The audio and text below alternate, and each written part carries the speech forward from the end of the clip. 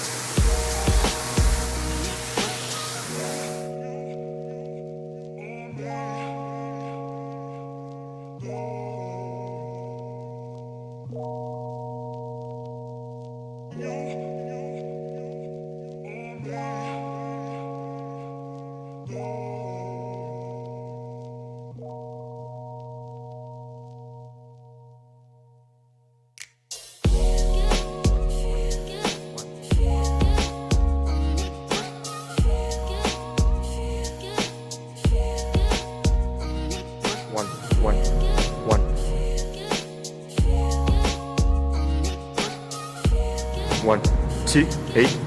1, 2, 8. 1, 2, 8. 1, 2.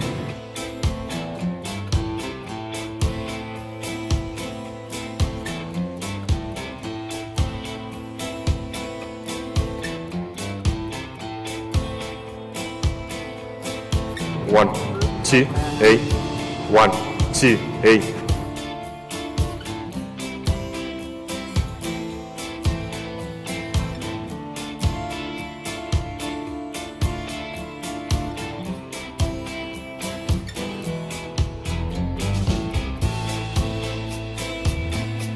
1, 2, 8. 1, 2.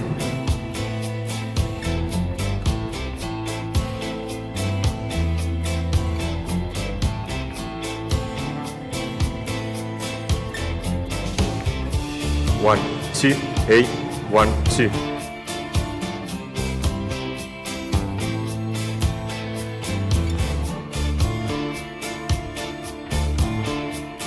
1, 2, 8.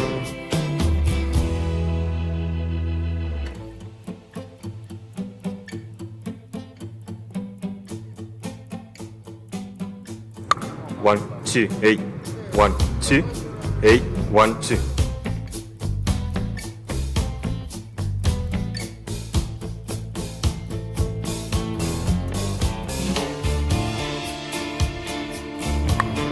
1, 2, 8.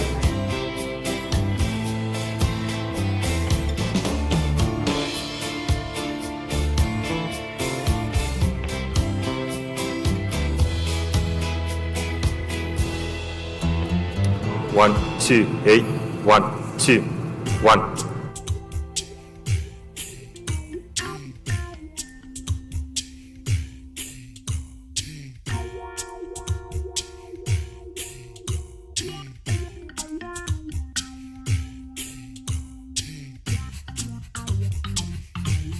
1, 2, 8. 1, 2, 8. 1, 2.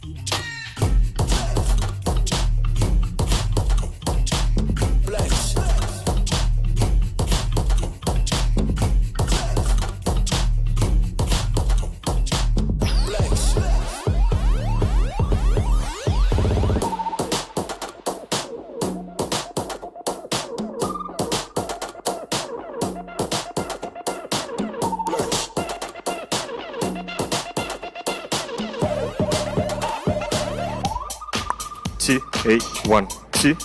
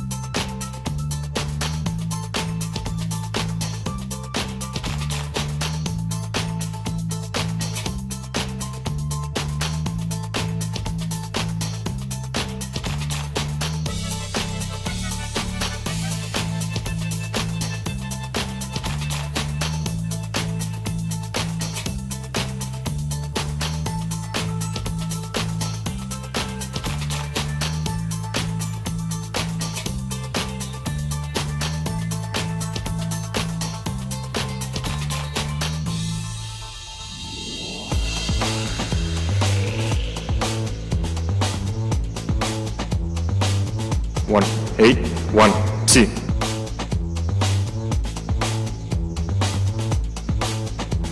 8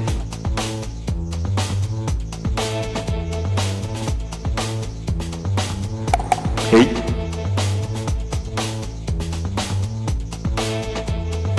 8 1 8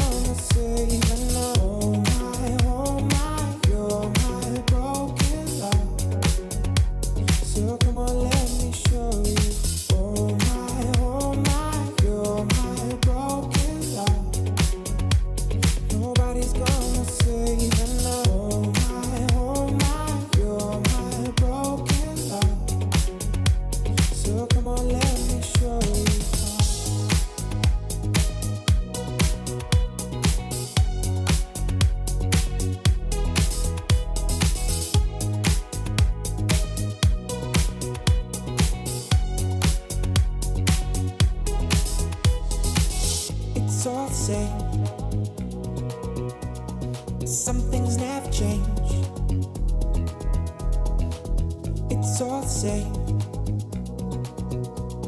Some things never change. It's all the same. Some things never change. I couldn't stop and say no. It's all the same. You won't take the blame, even when you are blowing up. Oh my, you're my broken love. Nobody's gonna save and oh my, you're my broken love. So come on, let me show you how. Oh my, you're my broken love. Nobody's gonna save and oh my, you're my broken love. So come on, let me show you how.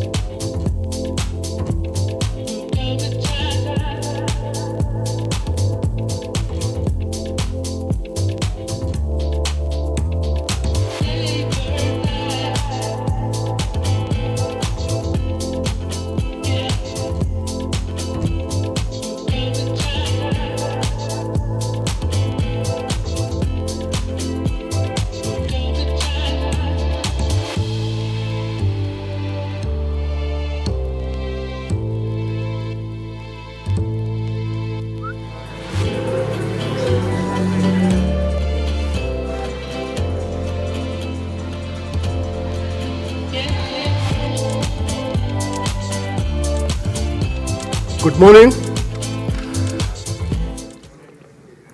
Good morning, everyone. Good morning, colleagues. Can I request that we commence making our way into the front seats?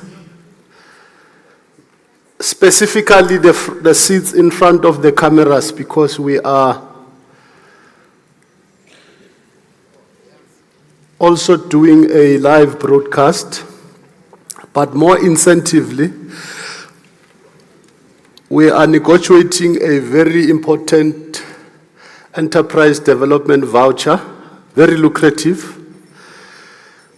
It's only eligible for people seated only in front of the cameras, because that side is meant for latecomers, and you surely do not want to miss out. Can I request that we all move just in front, please, ladies and gentlemen? It is by order and instruction of the President of the Black Business Council in the Built Environment. We're about to start. We profusely apologize for starting a little late. It's traffic-related matters, traveling, but thank you very much for making it up in time. My name is Thabo Masombuga.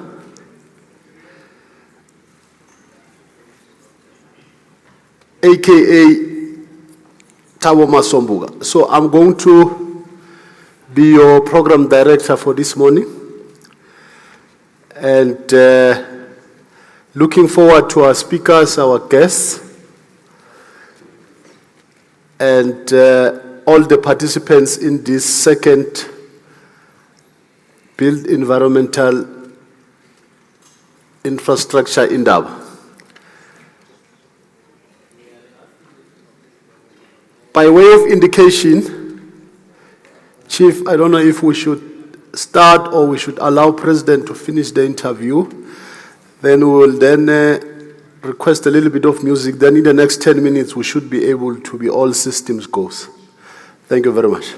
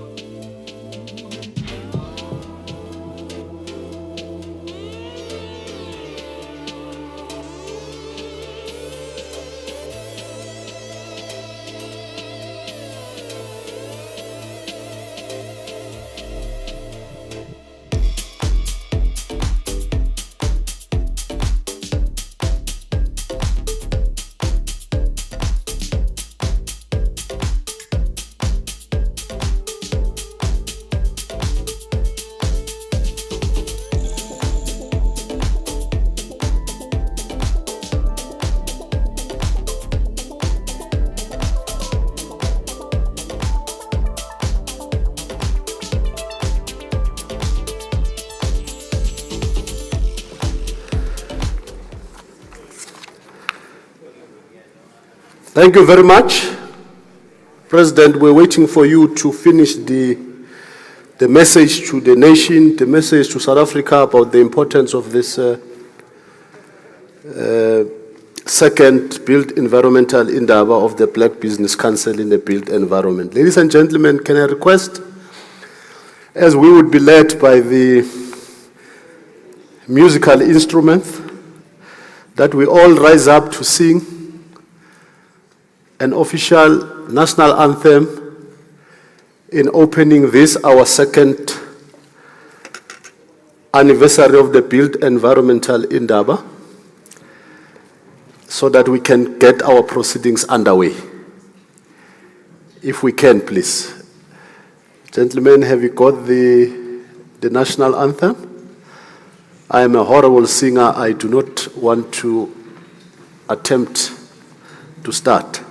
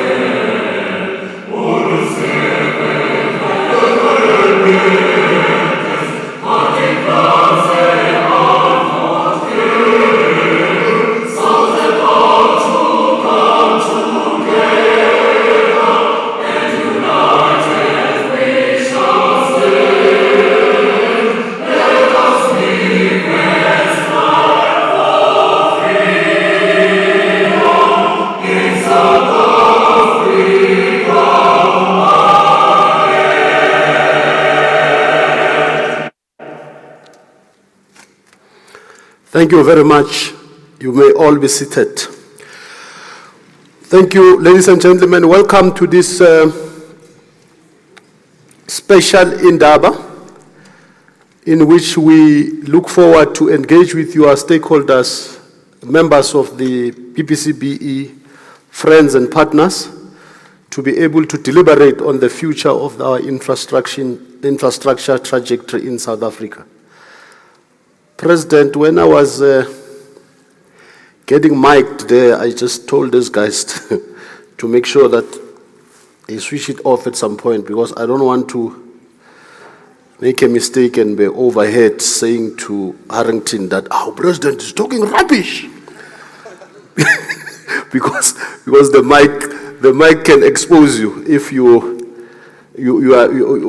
are not careful. Ladies and gentlemen, thank you very much. I'm advised to inform you that our connectivity is on Wi-Fi Galaga hotspot. You don't need to put up any password.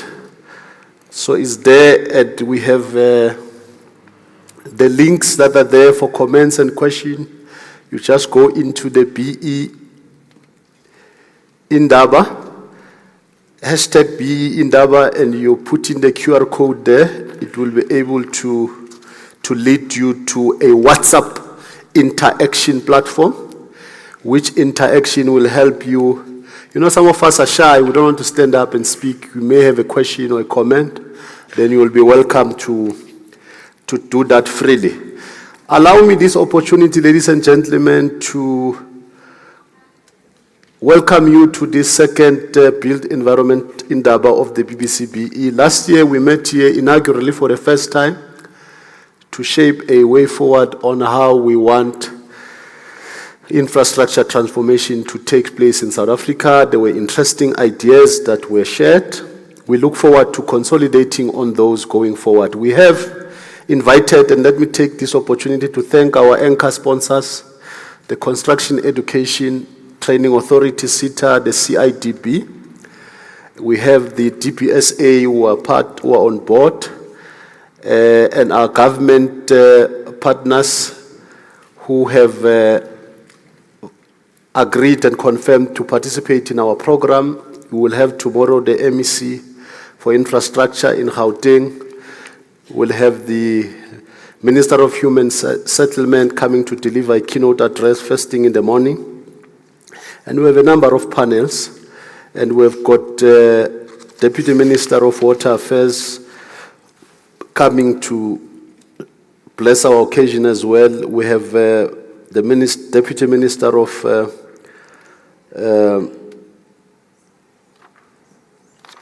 Public Works coming tomorrow.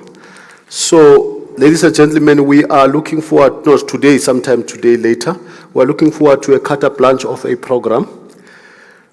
I will, as the time goes on, acknowledge all the guests and acknowledge all our dignitaries, and I've seen a few strategic players in the sector.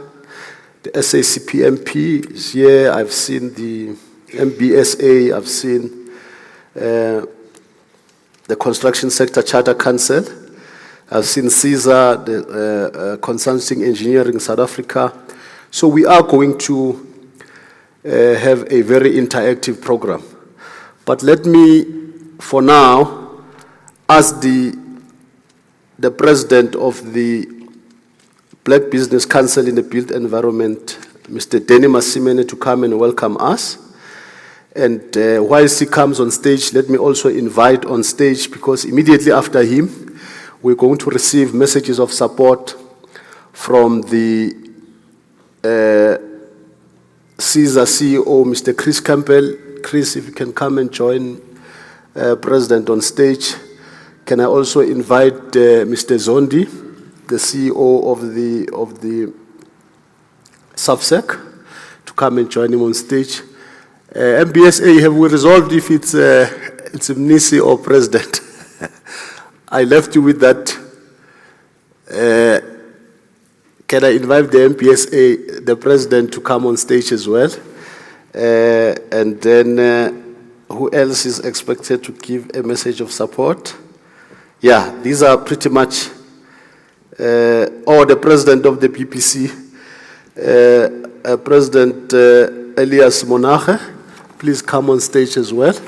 And then once the President has welcomed us, then you can go on to stage in that order of priority, starting with the MBSA, followed by Mr. Zondi, Mr. Chris Campbell, and finally, to close it off, President Elias Monache. President.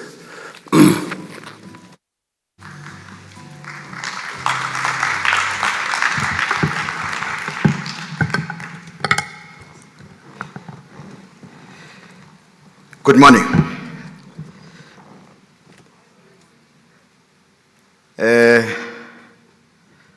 My role is to welcome all of you to this second chapter of the built environment in Indaba, Africa. Thank you very much, Mr. Program Director, Mr. Thabo Masombuga. Let me acknowledge the leadership of the Black Business Council in the built environment, starting with myself, Denny Masimene as the President, the Deputy President, Mr. Bafana Dube, the Treasurer General, Memathas Dumedi, and our PMU head, Chief Karen Tentlale. These are the people who were at the forefront to make sure that we execute this August occasion. And as you can see, it is getting better and better. And we are deliberate and intentional to make sure that it is inclusive as much as possible.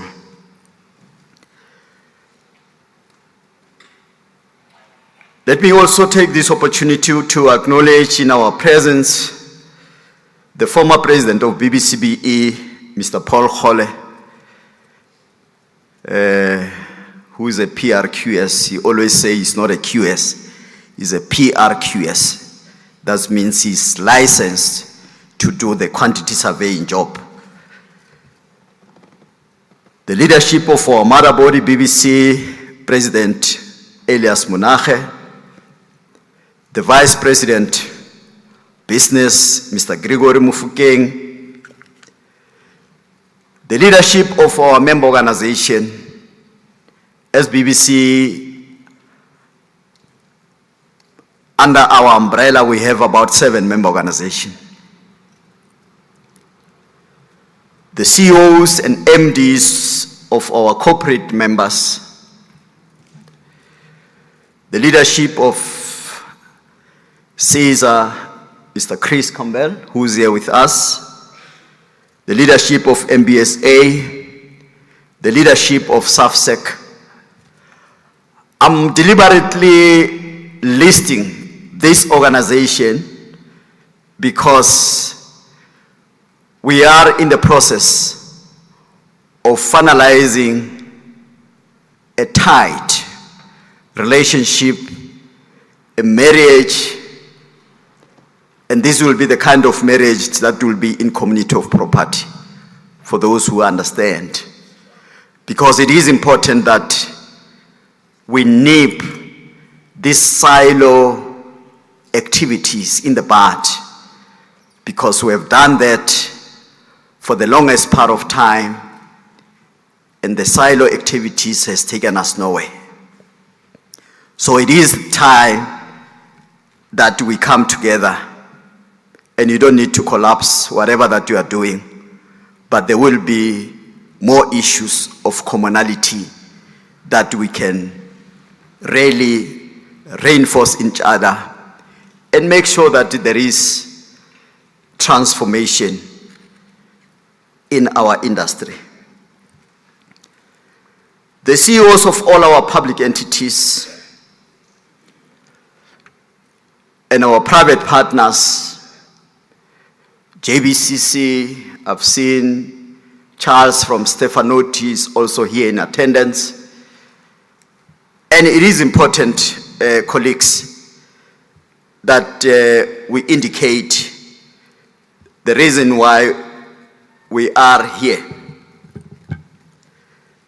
As the program director has indicated that this is our second chapter. It is an annual event, and it will be happening every year, not for BBCBE members only, but for all the rest of the industry.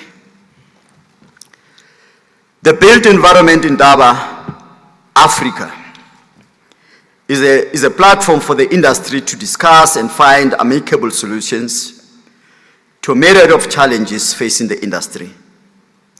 The Indaba is conceptualized as an industry event, and BBCBE, as a leader in transformation, is playing the role of championing and facilitating the event with anticipation of having permanent public and private partners in future so that it becomes effective, and not only effective, but also impactful.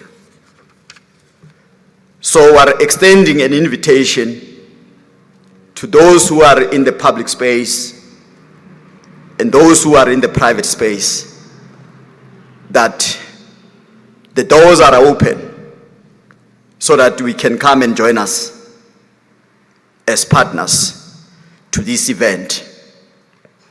And we've conceptualized this event like many acts and regulations that we've lobbied to try and come up with an intervention to fast-track transformation.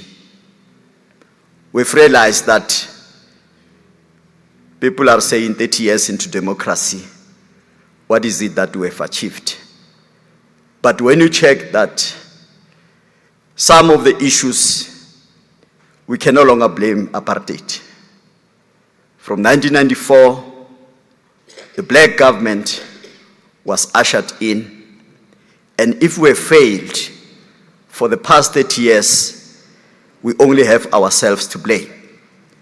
The implementers of these acts and regulations, they are our brothers and sisters whom we have trust and have invested our confidence in them, believing that because they understand where they come from, they will act with speed and with emergency to make sure that the transformation goals, they are realized. In terms of the CIDB grades, there is the last grade called grade 9. And it is an anomaly for us to say that we do have grade 9 companies that are still emerging. And why are they still emerging but they are still in grade 9? They are emerging in the sense that in this country we still don't have the support or the financial sector. If it's transforming, it is transforming at a snail pace.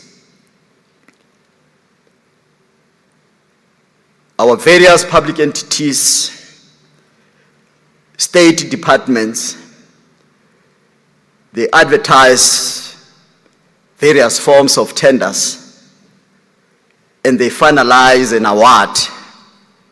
But what we've realized as the Black Business Council in the built environment is that that letter is not an appointment letter or an award letter. Actually, it is a letter of intent because it is subjected to the approval by performance guarantee, by bridging finances. If the winning bidder is not able to secure a performance guarantee, then the client will say, unfortunately, we have to withdraw our award and look for the second bidder or the third bidder in whatever case that might be. It cannot be correct. I think we need to have a serious discussion with those that are playing in the financial sector, because without finance, we are going nowhere slowly. We have our DFIs that have just duplicated the criteria, the lending criteria from our commercial banks. By the time that they approve your application, if the project has not been cancelled, it will be on the verge of being cancelled. So based on that, it is not yet Uhuru in South Africa. We have various budget, infrastructure budget. Most departments and entities, they send that back a higher percentage of those budgets that were meant for service delivery, because most of them do not have the capacity and do not have the know-how in terms of implementing those projects. As BBCBE and our collaborators, we are making ourselves available to assist public entities, municipalities, and governments, departments, on how to execute these projects and make sure that the budget is exhausted, because the service delivery list is too long, and therefore we cannot afford to be sending the money back to Treasury. And we have our regulators who also have to assist in making sure that these public entities, they are capacitated, and not just capacitated, but properly capacitated.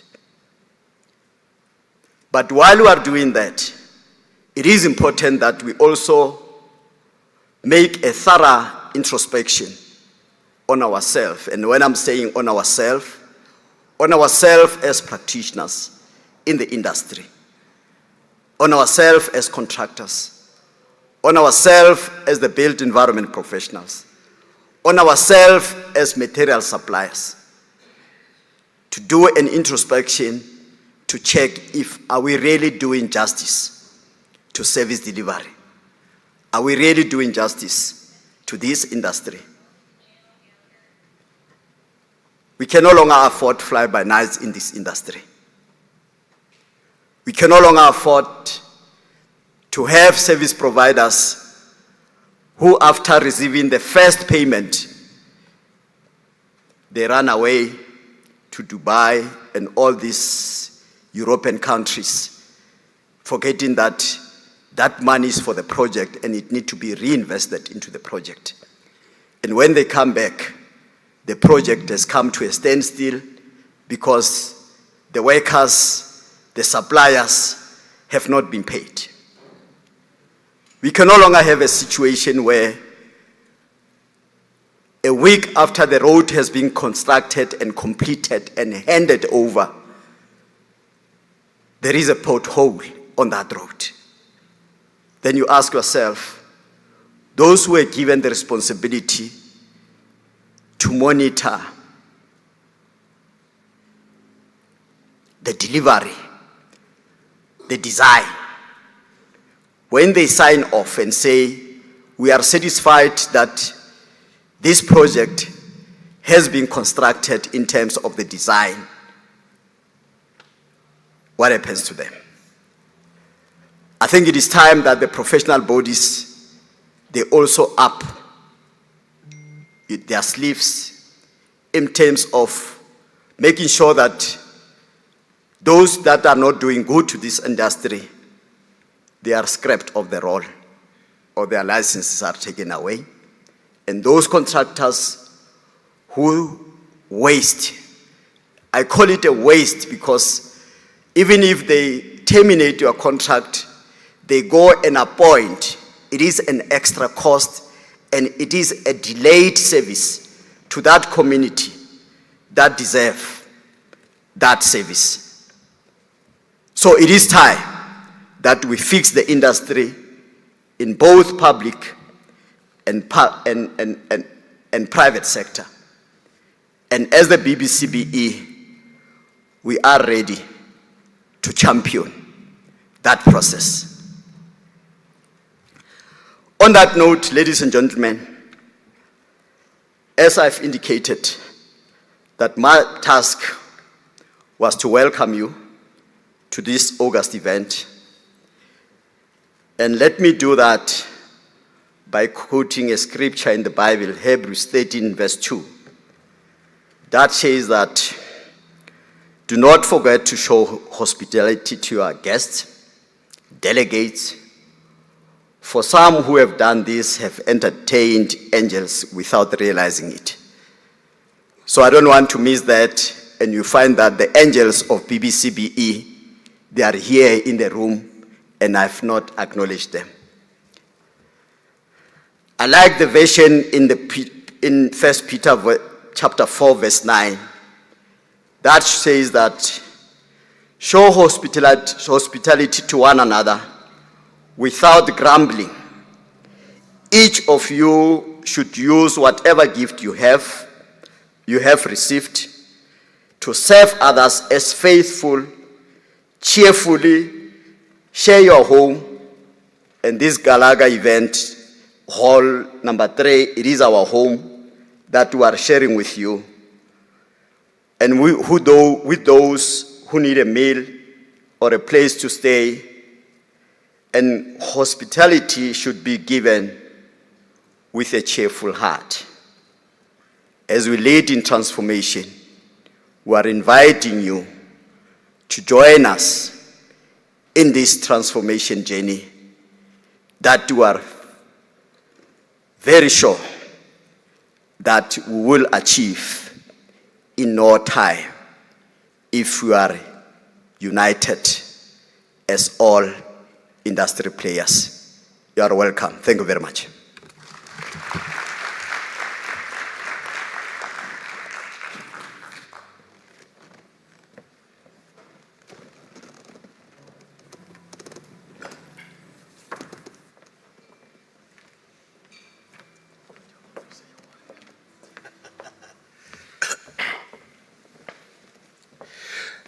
Program Director,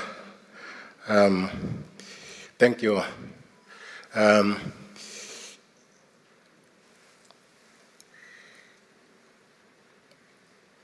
The President of BBC BE, Mr. Denny Mosmene, the Deputy President of BBC BE, Mr. Bafana Dube, and all the board members of BBC BE. I want to thank you for extending an invitation to Master Builders South Africa. The industry, rather the built environment is huge in South Africa. And so are the problems and challenges. We appreciate the value proposition of BBC BE. To that extent, I stand here before you on behalf of Master Builders South Africa to say that we fully support unequivocally as Master Builders South Africa, and I'm saying this on behalf of the board, that we support the initiatives and we support the efforts of the Black Business Council in the built environment. I thank you.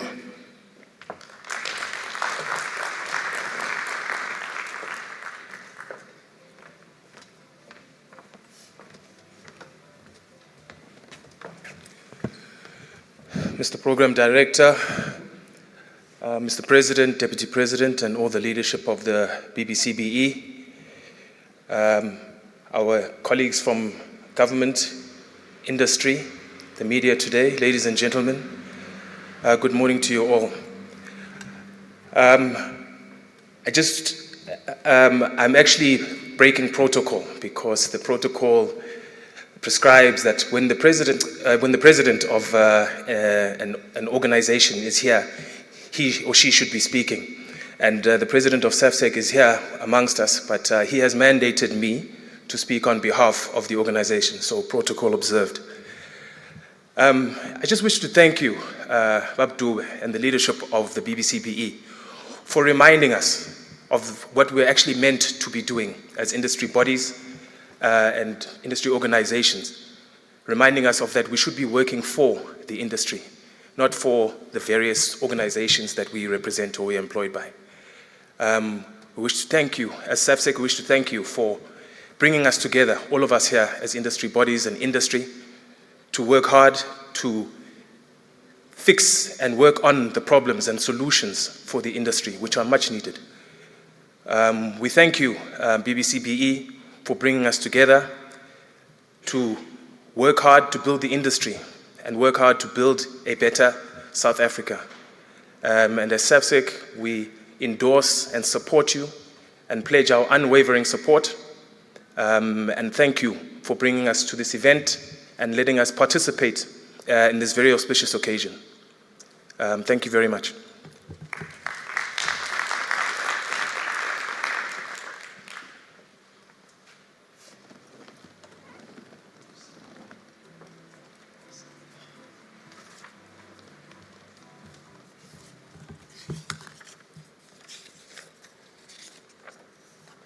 Good morning, everyone.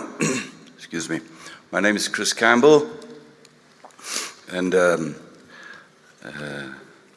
going to apologize for my slightly deeper Barry White voice this morning. I'm coming down with something, but certainly I think if they turn the lights down, it can equate to the mood that we need to set here. So, firstly, I'm not going to try to be lazy. I could easily say all protocols observed because my colleagues, normally that takes up so much of the time on the substance one would actually like to share. But I think protocol doesn't allow me to do that. So, President BBCBE, Danny, so many, Deputy Bafana, you're the Deputy President of BBC. We don't often acknowledge this poor gentleman here in the corners. Greg, and presidents, CEOs of brother and sister organizations, and CEOs and delegates from companies in our industry, whether you be consultants or construction, and I'd imagine even suppliers and related industries. You are most welcome, and it's indeed an honor and a privilege to be part of this process, part of discussions that are being hosted by BBCBE. I think the time for collaboration has become long before government of national unity. Let's just put that straight. The time has come for a long time ago for collaboration between our various organizations, because it has been a challenge which many of us have experienced. I'd hate to be a minister in this country when organization A on a Monday comes to me and says, I want to meet with you and talk about this issue, and on a Tuesday another organization on the same issue, and so on and so on. And you just never end up getting the meeting unless you actually a special friend or something like that. So if we could join hands on the specific issues that plague our industry and our country as organizations, I think we will make much more impact. I mean, there's a huge plethora of those collective issues which, if we put whatever differences we imagine we have aside and look at what's good for the country and the nation and our people and our industry, by the way, because if we don't, others from lands afar are going to come and eat our lunch. So best we start working together as a collective. I mean, in our industry, I know we are very competitive, but if we hope to bid for extremely large projects as singular entities with no capacity, then countries from the East are going to come and eat our breakfast all the time. So we need to look at how do we collaborate, form those big companies. And if there's the continued challenge around capacity, do we have enough people? Do we have enough locals? That journey needs to start now. I think as built environment professional organizations, we too have a duty to look at not only what's good for our business now, but also what is the future capacity we're going to need, and what are the building blocks for that. So it can't only be about business as usual. We should be going to departments of basic education and saying, can you guys stop messing up? We need feedstock for our industry. We need capable young people. Every young learner should have the opportunity and the possibility to aspire to a career of choice, not be limited by deficiencies in the grounding and foundation that you need for your businesses. There's a lot more that I could share with you, but I think that's not for me to do today. But certainly, I look forward to this collaboration between our various organizations, and together we can certainly do a whole lot more. Thank you.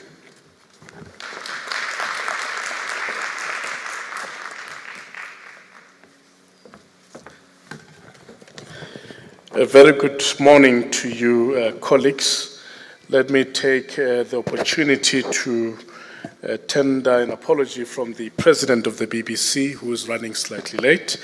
He will be joining us during the course of the program. My name is Gregory Mufokeng, and I'm the Vice President of the Black Business Council, responsible for organized business. And for all my sins, when the president is not here, I must then make sure that I represent the president. Thank you very much. Let me take the opportunity to acknowledge the leadership of the Black Business Council in the built environment, the President, Mohlomphei Denny Masimini, the Deputy President, Mohlomphei Bafana Dube, as well as the Treasurer General, Martha Sidumedi, and the entire leadership collective of the BBCBE, and also take the opportunity to greet and acknowledge the presence of the colleagues who are coming from the various organizations represented in the construction industry, broadly the built environment, who have spoken before me. And say that from the BBC, we do send again an acknowledgement and a congratulatory note to the BBCBE for hosting the second Indaba. It's very important, colleagues, that on an annual basis, we do come together to take stock of what is happening in the industry and to look at ways and means of improving our industry, of ensuring that we contribute towards economic growth, and we also contribute towards addressing some of the social challenges that are facing the country, such as improving our infrastructure, as well as creating employment for our people. And we hopefully are going to do that today again and tomorrow, so that as the resolutions are taken, the leadership of the BBCBE and the industry at large will be empowered with new ideas as to how to put impetus into some of the strategies that we have as a country and as the industry. It is important also that you contribute meaningfully towards the work of these organizations, because what we do in the main is to create an enabling environment for your businesses to also thrive, and to ensure that we partner with government to create an enabling environment for economic growth, as I said, and to ensure that there's meaningful investment in infrastructure.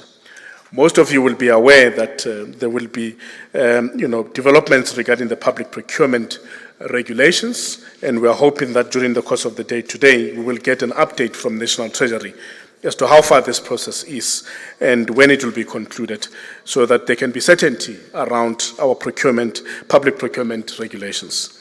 The BBC works together with the likes of the BBCBE to ensure that this kind of policies are introduced in order to bring about certainty and most importantly, to ensure that transformation does happen. Investment in infrastructure is a cornerstone to economic growth. And we are obviously eagerly looking forward to Parliament adopting the budget that is currently part and parcel of discussions amongst those that are playing a role in terms of making sure that the budget is passed in government. But what is also important is for us to get an indication as to how much government is willing to invest in so far as infrastructure is concerned. That is very important to us, because that will then give us an indication as to how our industry will perform in the current financial year.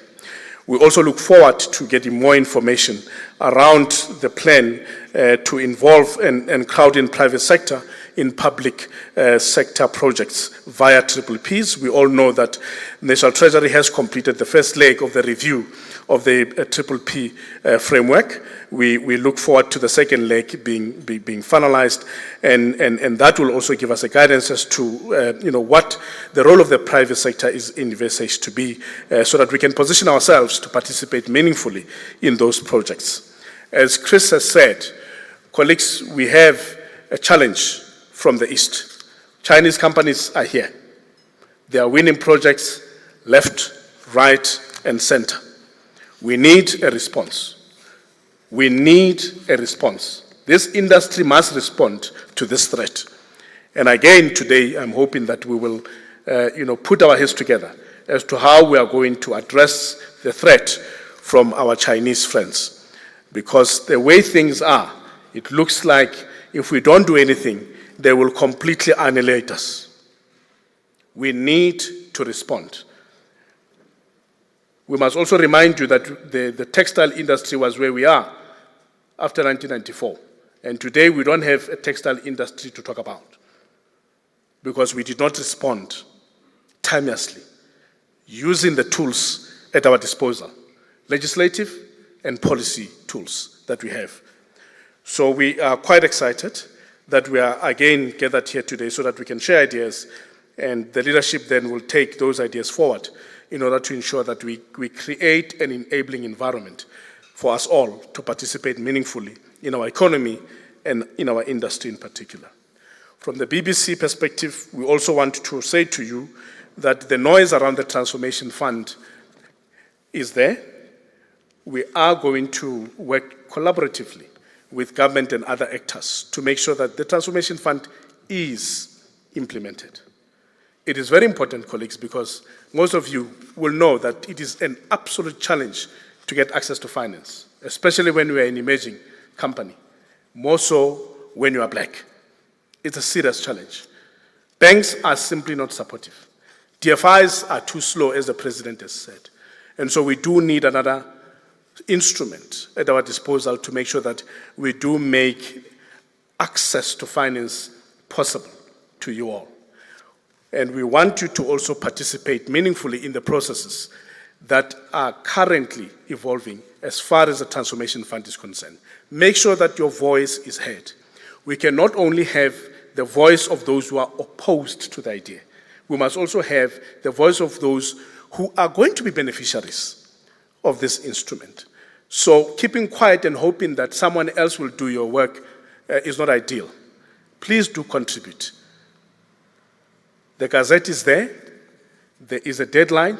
Please make your submissions supporting this very important intervention by our minister. The BBC actively lobbied for this fund because we saw the challenge of access to finance. And so let it not only be that those who are opposed are the ones that are dominating the airwaves. You must also make your voice heard. We do need this instrument. Thank you very much. Thank you, Honourable Mayor.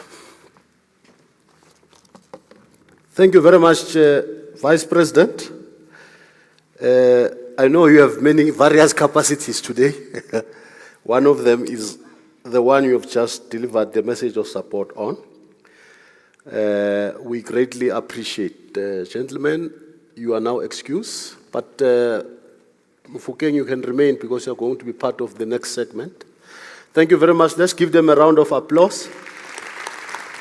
I would not sleep at night if I didn't acknowledge the arrival and presence of Mesigelelo Atlara.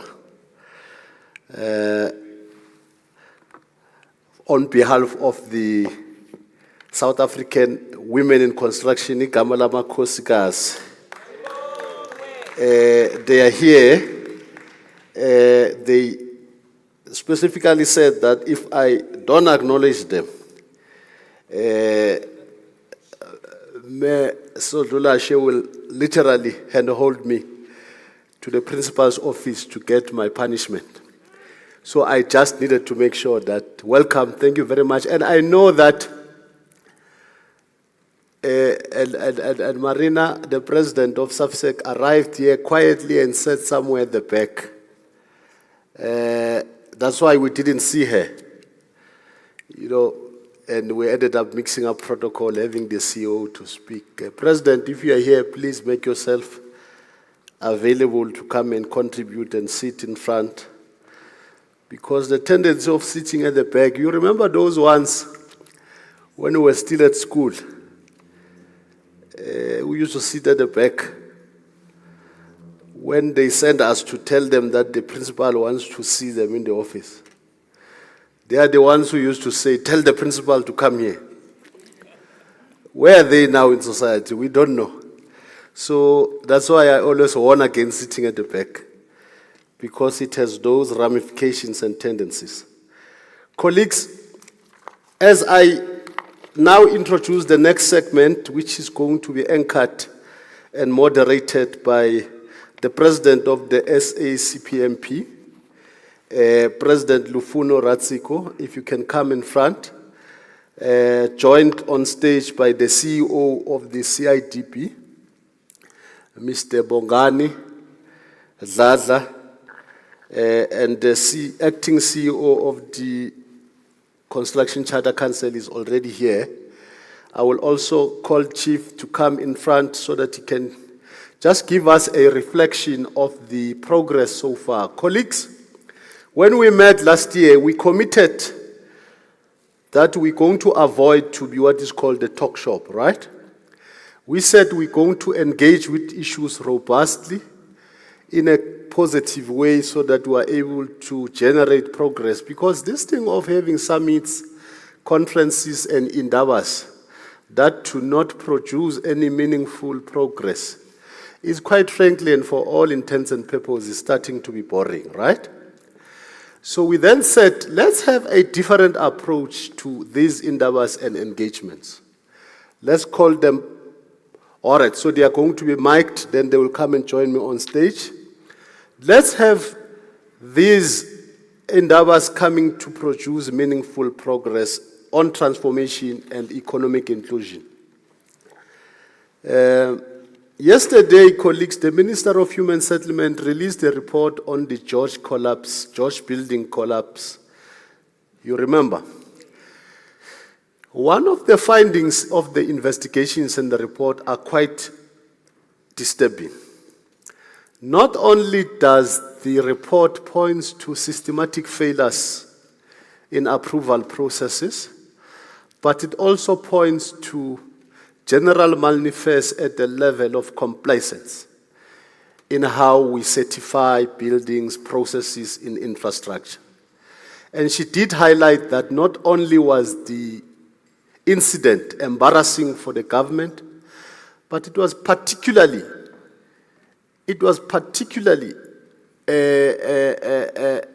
disturbing for the NHBRC as a regulatory body entrusted with the responsibility to ensure that there's inspection of quality of buildings in South Africa. Colleagues, this Indaba also takes place at the time when the transformation project in South Africa is under threat.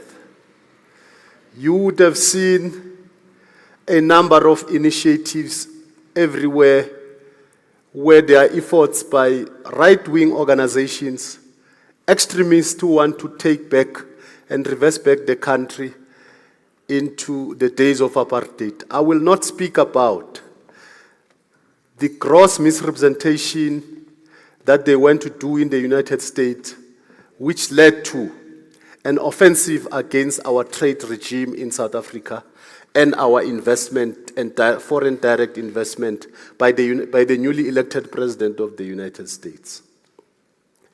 But this Indaba also takes place at the time when there's a debate about the budget. For the first time in South Africa, there's a battle on whether or not to adopt the national budget because there's an element of VAT increase that is not welcomed by every sector of society. This Indaba takes place, colleagues, at the time when one of the biggest, and recently as yesterday or 2 days ago, joined by other top law firms, are going to court to seek to reverse a transformation framework that was gazetted by the Minister of Trade and Industry to empower black practitioners in the legal profession. Northern Rose, joined by Wertsman, Bowmans, and Clef Decker as of yesterday, are heading to court. They say they are committed to transformation because they have pockets of black faces in their boards, but they say the legal sector transformation code that has been gazetted is not supported in its current form. Now, I'm talking because I was directly and instrumentally involved, colleagues, in drafting that sector code. I know, as a matter of fact, that the purpose of that code is to ensure that it empower and uplift black practitioners and lawyers and advocates in the sector in a systematic way, in a manner that the generic codes does not do. But we've seen AfriForum, we've seen Solidarity joining in to oppose all initiatives that are put in place to empower black people. The Minister of Trade and Industry and the Minister of Small Businesses yesterday in Soweto at AA2 launched a $500 million 500 million rand small business support fund, which is going to be a transformation injection to help black businesses get to the level where they would not be before. But we see all these efforts that are meant to reverse these gains. And as Vice President Mufokeng said before I stood up, in all this, the beneficiary voice is silent. The vocal voice is the voice that opposes these initiatives, and it continues to dominate the narrative that South Africa is taking a wrong trajectory, when in fact, government policies are first and foremost based on the constitutional values of inclusion. Section 217 of the Constitution is very clear that the country and the government must put in place measures, legislative and policy, to retract the impact of apartheid and ensure that South African society is equal. All these are meant to benefit you as small businesses, to benefit you as black businesses in the various sectors of the economy: infrastructure, ICT, agriculture, manufacturing, legal and professional services. All the sectors of the economy are meant to be benefited by the legislative framework. But when the right-wing elements are running to court, when the right-wing elements are issuing statements, when the right-wing elements are going to Trump to report, the voice that must benefit is silent. The voice that seeks to benefit from this is silent. So that's what Ndate Mofokeng was saying, that we need to deliberately and actively advocate for government, even if it means taking government to court to force them to implement some of the laws that are progressive, some of the policies that are meant to benefit us as black beneficiaries.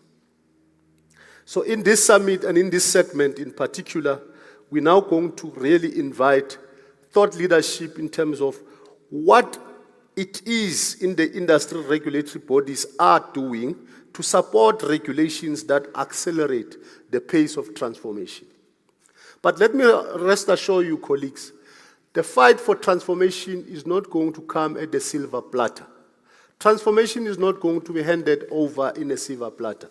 You're going to have to fight for it. We are going to have to advocate for it. We are going to have to litigate for it. We are going to have to ensure that we get out of the ordinary to make sure that we achieve transformation, because the status quo never gives up without a fight. Because if you have built comfort, if you have built areas of comfortability and you don't want anyone else to come and share with you the spoils, you are more likely to kick the ladder and ensure that you remain to maintain the status quo.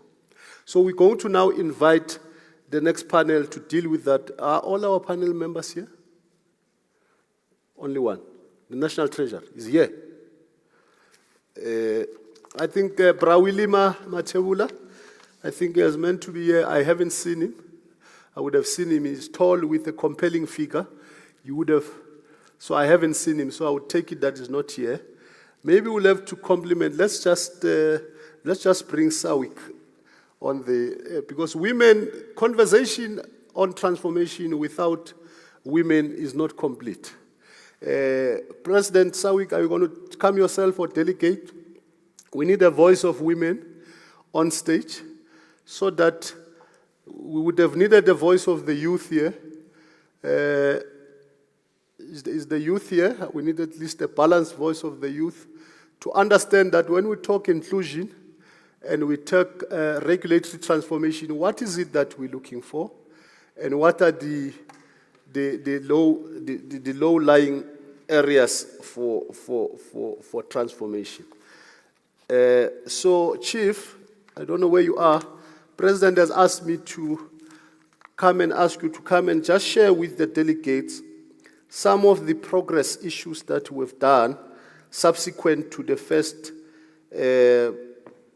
inaugural Indaba, so that we are not here as a talk show, but we are here as a just to share with you quickly, colleagues, the objectives of this of the inaugural Indaba, where I'll ask Chief just to come and highlight to you briefly what the issues were. But we've got a number of set of objectives, from objective 1 to objective 11.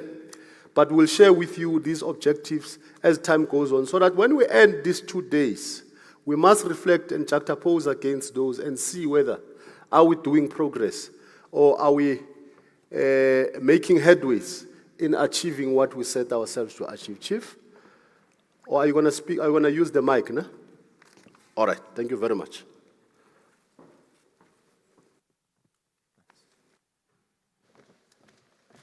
Good morning, colleagues. All protocol observed. My job is quite quick. My name is Carrington Tlale from Black Business Council in the Built Environment. I'm the head of Project Management Unit. One of the visions that the organization took, the leadership, was that the organization needed to move to a projectized approach where its policy initiatives and activities are linked to actionable items. And some of those were based on the policy positions that the organization has been pursuing, that they needed to be followed up with clear action and outcomes. And from the last Indaba that we had, as the project management unit, we took an active action towards reinforcing that approach. Some of the achievements that we've managed to have, which were really immediate after the Indaba itself, was there was a proclamation that was made during the Indaba that there needed to be conversation around the public procurement bill at that time, and that was achieved within a period of a week, facilitated by CETA and CIDB. And also different interactions as well and lobbying that took place, which we believe we had big impact in the final outcome of the act itself. In addition, the organization had resolved in the Indaba that they needed to be more focused on women and youth. BBCBE then established the women chapter and as well as the youth chapter, with the objective of understanding where our youth and women are sitting, especially with the Public Procurement Act, where there is a big focus on women, and we need women to be quite strong in ensuring that they benefit from public procurement. In addition, we had looked at key areas that we tried to avoid. As the BBCBE, at one stage, we tried to avoid the issue around infrastructure financing. It didn't work, because without infrastructure financing and supplier financing, we are not able to achieve the gains around transformation. So one of the activities that the PMU had undertaken was to engage some of the key financing partners that we have locally and internationally to see how can we aggregate measures of making sure that contractors participate in projects that they have not been able to participate in. And we have actively advocated for supplier development and contractor development programs. And we believe one of our partner, which is Sandral, is in the right direction. If you hopefully colleagues would have attended the different stakeholder engagements that had taken place, where there is an opportunity to participate.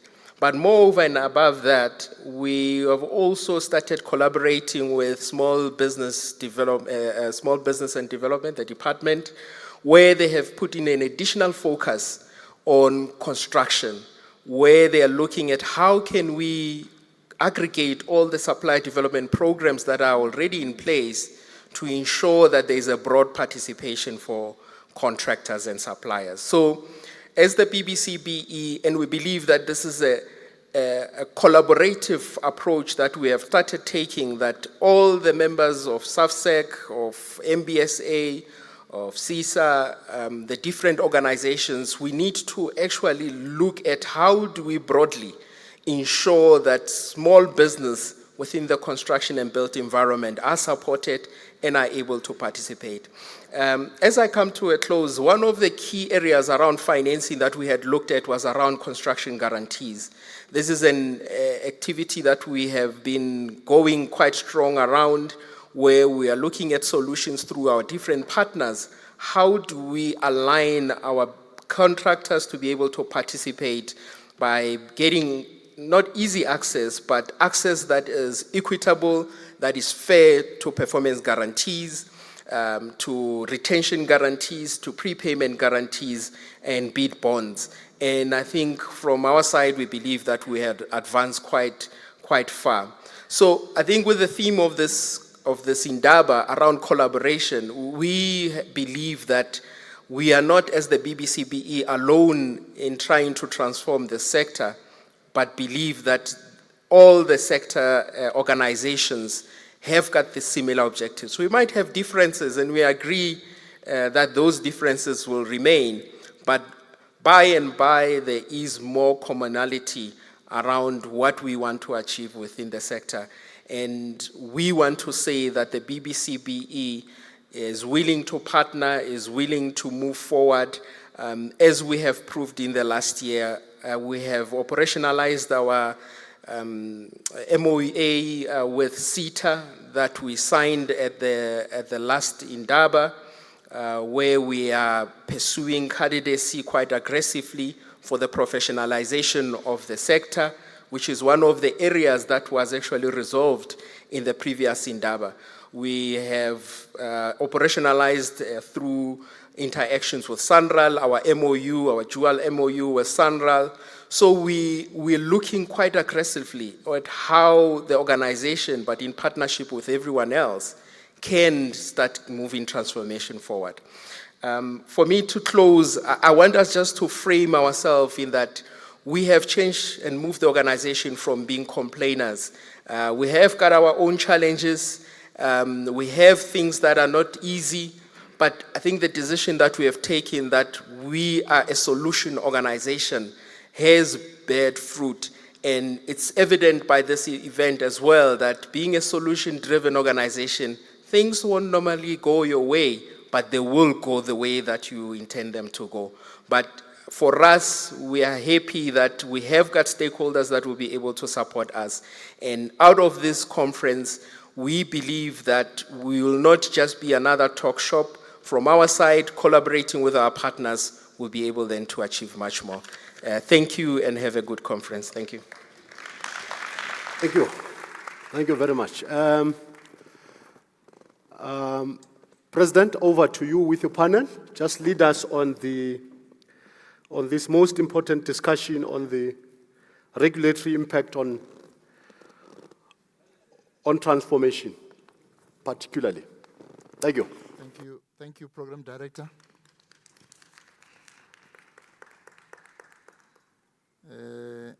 I've got a party that I've lobbied very strong. So where you see the direction of hands, that's my party. So I'm protected, the Program Director. I'm still hoping in a few seconds that we have Mr. Matebula, but I think he will join us very shortly. I was actually glad when Chief Carrington was also filling up with the update of the activities that we have projectized to follow up from the previous Indaba. Colleagues, good morning. My name is Lufuno. I am the president of the SACP-CMP. I was listening and trying by all means to make my job easier in terms of those that were already engaging on matters that we are supposed to discuss here. And our theme, as indicated, is a question: are we able to use regulation to accelerate the pace of transformation? And I think we do have a sound and a clear response of an answer called yes, we are able. And collectively being here, we must be able to then answer the question of our ability and how are we able to use regulations to accelerate the pace of transformation. In the morning when I was outside, somebody was saying to me There is a coincidence that everywhere you are participating in, there's a line of the term transformation. Have you monitored the trend? And I said, no. But I said to him, as long as transformation is not achieved, we must not stop talking about it. And not only talking about it, but we must also not stop acting towards its achievement. And there are no certain sectors of society that are tasked with this achievement of transformation, but those that are affected by the backlog should take the ownership and drive matters of transformation. Nobody is going to champion it for you. And thank you, sir, and welcome. And maybe while we do that, may I test by raising of hands amongst us those that are able and were able to respond to at least 2 bills that we responded to just in the recent past. And the first one is the public procurement bill. And response, I mean you submitted comments. It's either you have done that through your organization or as an individual. And the second one is the CIDB amendment bill. May I just see by the showing of hands? So I'm not going to pick up on you, please don't worry. Okay. So, President, I think it's clear that our participation on matters of transformation is already concerning, even as the affected society and as the affected sector. We should do better than this. We should surely do better than this. Let me actually take the opportunity and move on straight to the matters that we are here to deal with. Am I losing one panel member? Okay. And I'm going to start with National Treasury for obvious reasons. And I was worried that we were not going to have them in the panel. Mr. Matebula, welcome, and I think you will relate very well that the President and the ministers in cabinet of the infrastructure sector and those that are supporting it are talking daily around turning this country into a construction site. Meaning that we should be seeing cranes all over the place, and at least if it's groundworks that are roads, we should then be seeing dust all over this country. But we all agree that for that to happen, there must be money flowing on the grounds of our economy to enable those cranes to be flying all over the air. And I will not say you are a culprit, neither will I say you are accused of being a bottleneck, but we do want your views around the underspend that is currently faced when it comes to the matters of infrastructure development. And rumor has it, and I'll say rumor has it, that the regulations around National Treasury and enablement of the speed of things might be a problem. And I'm going to attach that perhaps to request your comments on, as a second comment that you'll give me. The public procurement bill, which is assented by the President, Act 28 of 2024, where we are and what are the other milestones and deliverables that we are currently tracking very closely. And this is going to now be on the notes of the Indaba to track where we are and what support you need from the BBCBE and the sector at large. May I request you to, do you have a microphone? Yeah. And I hope I was crystal clear, otherwise I'm willing to rehash. Okay.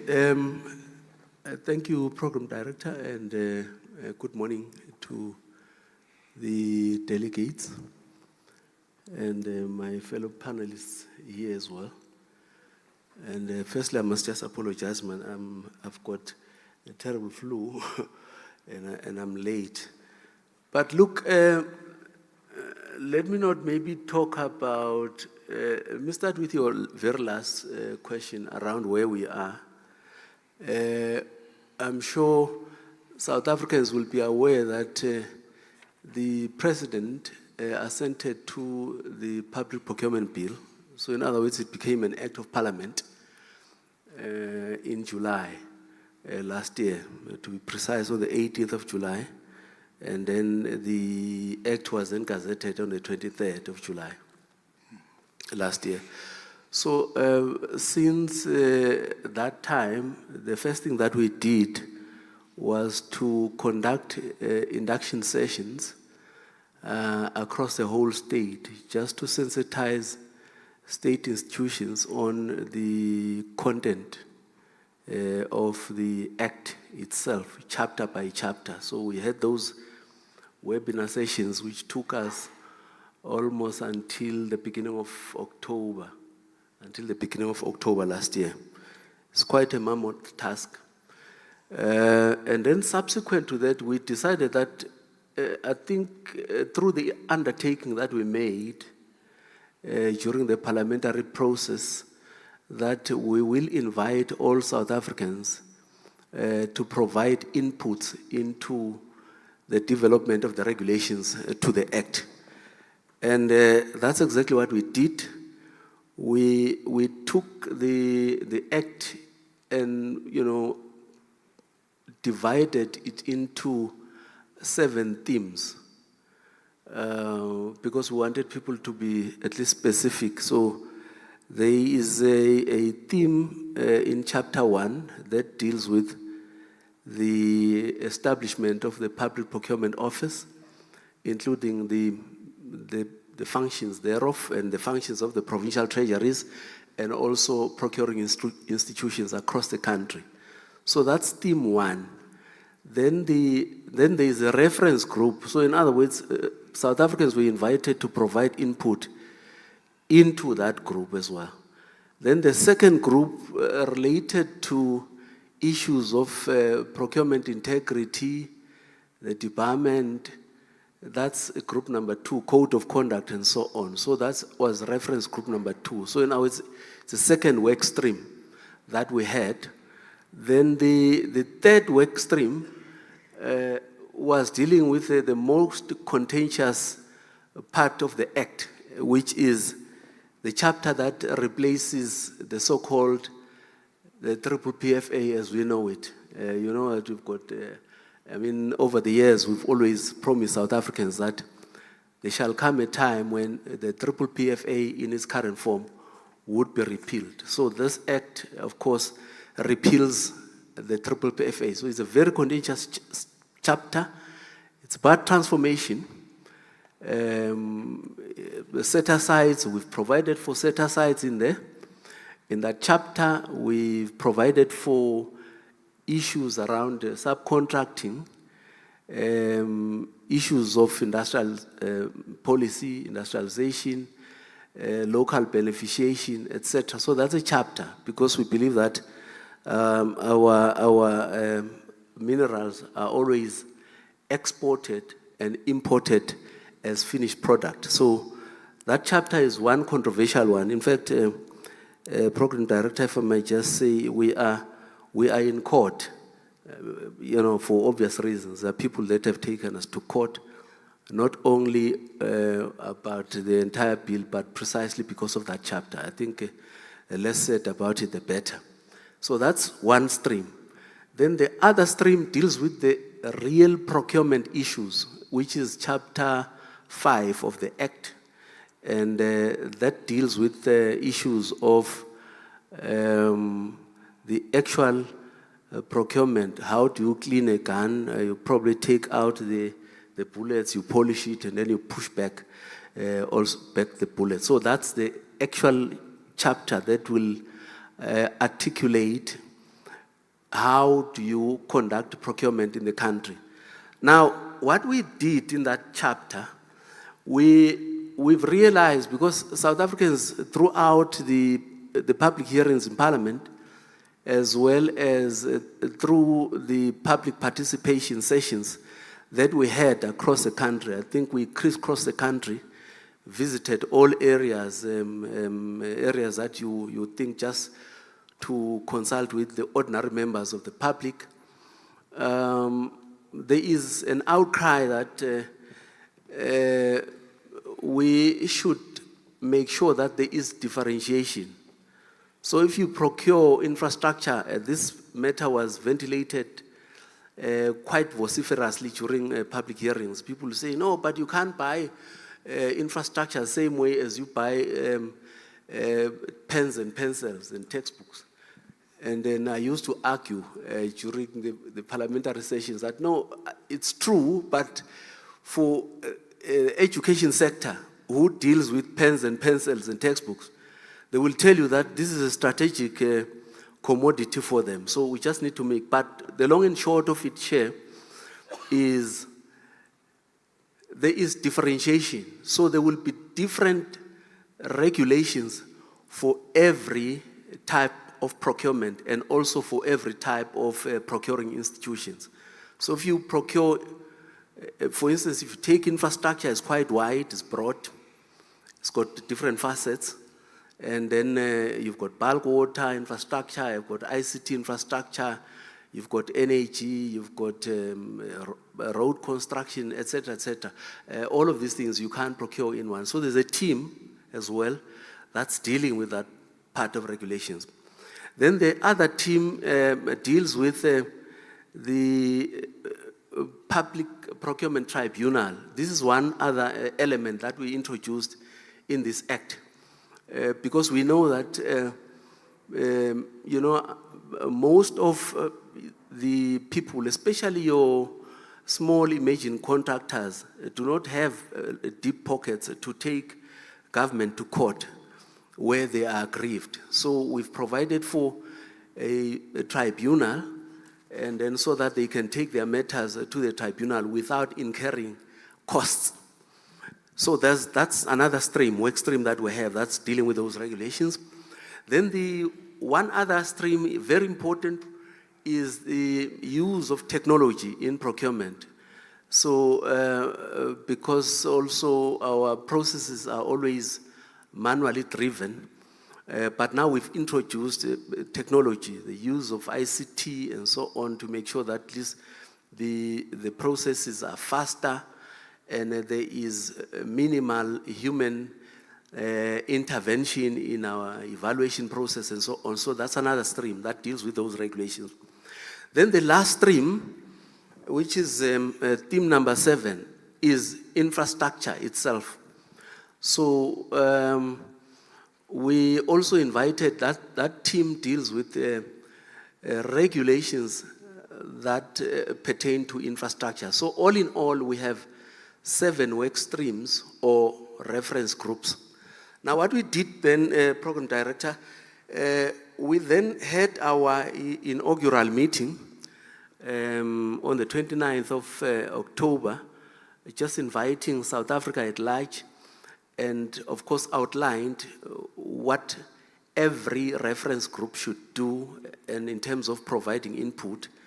And we gave the reference groups until the end of February, having considered the fact that it coincided with the festive season. So we knew that December and January, people might be going on leave. So on the 7th of March, just to fast track the process, we then had our closing session where reference groups presented reports to us, to the National Treasury, all these 7 reference groups. As I'm speaking to you now, we are hard at work to finalize using the inputs that we've received across the length and breadth of South Africans to develop, to draft regulations. So that's what we're doing currently. And we hope that at least before the end of the financial year, so we've got certain targets, we want to make sure that at least the minister must have promulgated the regulations, and then the president can then decide. It's unfortunate that the president will then have to, through a gazette and in a proclaim, which parts of these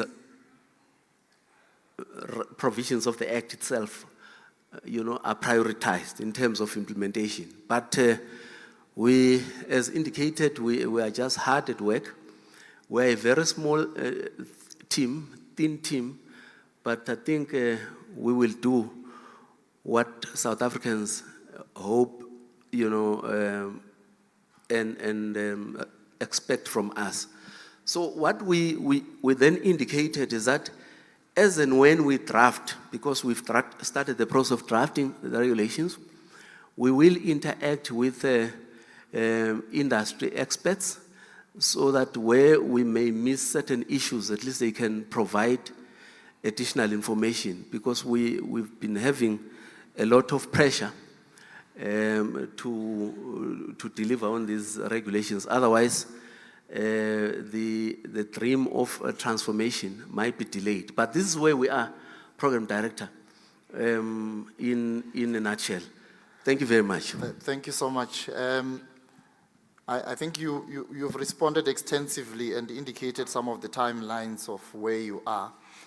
Just for benefit of doubt, we will allow Mr. Masombuka, if we are not able to interrogate each other enough, we will allow 2 questions or 3 from the ground. You will guide. Great. Right. Thank you so much for those responses. Maybe what will come also from the floor is, apart from the bill and its updates, in terms of the regulations you are busy with, at some point, the underspend in our industry must actually be discussed extensively. It may not be your problem entirely. It may be a problem that has a lot of hands and pockets contributing towards that. Let me just move to the CIDB. And in particular, I've got interest in the amendment bill, not trying to preempt, but the CEO will share where things are.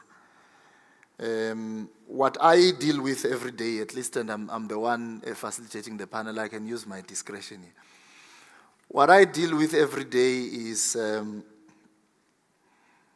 the section that needed to accommodate the professional services, in particular, the Register of Professionals.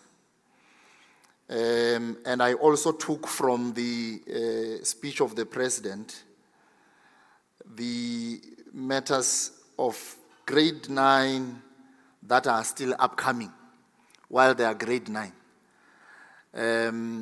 In our understanding, that's where the highest of the capable contractors should be sitting.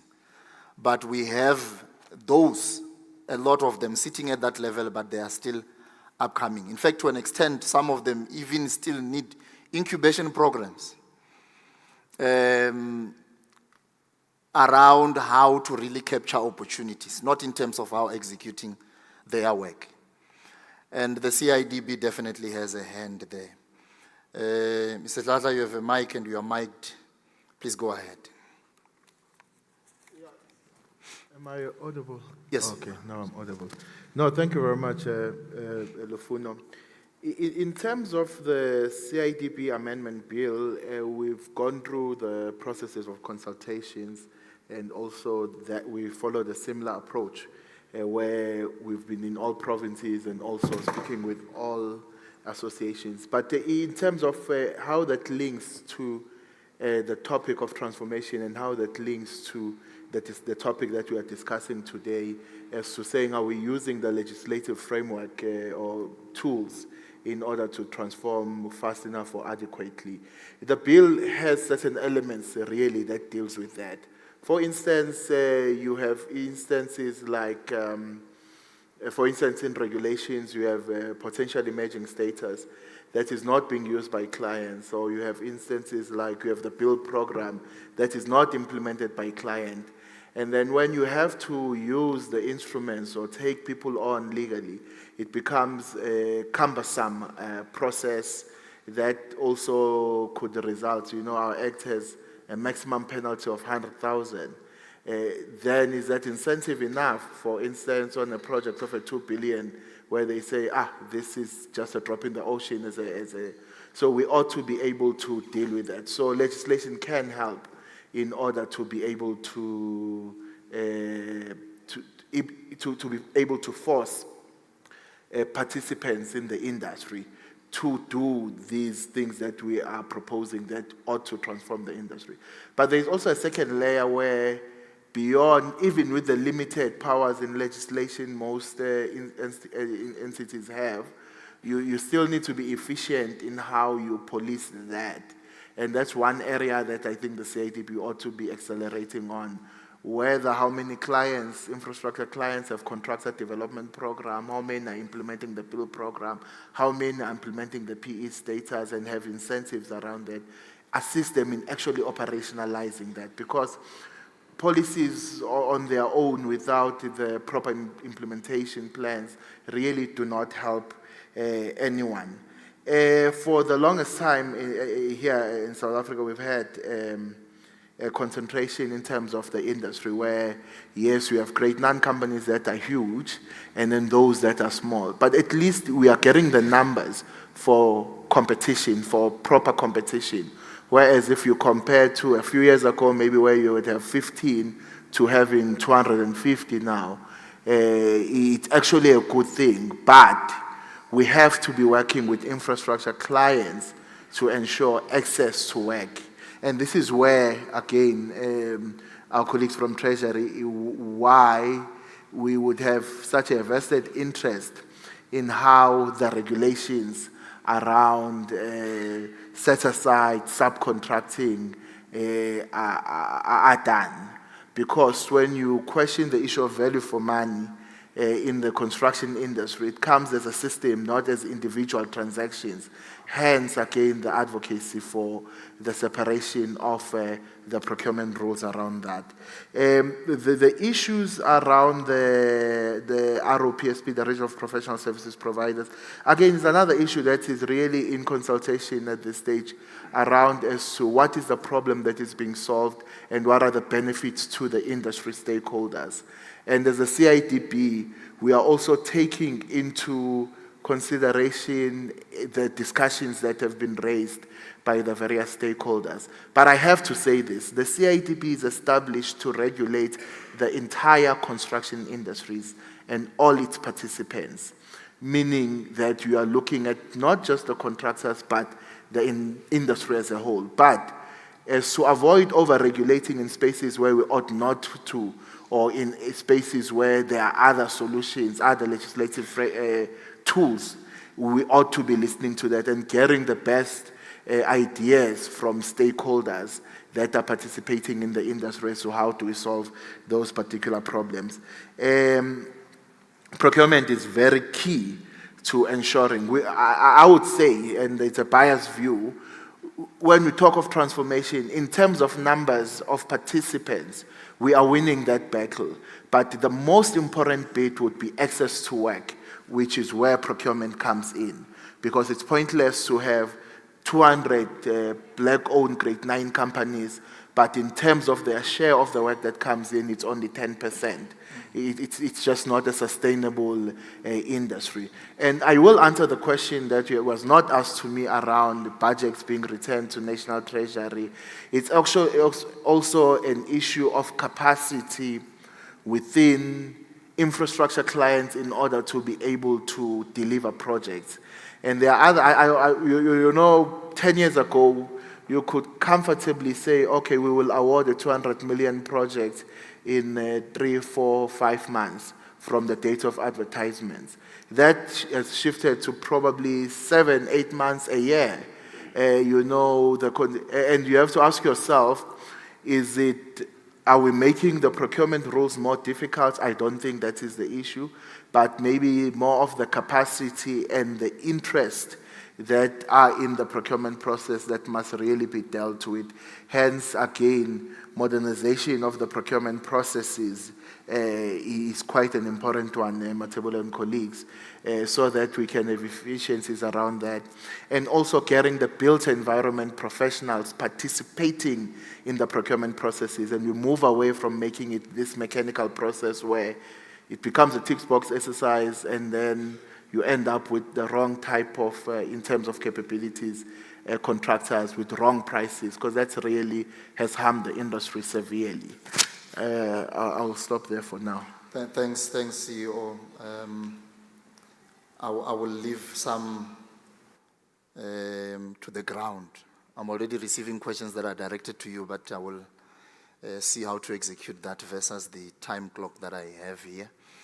And let me move to, and I think, Program Director, I think what I will do at the end of the sessions, I will not summarize what are the issues that we are taking out here. I'll submit to Carrington so that we also have to save time, but I'm documenting them quite well. Mr. Mufokeng, I want to take you on a point of rather monitoring and your level of satisfaction with the pace and development of regulations from the public procurement bill perspective. He did indicate, Mr. Matebula, that he's working with a small team.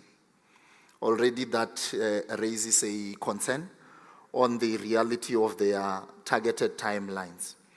And it also brings in the question, as you are representing the Construction Sector Charter Council and the industry at large, your response to the developments, the pace of things, and where do you think we'll find ourselves? How can we chip in?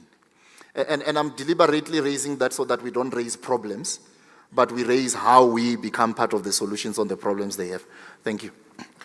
In the interest of time, Moderator, I think the industry was sufficiently mobilized to make inputs towards the process of the bill, and now we are busy developing the regulations. And again, in the establishment of the reference groups, we did make input, and industry players were invited to become part and parcel of the reference groups.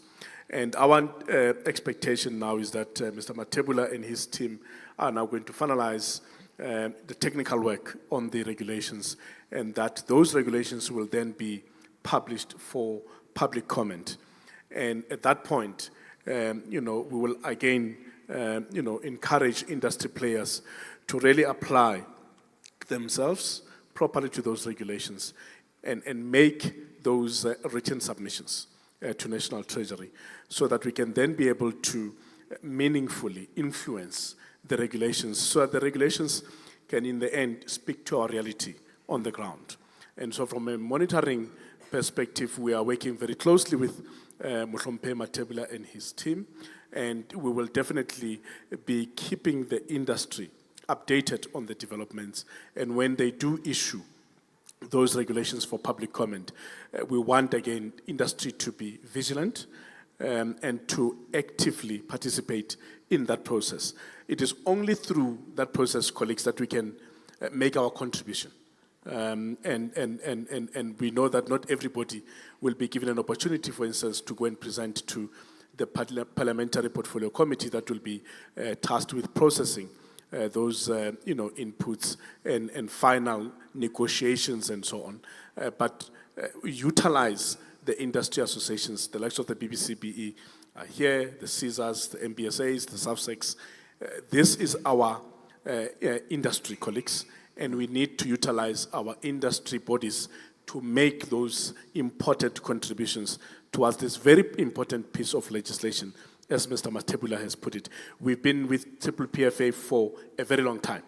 We now need to make sure that the regulations that are coming in will address all of our concerns that we had with the Triple PFA.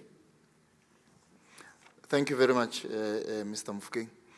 And I've learned that when you speak, you provoke. So I see already a curiosity of some of the hands that are, but we'll manage them. Let me move to the president of SAWIC. And ma'am, this is in particular how this pace of regulations and the pieces of legislations that we amend in the industry and some of those that are not yet attended to, how are they currently affecting you? And what would you want to see happening? Thank you very much, Program Director. And let me first greet my colleagues in the panel and also the leadership of the BBCPE and all the other leaders from the organizations and also the delegates. Program Director was not ready for this panel, but now I'm here. Because when you are a servant, you must always stay ready for anything that might come. As SAWIC, I think SAWIC is also a member organization in the BBCPE. We are the founding members. It's an organization that was formed in 1997 by Umama Ustela Strau, who was the Minister of Public Works. And President of SAWIC, maybe let me assist you quickly. Yes. I understand that you were not ready, and I'm giving you an opportunity for advocacy. Okay. So it's to represent your members at the best of your ability to say, where do you want to see us going? As SAWIC, I will say, yes, we have not yet accelerated the pace of transformation. But with Mr. Mfukeng next to me, who is promising that they are busy working on the regulations and also on the submissions that will be made in Parliament, in the portfolio committees, I think as an organization, we will request to also participate in that, because that is where we know that our voice will be heard in the portfolio committees. Okay. As women, we are still marginalized. I don't want to talk more on the CIDB gradings. That is also affecting some of the women that are in the organization. It's good for us to grow in business. It's good for us to know if where are we as ladies in construction. However, we try our level best to do the work on the ground and to also go and upgrade to Mr. Dladla so that we can be seen that women of 1997 are not the same as women of today. Yeah. But that transformation is not yet there. There are panels as well, Mr. Mfukeng, and also the leaders that are compromising the members. These panels, they will be advertised, and also in the adverts we'll be told that they need grade 3, 4, 5, 6. And in SAWIC, I think I have about 60%, if not 70%, of the members of SAWIC that are still in grade 1. We understand fully that there are trainings, there are workshops that our stakeholders are assisting with us. And we appreciate that as women. However, implementation and absorbing the members on the ground to do the work is not yet there. This gender mainstreaming, the 40% set aside, that we always make noise about it, it is not yet there. So as this government, I suspect that the systems are not in place enough, more especially for the women, because we also encounter a lot of problems on the ground. In our projects, we have this challenge now. 2 of my members in the other provinces, they were attacked by this construction mafia industry. I would say it's an industry, because the people who grouped themselves, who decided not to work, instead to go out and demand lots of monies from the people that are still emerging. So I think as much as we know that as women, we are here, but we are still not yet transformed. Yeah. And with the BBCPE, because we are part of the BBCPE, we are an organization that is there and a member, what we'll appreciate is to see them fighting more than yesterday about the interest and the benefits of women on the ground. The construction mafia is affecting us as women in business. And also the access to finance. That, Matebula, it is a problem. And indeed, I had one of us here in the panel speaking about the collaboration. That is why we are here as SAWIC. But at the same time, we need to enjoy this collaboration. And we have MOUs with most of the stakeholders, but some are still coming. The implementation of MOUs is very important, because when you are in leadership, then you don't deliver as expected to your members. You are seen as a person who is doing nothing for them. I think we will really put our trust in you, Ntate Mfokeng. And also CIDB, we understand the programs that you are doing in the provinces, and SAWIC is part of those programs. We appreciate, but all that we want is to do the work. Because these women are hungry, they want to put something on the table. We will wait for the time for the public procurement bill to be invited so that we raise our voice, because we have challenges. And our government is not doing enough in terms of monitoring these approvals that they are doing. At times, we just look at them, appreciate the approvals and so on, but implementation is a challenge. Yeah. And mine is just to say, we appreciate also the gathering of today and tomorrow by the BBCBE.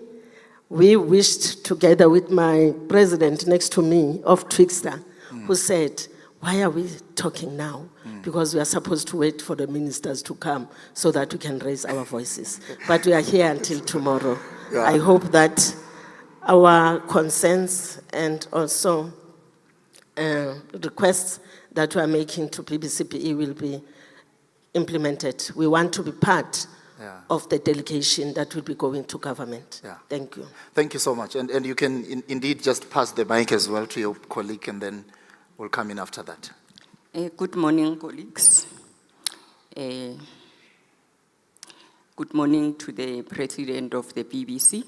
My name is Thembi Mpele, the National President of Twixter, the Women in Water Infrastructure and Construction, Build Environment. Twixter is also the member of the BBC Council, established in 2017. I'm also the member, together with Ms. Clara, of Women in Human Settlement Transformation Committee. Sure. On behalf of the women, as we are the faces of this organization, the procurement bill does not advocate for us as women. The 40% set aside for women project, it's not realized. There is a limited supplier of material of women business. Access to that is a challenge. Our president of business BBC, Ms. Gregory Mufokeng, has emphasized the competition between us and the Chinese. We've got challenge in terms of material as women in construction, as contractors. When we get a project, we've got challenge in terms of the material to supply. Material is expensive. I'm sitting there, I'm getting those increase from the suppliers. That's the challenge. So the procurement bill must make sure that women suppliers, a business, are represented there. The 40% set aside for designated group is realized. Clara is correct when she says, I said, why are we coming here? Because we are supposed to wait for these ministers. We must hold them to account. The BBC has created the platform for us. They are doing very well for us. We've got challenges and problems in terms of access to finance. Through BBC, we've got support in terms of guarantors. Because when women access those contractors and those projects when they are appointment, we are then asked to provide guarantees. It's 30 years since 1997. We've been in this place as organization group representing women. We are still dominated through CIDP, like Clara said, grade 1 through SAWIC. With Twixa, we've escalated that. I'm standing here today, I've got a member there. She's even got the exhibitor, she's grade 8.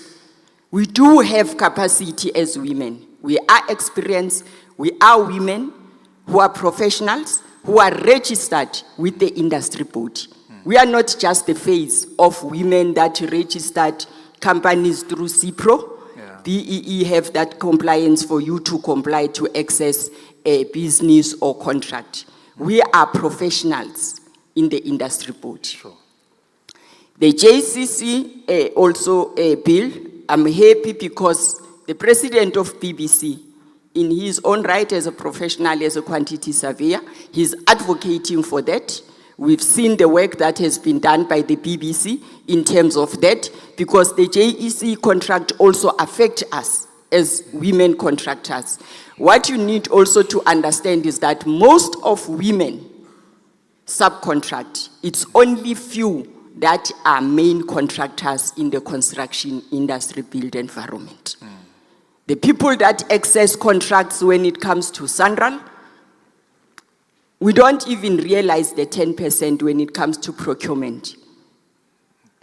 And again, when it comes to a procurement, I was addressing the members that now with this Procurement Act, we are faced with serious challenge as black women, because now we are competing with all the women in the country, black, white, Indians, colored. Yeah. We never had support as black women where we had access to finance, your plant, yellow plant, and all of that. Now we will be competing with these other people who were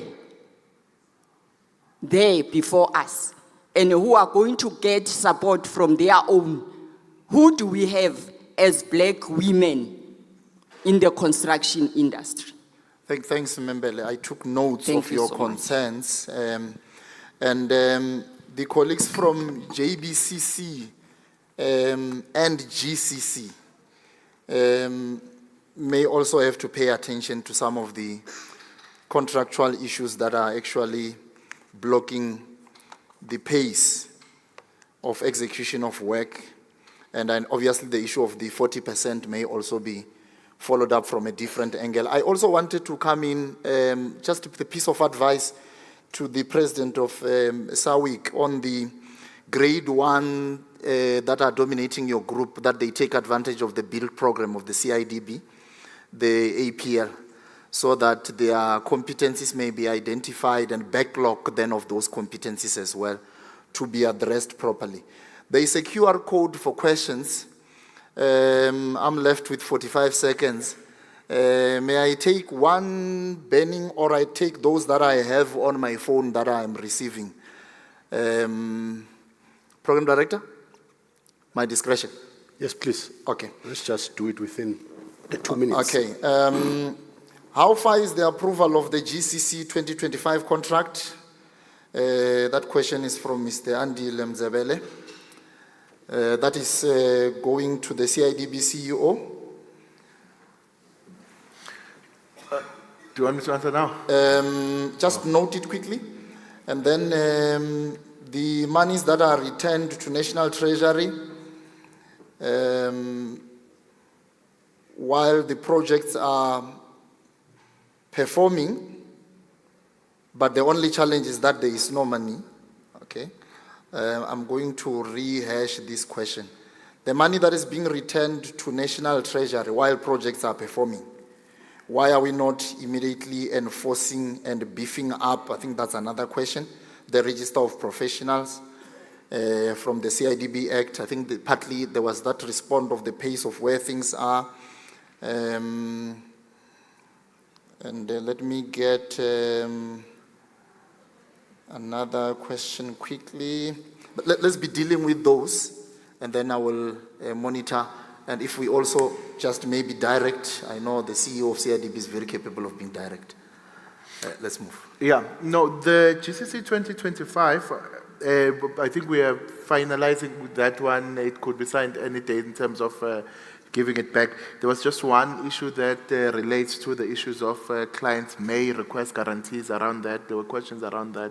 But it has gone through, I think, 2 or 3 rounds of public consultations arranged by the CIDB in addition to what SAISI had already done. So that one is it's virtually done, the process of that. And then the areas around the ROPSP, the Register of Professional Service Providers, like I indicated, it's really further consultations with the councils, the CBE, and stakeholders as to crystallizing all the challenges that the register ought to be solving, and then in addition to that, are there any other instruments that could be used to close that particular gap? The issues of grade 1, unfortunately, with the CIDB Register of Contractors, majority of the companies are grade 1, women or men. You know, currently, because we took an approach, and again, it was advocated for purposes of transformation, to have limited barriers of entry for entry to the industry. Then you do find that in our register of over 120,000 companies, 100,000 are grade 1s. So now the question becomes, what interventions do you have to give those companies the best chance to be able to perform in the construction industry? Hence, the areas of training, because, for instance, there is no requirement of past experience in the construction area. So then you have trainings around the construction management guidelines or principles as to understanding what is a construction business, what are the legal requirements, and what are the work management requirements, which we are doing through the BUILD program. And also for those that are participating, because you also find they might have the domain knowledge in the built environment but lack on other areas. Why we are pushing the assessment of prior learning that President has also alluded to, so that we can identify the gaps that colleagues or participants need training on. But for companies to grow, they also need hands-on projects. Hence the National Contractor Development Program. It's not at a pace where, as a CIDB, we can say it's going to fundamentally change, because only 32 infrastructure clients are actually implementing it, and only benefiting like 1,000 or 1,500 contractors, which is a drop in the ocean if you look at the bigger scheme. So we ought to be advocating for more infrastructure clients to be implementing those kinds of programs, because at least in that you have a protected space to build up the track record, so that when ESCOM, DVSA, SANRAL are asking for those experiences for you to participate in higher grade projects, then you have that. The battle now is a procurement battle. It's not a battle of do we have sufficient numbers. Because if, for instance, in my register, I have 30% of grade 7 to 9 as women, they must also share an equal share of the projects. Hence, regulations around set-asides and all that have to be thought of carefully around the construction industry, so that we can realize what the President has said as government position, saying 40%. So it's actually a procurement issue that we ought to be working together to really ensure that we will still get, yes, that value for money and all that, but we can still transform the industry. You know, because of time, I'll stop there for now. Thank you so much. As I close, Program Director, the question of legal contestations on all transformation measures will always continue. All the progressive legislations that are going to be set in place are going to be challenged by the enemies of transformation. And then the BBCBE in the previous session indicated that there's a need to beef up our ability for legal battles. so that transformation may not be subject to its opponents, at the mercy of its opponents. I'm going to allow a quick comment by Mr. Mfukeng, and then Mr. Matebula as well. Then I wrap up and we are off the stage. Thank you. Thank you, Program Director. Two things quickly, and this is in relation to what the CEO of the CIDB has just said about the GCC. You see, colleagues, one of the things that we need to be real about is that these contracts must also protect contractors, okay? Now, from the BBCB perspective, we participated in this process of the review of the GCC that the CIDB is currently undertaking. And we raised issues there which are still not answered, CEO. They're still not answered. Now, you know, we must have a fair process here. Why must a GCC that doesn't speak to our issues be approved by the CIDB? We said the GCC, the current format of the contract that is proposed, must state there that there must be payment guarantees to contractors. We said it must be in there. Now, we were told, no, it will be looked at, it will be looked at. Is the final version including the payment guarantees or not? If the final version is not including the payment guarantees, why must the CIDB pass it? Who come? Why? Because it is not protecting our interests. Why must it only protect the interests of the clients and the consultants? What did we do when it was open for comments? No, we contributed. Not only did we write, we were there. Okay. We raised it in the hall. We were in the hall. So we can't have a CIDB passing policies here and contracts that are not protecting all the players. The battleground must be fair. It must be fair. Yeah. So I want to understand from this, maybe we'll have this offline, CO, but we must get an answer. Why must the CIDB approve the version of the GCC that is not protecting contractors against the abuse by clients? Yeah. We are not being paid here. Let's be serious about this thing. Yeah. Let's be serious about it. Companies are closing. People's lives are being ruined. So why must the CIDB approve this version of the GCC? Let me pack it there, CIDB. It's very important for us to be very brave when we introduce legislation. We must be very brave. The question that was posed here by the president of Twixer was around the fact that all of a sudden, black women are now going to be subjected to competition by white women. Now, black ladies are now going to have to fight and compete with white ladies. Now, we raised this issue. We must be transparent with each other. We raised it when we were talking to National Treasury about this thing, to say, why must white women be allowed in? Because if we are saying our policy making and legislative making process must be evidence-based, where is the evidence that white women were disadvantaged? We are still sitting. That evidence is not here, but they are included. So we're going to have a problem here. We're going to have a problem. So all we are saying is that when we introduce legislation, let us be brave. Sure. Because we want to achieve a particular objective for this industry. And I still say to even Mr. Matebula himself, we have made a submission that we want government to give us payment guarantees. We want to see it. So that's the kind of braveness that we want to see from government. Thanks, but we are going to keep on pushing. Thank you very much. Thanks.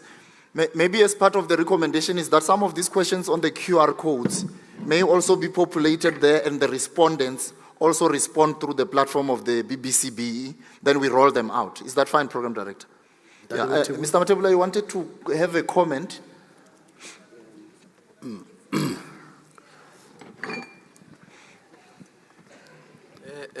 Thank you. It's very interesting to interact with the Deputy President, or Mr. Mfukeng. Look, one thing that I must just clarify, the chapter that I spoke to, chapter 4, makes provision for set-asides for black women, all right? So I just want to make that very clear. There's a provision for black women, for black youth, for black-owned co-ops, so that provision is there.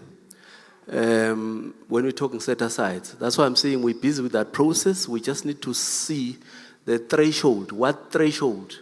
Because that's what we're working on. In fact, that's an input that we've been expecting from the participants to the various reference groups to say, where do you set the threshold for those set-asides? So, but that's provided for. Now, the issue around broader women, it's an issue that all of us lost because there's also women in general, but there is an element for black women.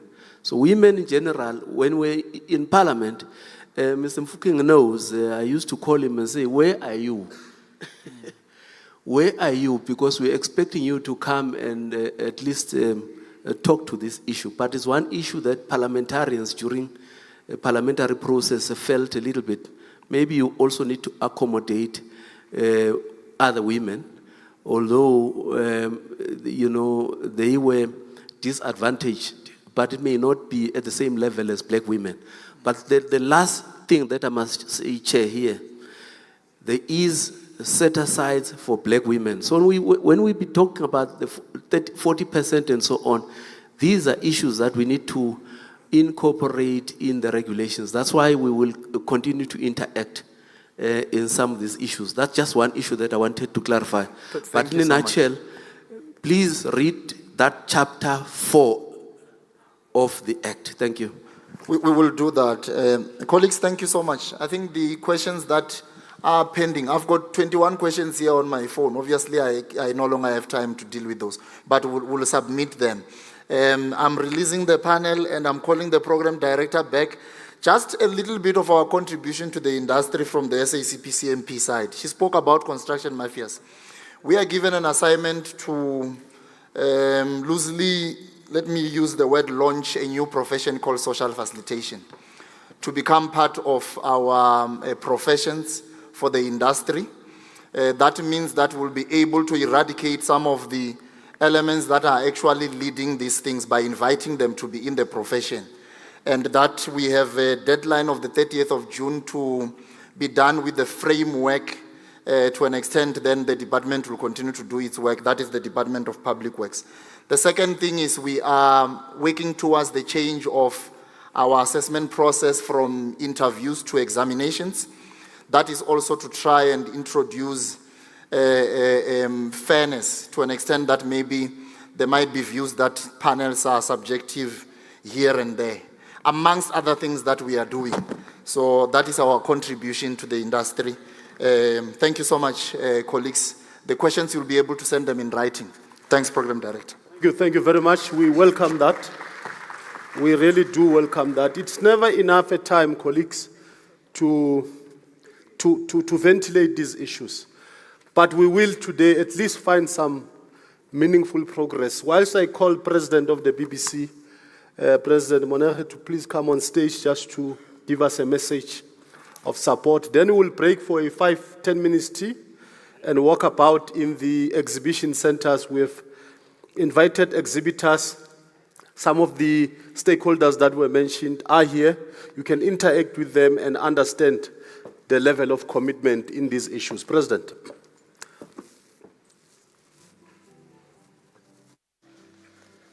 Thank you, Program Director. The President of BBC BE and the leadership of BBC BE, the stalwarts, the VP, Gregory Mufokeng, the Deputy President of BBC, and ladies and gentlemen and colleagues from different sister organizations present here today. I think mine is not to deliver any speech, Program Director. Safe to say, let me perhaps give a reflection on a number of areas. And maybe before even I do that, I need just to deal with some of perhaps issues that need then to be dispensed with before I then deliver some of the critical areas for consideration by this Indaba today and tomorrow, because in the absence of addressing those issues, we might then live here under a wrong pretext, as if nothing is wrong, and we have a systematic and structural problem in our country, and we need then to deal with that. We cannot proceed, Matebula, on the basis of an act of parliament that was signed last year in July or June by the President of the Republic, and I'm referring to the Public Procurement Act. And to date, we don't have any regulations that give effect to the provisions of the Public Procurement Act, because as things stand now, the train is moving. It's not waiting for me and you and others in terms of finalizing the regulatory framework that will then give effect to the 40% set aside for women. And I'm saying, for me, that is a structural problem in terms of the alignment, complementarity in how we deal with these issues. And I'm saying the train has left the station because if the 40% set aside for women, they were supposed then to benefit on the public procurement, and is going to be finalized next year this time. And ESCOM on the other side, as a state-owned entity, they were supposed then to procure from a specific category of companies and individuals as per the Act, and it's not done. It then means they're not going to recover, because the procurement for ESCOM, for the 7 billion rand of the transformers, all of them, they come from overseas. And I'm saying we're not going to redress and address that matter, because as I'm saying, the train has left the station because procurement has been done by ESCOM, and these are long-term agreements in terms of procurement of state entities. That's the first. And secondly, we cannot then have all state entities, whether it's PRASA, it's Transnet, they're in a process of finalizing requests for proposals around a range of other issues. And while me and you and others, we think we need then to wait for the public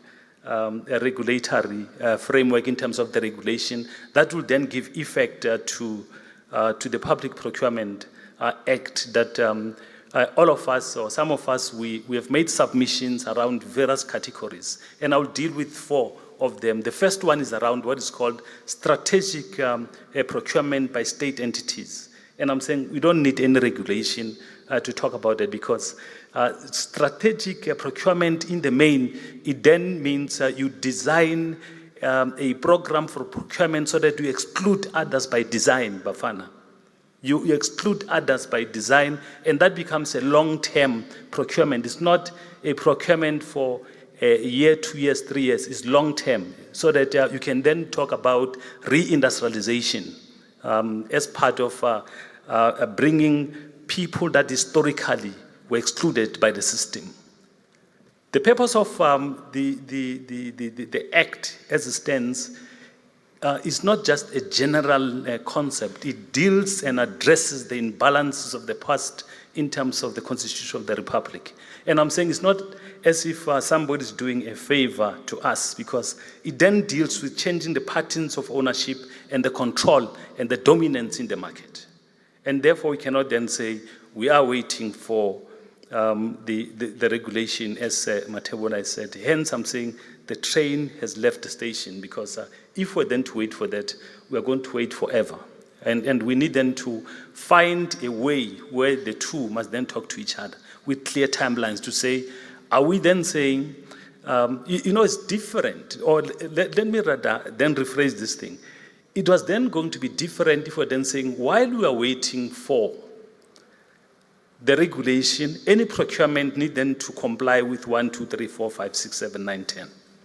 That's different, because we're then allowing people so that they're not being left outside the current procurement that is taking place across state entities in different forms and shape. That's the first thing. The second part that I want to deal with is the national discourse that we're then faced with. It's a national discourse because The point that Thabo, you raised as the MC is around our silence. It creates a problem. And the silence is not around us responding to issues. It's around us defining a clear agenda for transformation. It's for us to defining where we come from, where do we stand, and where we are heading. It then requires us then to have a clear vision with clear timelines. And I'm raising that point is because, one, we then look at the notion of concessions. Concession is when you go to state entities who are then saying, we want to build, operate, and transfer. You then organize funding in whatever form or shape, because a government, they're not going to give you a guarantee, they don't have the money, but they can then give you a concession. At the back of a concession and offtake, it then becomes easy then to get funding. There are institutions that they are willing to fund projects, but the problem is our treasury. There are banks outside the country that they want to fund, black formations, and the problem is the treasury. And we need to call a spade, because if the funding issue is not being resolved, the question of inclusive economy will then continue then to remain a problem for the black people in this country. And I'm saying we have identified that as one of the critical areas. From BBC point of view, we have met with a number of banks, and in the next coming few weeks, we'll be basically launching a program together with the Secretary General of Africa Free Trade Area to deal with the question of funding and access to market, so that we can then give life to Africa Free Trade Continental Area as an organization, so that the entire membership of BBC or BBC BE in different forms and shape, they need them to benefit and participate meaningfully in the economic spheres of the country, so that the notion of reindustrialization and the concept of inclusive economy is then realized in our lifetime. Now, let me then deal with two areas, then I will sit down. The question of reindustrialization, we need to look at a number of things. Firstly, are we participating meaningfully in the BRICS formation? The answer is no. Are we participating meaningfully in the B20, G20? Again, the answer is no. And I'm doing that deliberately so because in the BRICS plus countries, there are two critical areas for us, which is the energy and the infrastructure, where we're supposed then to participate and look at projects and the bankability of the projects in the region and outside the region, and even outside the continent in terms of dealing with the infrastructure. We cannot have a situation where majority of the people in this country, they don't have a train. We don't have a rail system that moves people from point A to point B. We don't have freight logistics that move goods from point A to point C.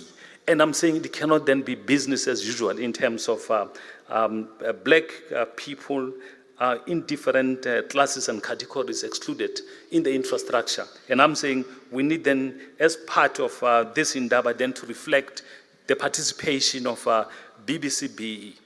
Part of the issues, as part of the current national discourse, we cannot then look at the built environment in a narrow sense of the word. We need then to look at the entire supply chain. If again we're then to go back to the historical horizontal and vertical integration of Marion Roberts, they own a steel operation, a steel plant, they own various other things in the steel. Now, you cannot then have a situation where President Massimini, you then have a construction company, you don't have a yellow equipment, you don't have a steel company, you don't have a cement, you don't have anything. And that creates a problem because the pricing model is not going to be effective and competitive in relation to others. And that does not mean that competition cannot then be allowed. The point that I'm raising is that we cannot then have a plant in the country that is a primary steel producer, Esometal, that is at the back of closing down, and then we remain silent And that is an opportunity for black people then to have ownership of the primary steel, so that we then deal with the horizontal and vertical integration of the built environment. If you build a dam, you build a sewer, you build a house, you need a tap that comes from the steel industry, you need a pipe, you need a valve, you need various other things. They originate from a steel that is originated from a blast furnace, not from a recycled steel. And I'm saying we need then to make that differentiation. Hence, I'm talking about vertical and horizontal integration.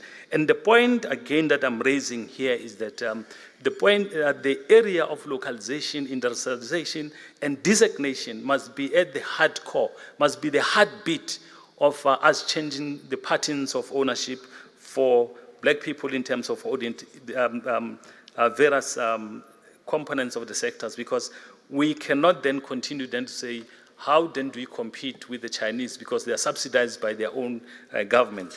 The last part for us is around the regulatory framework. We have institutions that for many years they were created, and we then, post-1994, we only then join the system without changing their mandate or reviewing their mandate, and that becomes a major problem. And I'm not excluding CIDB. I'm saying CIDB need to be included as part of the review to say, is their mandate still correct or not? And if not, what are the key critical components that we need them to amend their mandate so that they can then deliver a transformatory agenda for black people? So we cannot then have a B20 in our show that continue then to exclude and marginalize a people. And part of the public voice that the MC mentioned earlier is around us dealing with critical voices in terms of being firm and being custodians for a transformation in different forms and shape. And we cannot then do that if we're not willing to deal with a litigation.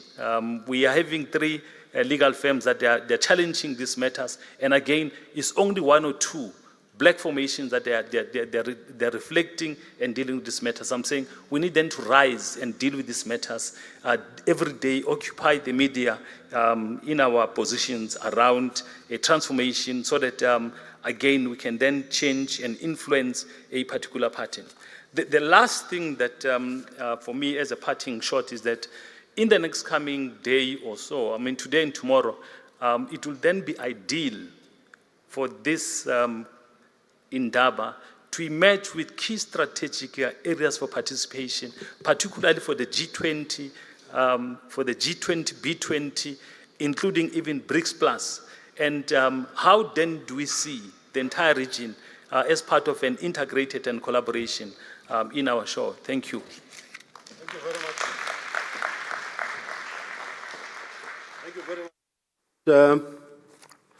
We really appreciate those words of encouragement, and you are right. And ours should be to take advantage of these global opportunities that present themselves in our show.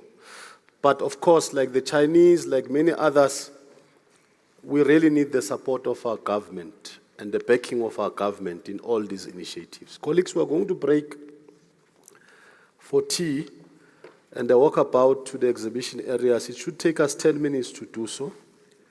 Can I request that, and the ushers will help me, that we are back here at least at 25 past 12 to welcome the new speaker to introduce the new panel on skills development and how much those can be factored into effective service delivery models. Because colleagues, quite frankly, built environmental sector is stronger because of a strong skill set. And without a strong skill set, we will not be able to grow this industry. We'll continue to talk in limbos.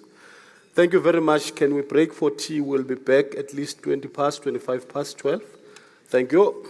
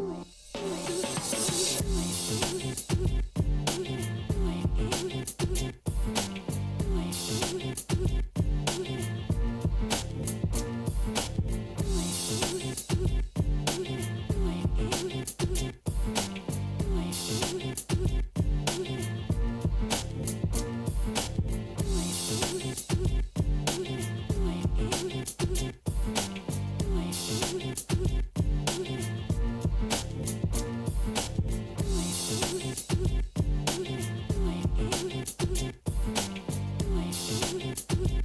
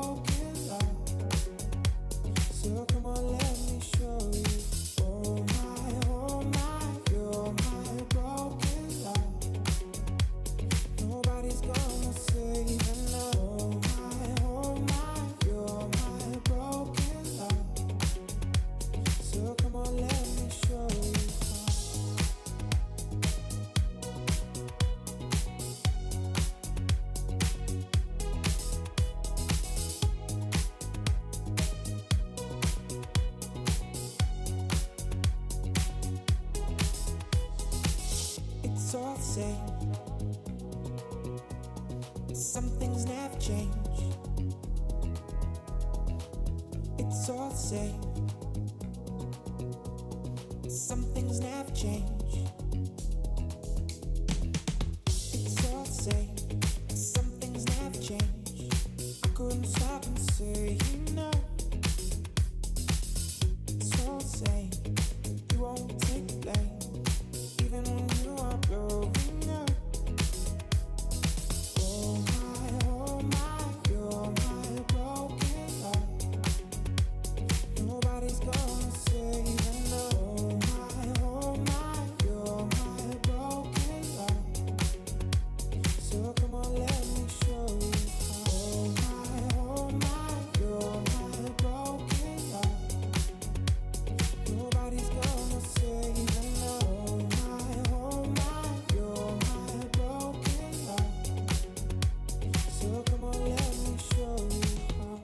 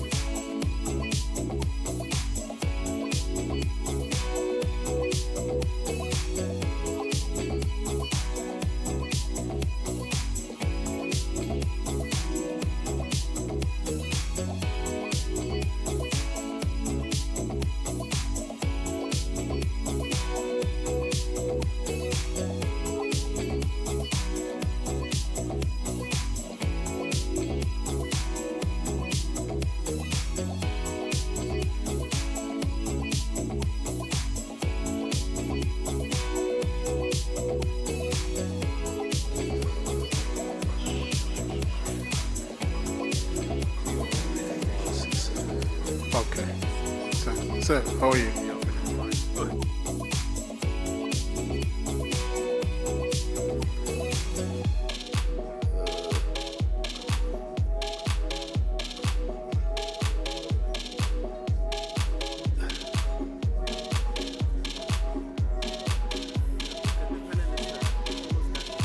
All right.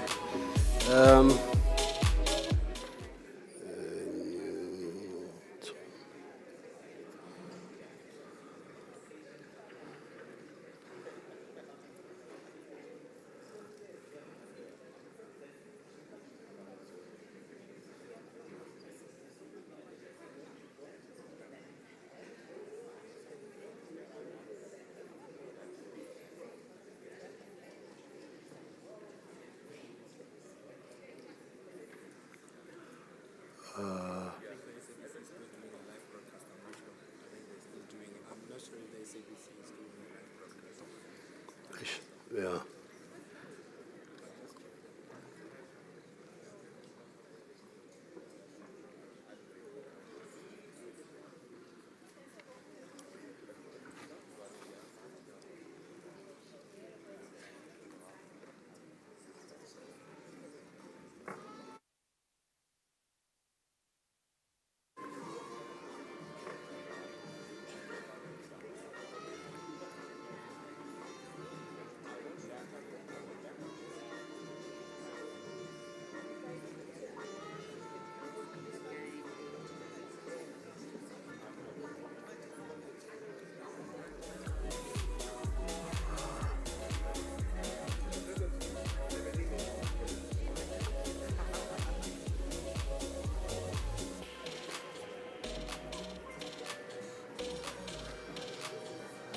All right, colleagues, welcome back.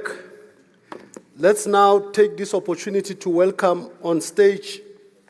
We will jump an item on the program, at least because the DG for Higher Education has not yet arrived. He will join us just shortly after 2 o'clock. Can I then, in the meantime, invite our panel moderator for this segment, Ms. Tammy Nide, all right. Ms. Tammy Nide, to be joined by the SITA CEO, Mr. Malusi Shezi, and Mr. Japinel is not here. Then the Tiresano Fund Acting CEO, Mr.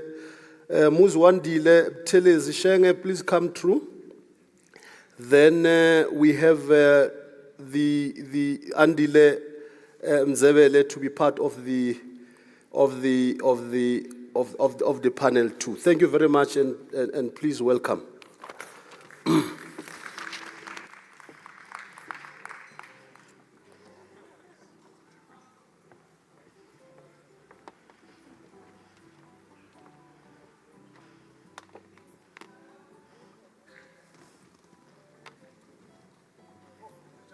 Okay,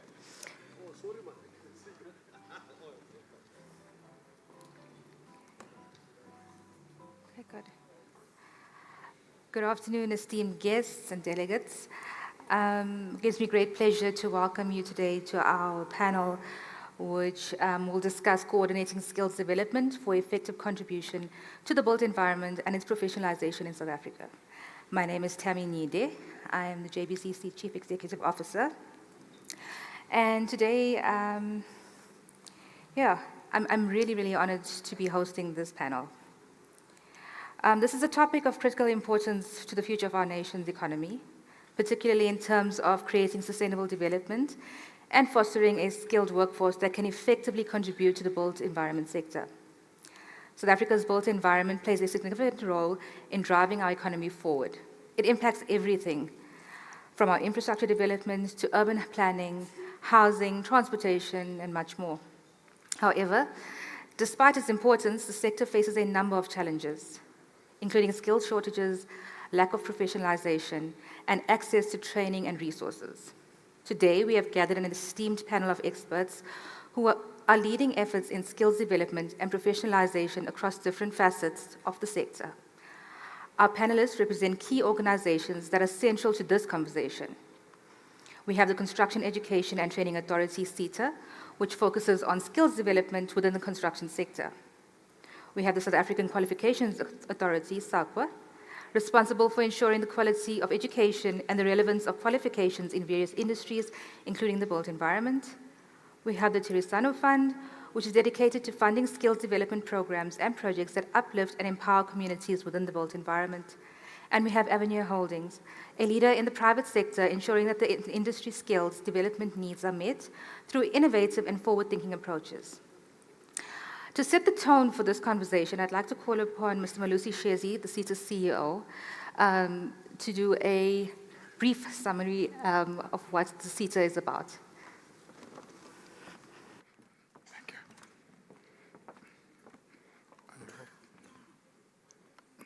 Thank you, Program Director, the President of the BBCBE, the board, and all the leaders of the industry and members of this industry.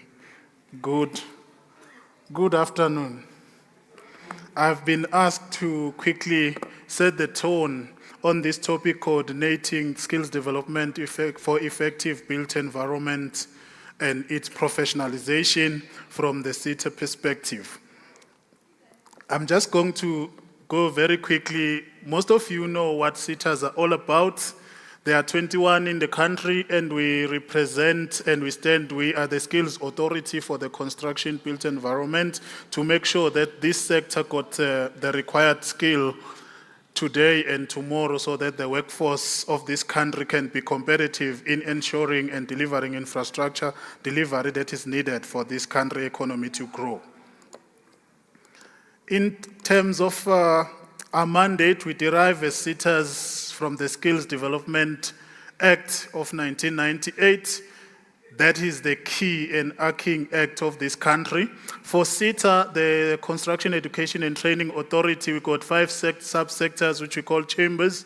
We're responsible for anything that is construction materials, manufacturing, building construction, electrical construction, roads and civils construction, and also for built environment professionals, where we support that. The regulator of the professionals is the Council for the Built Environment. The mandate of the SETA and why the need for effective coordination of skills development delivery in this country matters more in the sense that South Africa believes in one country, one plan, because we need cohesion if we are to win as a country across the globe where we compete with other countries. Where you have a lack of coordination, that leads to incoherence, confusion, and ultimately anything that is done in that manner is bound to fail. For us, from the SETA perspective, when we look at the industry, this is our experience from what we're observing and experience from internal and external factors. This is the only sector, I will assume, with no other contradictory evidence, that this sector got more than 30 industry bodies and they are still increasing. As Construction Education and Training Authority, we find ourselves very challenged by that status quo in the sense that other 20 series, they deal with maybe 5 or 6 industry bodies, and then you have to deal with more than 30 when you have to provide support. And you also find that there are duplicated mandates and programs across these organizations that operate in the space. And as a result, you find that somewhere you end up with role confusion, where one thing is being done by different industry bodies, let alone, I'm not confusing the council versus the VAs. And then most of these bodies also got their own serious challenges, some from administrative, some from governance, etc., which that says, actually the industry has a case that you should be consolidating instead of being fragmented. In terms of the skills authorities, the Skills Act provides for the establishment of the SETAs in this country. That act was also anchored on the International Labour Organization's Sector Skills Council framework that we follow as this country, which the custodian of this act is the Department of Higher Education and Training. We also in this country got what we call a Human Resource Development Council of South Africa, which is chaired or presided over by the deputy president of this country and managed by DHET. I'm having just few points from a particular professor of economics and competitiveness development called Dr. Adrian Saville, who did a research across the world, what constitutes and what are the levers that makes countries to be successful, which is for some is known as 6 essential ingredients or levers for a national economic success, or the 6-pack for economic success. There are 6. One of those, I'm going to focus on 2. There is high savings rate. You will decide for yourself what that means. And then access to quality health care, which means your population wellness and also your social welfare is on par. This is the point that I'm going to focus on in terms of where we are. Access to quality education, where we have improving education levels, and access to education and access to education infrastructure contributes to higher economic growth. This sector suffers. If the economy is not growing, this sector suffers immediately. If there is economic activity from economic growth, you will see the growth as well. As SETA, we see that in our revenue. If the economic activity in the industry is low, our levies are low. If the economic industry in the sector is high, immediately it reflects on our levies. Favorable demographics, generally where you got more people entering the workforce than exiting the workforce, that is a good sign. Say for South Africa that our young population is suffering this issue of high unemployment, and the skills can change that. I'm not going to then touch on others. This 6-pack, they are about improving your competitiveness as a country, which the skills contribute to that. For us, we believe that if we were to coordinate effective skills development delivery in this country, we need collaboration. Because there is no Superman, each one can do so much, whilst many together can achieve unimaginable scale of economies of scales. So it is the same with the skills development in this country. South Africa invests a lot of money in education and skills development. Just to pause a little bit, what we offer as learning programs or we support as the sector skills authorities, it's free education because no one pays for those programs. It comes from the industry funding through the skills levies. And if we were to make an impact with that investment, coordination and collaboration becomes key. And there are these change drivers that also affect skills development for this construction and built environment industry. There are global factors because construction industry is interconnected. As the industry, we follow where a construction is booming. If it's booming in Saudi Arabia, you're going to find most companies move to that geography. If it's booming in South Africa, companies move in the main to where construction activity is booming. And that means then you must be able to compete globally with your workforce and the capabilities of your companies. Climate change, I'm not going to explain that. Most of us have experienced that with the frequent floods that are happening in the coastal areas.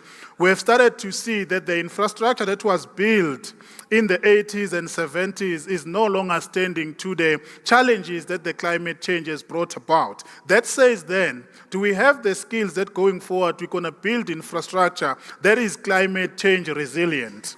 Adoption of technologies and sustainable ways in South Africa, we're way behind in terms of adopting technologies in performing our construction. We're still following purely traditional methods. Whereas other countries like your China and other small countries like your Japan and Hong Kong, they've advanced in adopting technologies for the industry. I think the other challenge that is going to be facing the proper coordination of skills development, the sizable companies that are merging or consolidating or being acquired by others and liquidations. Some of the professionals will remember the big companies that have since gone under, which contributed to a lot of professionals who trained through those companies. I think the recent one that's going through challenges is Yomare and Robert. Most of you know what's going on in that space. But that is a negative indicator for the sector, because for the professionals that you had, most of them, they applied their trade in those companies to become professionals. The issue of artificial intelligence, apps, and gamification age is also a driver in terms of how we deliver skills in our environment. And more for the construction and built environment, the social lifestyle and cultural changes.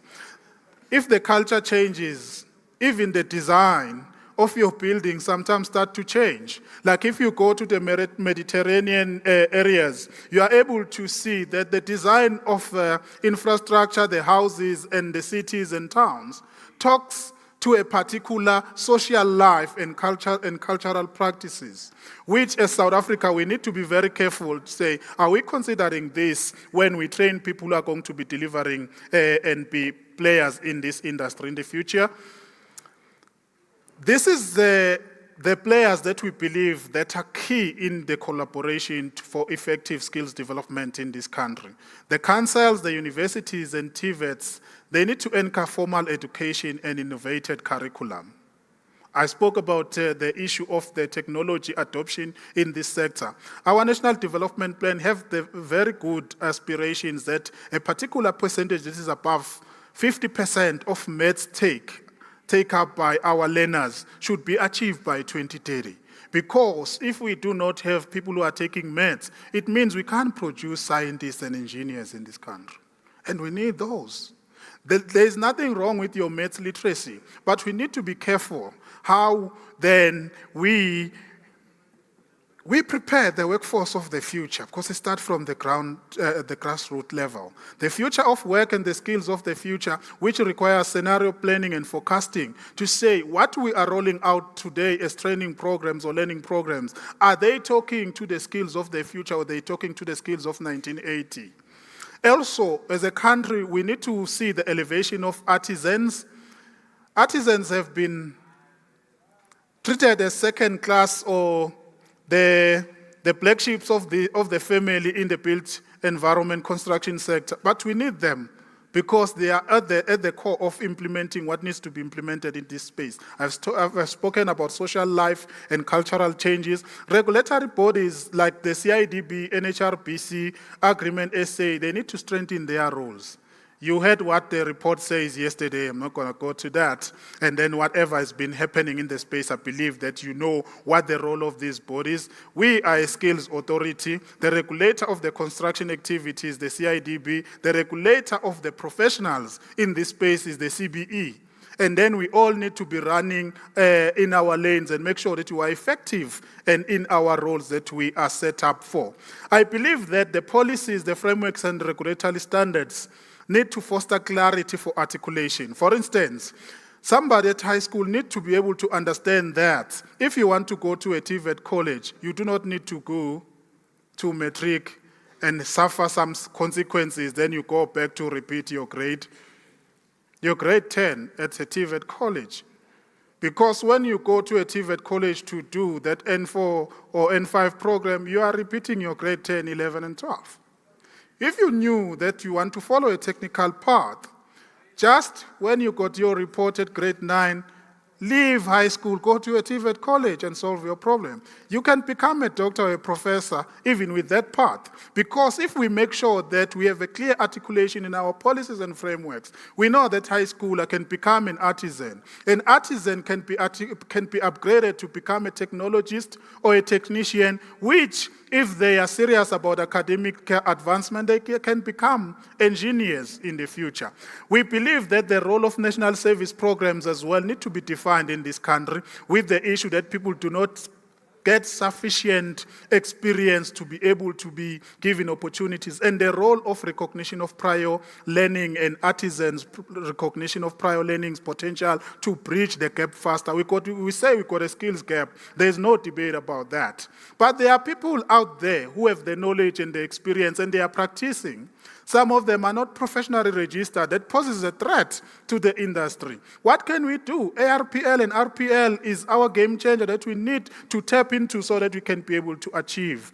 And then the opportunities that exist, what we have done as a SETA, in responding to the call by the President of the country for professionalization of the state, especially for infrastructure delivery, we partnered with the CBE to come with the Built Environment Recognition Award, where we celebrate those who come through the ranks to be PR'd by different councils, and also recognize those who have contributed to their development, because it's the councils, it's the employer companies, and the candidates themselves who then graduate to become registered professionally, that now they can be able to practice their trades all over the world. That is a very important initiative for us in contributing to the professionalization of the state. The issue of mentorship, colleagues, is one of the inhibitors to the development of having people PR'd in this space. I'm not going to go into details, but I will just highlight one point. We have a problem in this area because the lack of this contributes to the 30,000 backlog of people who are stuck in the system. They can't be PR'd. Some of them, instead of having spent the maximum of 3 years in candidacy programs, some spent almost 7 to 10 years. And 76% of that 30,000, we were told by the CBE, is women. And about 60% of them is Africans. And that says you've got a huge challenge that you need to respond to. And also the reports and stats seems to suggest that the professionals, especially those who have retired or close to retirement, of white descent, are more willing to mentor than the black professionals. Black professionals want to be paid to mentor those ones who are upcoming behind them. You will judge for yourself, are we going to be effective then to dent the status quo? The issue of gender, age, and race demographics, including geography, there are people who don't get to access information about the professions in this sector. As a SETA, we've launched a program called SETA Career Impact Generation Program, where we aim to showcase and advance career guidance to all corners of this country, also in the 11 official languages of this country. Now there are 12 languages. What's our SETA commitment? I've already spoken about this, that we call the councils in the built environment and academia to have our curriculum being revamped to support the adoption of technologies and innovation, because if this is not taught in our learning and training programs, we will never be able to see it codified and becoming part of professional development. I think quality assurance bodies also that need to give licensing to those qualifications that are innovative, need to play their role. We need to support and leverage various students and professionals exchange programs in ensuring the skills development for effective and built environment and its professionalization. We have a partnership with Infrastructure South Africa as a SETA, which one of the programs we're going to be collaborating on is the professionals exchange programs to other countries, which have advanced in adopting technologies for the construction sector. That becomes very important because if you can learn from your counterpart and come back and apply that, that will take the sector forward in terms of adopting the technologies and innovation. I'm not going to then talk more about the professionals to take the built environment sustainability to their hands. I've already spoken to that when I touched on the issue of mentorships. But we also make a call for the industry. You need to open your workplaces because unfortunately for us as this sector, when we train people, we can't train them on theory and say we've done well and done enough. We need somebody to be exposed to practice, and then that means you must open a workplace because the workplace is not in the training hall. It's somewhere where the actual construction work is taking place. We got somebody who have gone to training using a grandmother's money, who also get relegated to poverty because now they've got training in theory, they can't get a practical workplace exposure so that they can be certificated and be assessed as competent and qualified. That is a challenge for this country. For those who are employers, please open your workplaces. And sometimes you may find those who come to your workplaces, those opportunities that you open, you can come to us as a SETA because we do fund such programs, the will, internships, etc. And you pay, I don't know what you will pay, but we do pay stipends for that.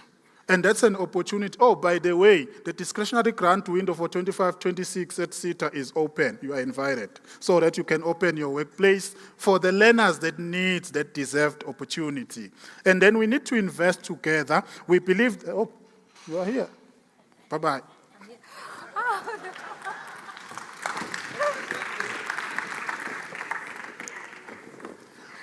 You're taking my job. Now I must repeat questions. I'm joking. Thank you, Mr. Shezi.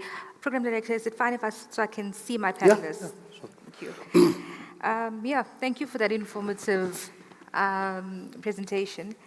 And again, at the risk of losing my job as moderator, let's just try. My job is safe, thank you. Let's dive into this. I don't want to let you rest, okay? So I'm going to pose the first question to you.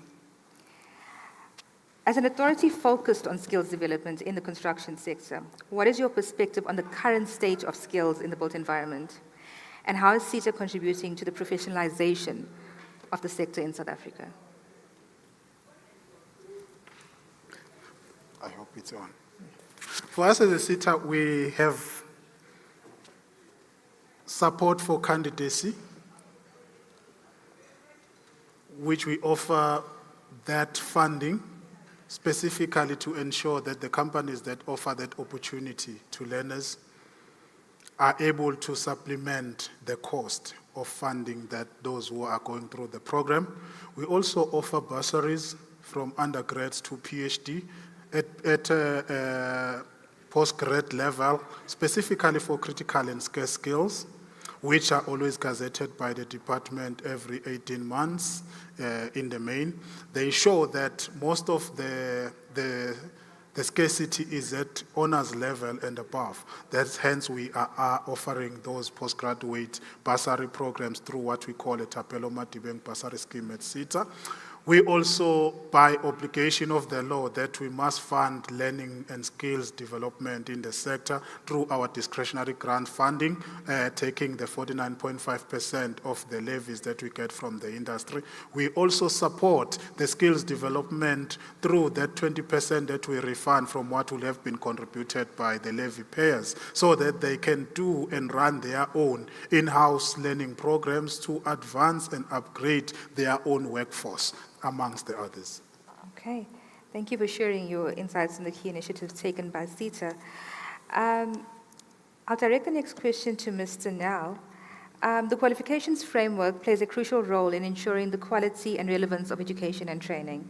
Can you explain the role that SAQA plays in aligning qualifications with the needs of the built environment and supporting the professionalization of the sector? Thank you very much, colleagues. Apologies, I ran late, actually early, but then I was actually late, but yeah. If you look at the SAQA, or the National Qualifications Framework Act, it makes provision for the registration of qualifications, and I'll come back to that now. and then also for the recognition of professional bodies to look at professionalization. I will come back as part. If you look at the statistics on qualifications currently under NKF, in total about 8,000 qualifications, of which the majority, about 95% within higher education. If you look at qualifications within the built environment, that includes construction, project management, architecture, town planners, about 440 qualifications, and mostly of those postgraduate level. So the question that SACWA normally asks is that, how come that there are the majority of qualifications at postgraduate level where you need entry-level undergraduate type of qualifications? And the feedback that we normally get is that, but that's what industry wants. The same thing also that when we look at occupational qualifications, only about 4% qualifications at OKSF, of which the majority are at level 5. But that qualification is not recognized, and I think that the CEO mentioned that articulation from school, artisan, technician, there's no articulation. Although we propose that there should be articulation between the OQSF space and the higher education space. And so that's part of that in looking at qualifications. So we also evaluate the qualifications. In SACWA is that we register qualifications for 3 years in higher education. Then it needs to be reviewed to make sure that it's still applicable for the industry. For professional bodies, that the majority of the professional councils are recognized as professional bodies. And in that is that what we look at is that they need to set standards. So looking at qualifications, and when providers do submit qualifications to SACWA for registration, is that we ask, what was the role of the professional body in this qualification? So that's setting that standard, that the knowledge component is to the requirements of the professional body. The same thing also that we picked up as part of the statistics is that when you look at the entry of built environment professionals, is that your smallest group between 20 and 25. So the question that we do ask also is that, is there really career guidance to learners, especially school learners, to tell them about these professions? And then basically also that what we indicated or found that the funding regime is not really addressing the needs in industry as well as to enhance professionalism or professionalization. For example, and I know that the CEO spoke about the skills levy, is it really based on the demand in industry? Or is it just that people can apply for grants? And when you look at NSFAS, do they really focus on the areas that is necessary for the future development? Thanks. Okay, thank you. And it really brings up an important point of it starts at school level. The guidance, and CEO also spoke about the mentorship, but I think having it, it's never too early for mentorship and guidance in that regard. Mr. Buthelezi, so the Teresano Fund plays a critical role in funding skills development initiatives. Can you perhaps elaborate on the funding mechanisms and how the fund is helping to bridge the gap in skills development in the built environment sector? And also maybe touch on what challenges do you face in ensuring the accessibility and effectiveness of these funds? Again, good afternoon to the panelists and everyone in the room. I think the industry would remember how the Teresano Construction Fund came about. And also, I must mention that there's limited funding there because it was 1.5 billion over 12 years. But as you know, what has happened in the industry with Group 5 liquidating and others in business rescue, so it's no longer that 1.5 billion, it has shrunk. But how then the Teresano Construction Fund was set up, and this is culminated in the 2016 settlement agreement, is to look at that value chain of ultimately producing that professional in the built environment. And there is a professional that is going to work for a company, or a professional that is going to, at some point, if the professional decides that Actually, I want to form my own enterprise. So looking at that value chain, how do we produce that professional? And of the 7 programs at the Tirisano Construction Fund, I think the ones that are speaking to this discussion of today would be the basic education program, which is focusing on providing tutoring in the STEM subjects, so that if you are interested to go to university and study professions in the built environment, you are better prepared. And when you go to the university, there's also the engineering, we call it the engineering bursaries program, but it covers the built environment as a whole. And once you've done that, you have your qualification, then there's also the program that speaks to the professionalization, which is, we call it PEP, a professionalization of engineering practitioners program, which ultimately is to produce that professional that we require in the built environment. And there's also the construction occupations development program, which speaks to the artisans in the industry, the production of that pipeline of artisans that are required by the construction industry. And I must say that we do believe in collaboration.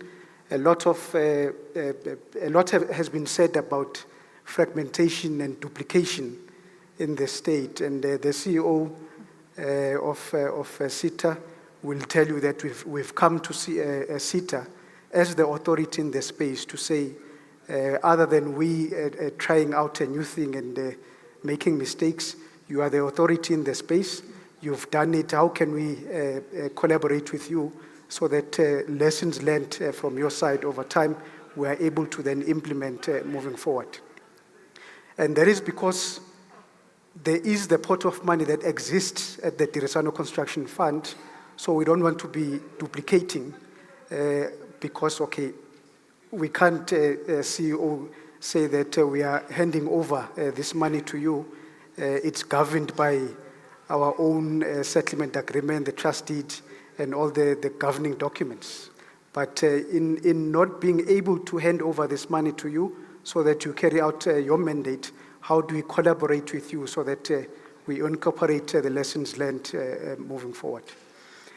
And I must say also, he was mentioning the career guidance, especially with the learners, to be able to take up these professions in the built environment. And I think there's a lesson to be learned when it comes to, not a lesson from outside South Africa, but within South Africa. Colleagues will remember ASGISA, and then there was GIPSA that was supporting ASGISA. And basically that was the creation and the building of those skills that are required in the built environment. And out of that, there was a program that was championed by the Department of Public Works, now Department of Public Works and Infrastructure, which was a 2014 Youth Foundation. And what that program sought to do was to basically go around the country and get these learners from high school that are going to be interested to take up these professions, studying the professions in the built environment. And there was a champion at the time, which was at a political level, to make sure that these skills are produced in the industry to speak to the infrastructure built of the time. And I think it's a lesson learned that we need to incorporate moving forward in South Africa. Now that you might know also the National Infrastructure Plan, and the minister has also said that actually we need to make South Africa a construction site, but where are the skills coming from? And I'm just mentioning that lesson learned from the past, which in my view was a success to make sure that you attract learners to go into the built environment professions. Thank you. Thank you, Mr. Buthelezi. So finally, from the private sector's perspective, Avenue Holdings has been at the forefront of innovative solutions. Can you perhaps share with us how Avenue Holdings is incorporating skills development into its business strategy? And how do you see the role of private sector in driving skills development and professionalization in the built environment? Thank you. I think the starting point is to try and understand the landscape of the CBE and the councils under it, and obviously supported by the various VAs. It's important to note that if you look at the performance plan for the CBE 2024-2025, it depicts a structural problem. Why am I defining it as a structural problem? Is that if you look at the professionals that are coming through the cycle, we have at the moment, if you look at the demographics of the country and you look at the professionals, there's a huge mismatch in terms of what is happening in that regard. So if you look at the, according to the latest numbers or the statistics, the total representation in terms of professional registration in the country at the moment is we have about 62% white. We have got 9% Indian. We have got 4% colored. And we have only 25% black. So you can then conclude to say the biggest majority in terms of the demographics is only occupying or has a representation of only 25% in the professional space. And I think the challenges, I think they are well known. We have got fewer number of professionals. I think the professionalization of these professionals is happening at a very slow pace. And also the one challenge I think that is common across all is the glaring demographics, the imbalance in terms of the demographics. And of course, we know that the biggest grouping that is being left behind, or that is not really getting the numbers, certainly in terms of participation, to participate effectively in the sector, is the women.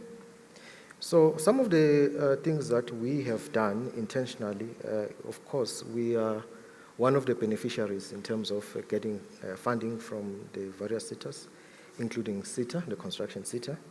And what is unique is that we're running basically a candidacy program, which is meant basically to drive professionalization. The programs, I think the CEO has already outlined that they take about a maximum of 3 years. But the challenge is, how do you then get to absorb those people back, into the economy and effectively make a difference. So I think I would highlight only about 3 insights and maybe some call to action for each item. The one item is basically the fragmented pipeline for candidate professionalization. I think we are each trying to do our own in our different capacities, but we are not really, we have got pockets of excellence there and there, but they are not really effective in the bigger picture. The challenge is basically we have got, if you look at the CBE, for example, we've got a lot of people who are stuck in the candidate category. However, is how do they then step up to be professional registered in their respective designations, so to say. And we have to question the effectiveness of our mentorship. The mentorship, where is it all breaking down in terms of the mentorship approach? And the role that is played by our regulatory bodies, the professional councils, and of course being supported by the VAs. So I think the challenge is we need to think of a framework. We need to think of a framework that basically addresses a standardized form of mentorship across all the,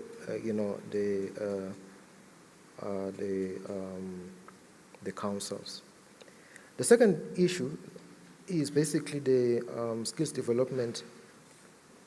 In our view, some of the challenges is that there seems to be a misalignment in terms of the skills that are developed versus what industry demands. So in terms of the infrastructure demand. And this is a challenge that I think needs to be resolved by bringing all the different stakeholders, in a common environment, basically to unpack these issues. So we need to basically be informed about, the decisions that we're making in terms of where is the labor, market intelligence that informs, what we are doing. How do we ensure technical training evolves with technologies like BIM, for example, modular designs, green building practices? So these are practical insights that are there at the moment. It's an environment that we are living in. But what we need then to answer is, are we responding to the infrastructure demand through the skills pipeline that we are basically churning in the, as different institutions? And my recommendation there is basically there needs to be an establishment of maybe what I'll refer to as a built environment sector skills observatory, which is basically a collaboration that would bring in the CBE, which is the mandated body to for all the councils, bringing the sitters, bringing industry and academia, basically to focus and shape responsive curricula, and that will drive basically the issue of the skills deficit, especially towards professionalization. And then the last one, insight which is very key and which we are intentional about as an organization is gender transformation, which is a persistent blind spot. I think I heard earlier in the earlier panel, voices around women representation and, the role of our policies. Are they mere symbolic or are they really taking us somewhere? Those are the questions that we need to ask. How are we mainstreaming gender in the workplace learning, driving basically professional development and building a leadership pipeline? So once again, we need to be intentional about enforcing gender-responsive procurement and professional development quotas that can be done through a number of mechanisms, certainly, in the work that the government is doing. So, and I think maybe something to consider, as delegates is, and I'll pose this challenge as well to this particular Indaba, is that perhaps it's important to start looking at a solution that talks to the development ecosystem and not just look at things in a disintegrated manner.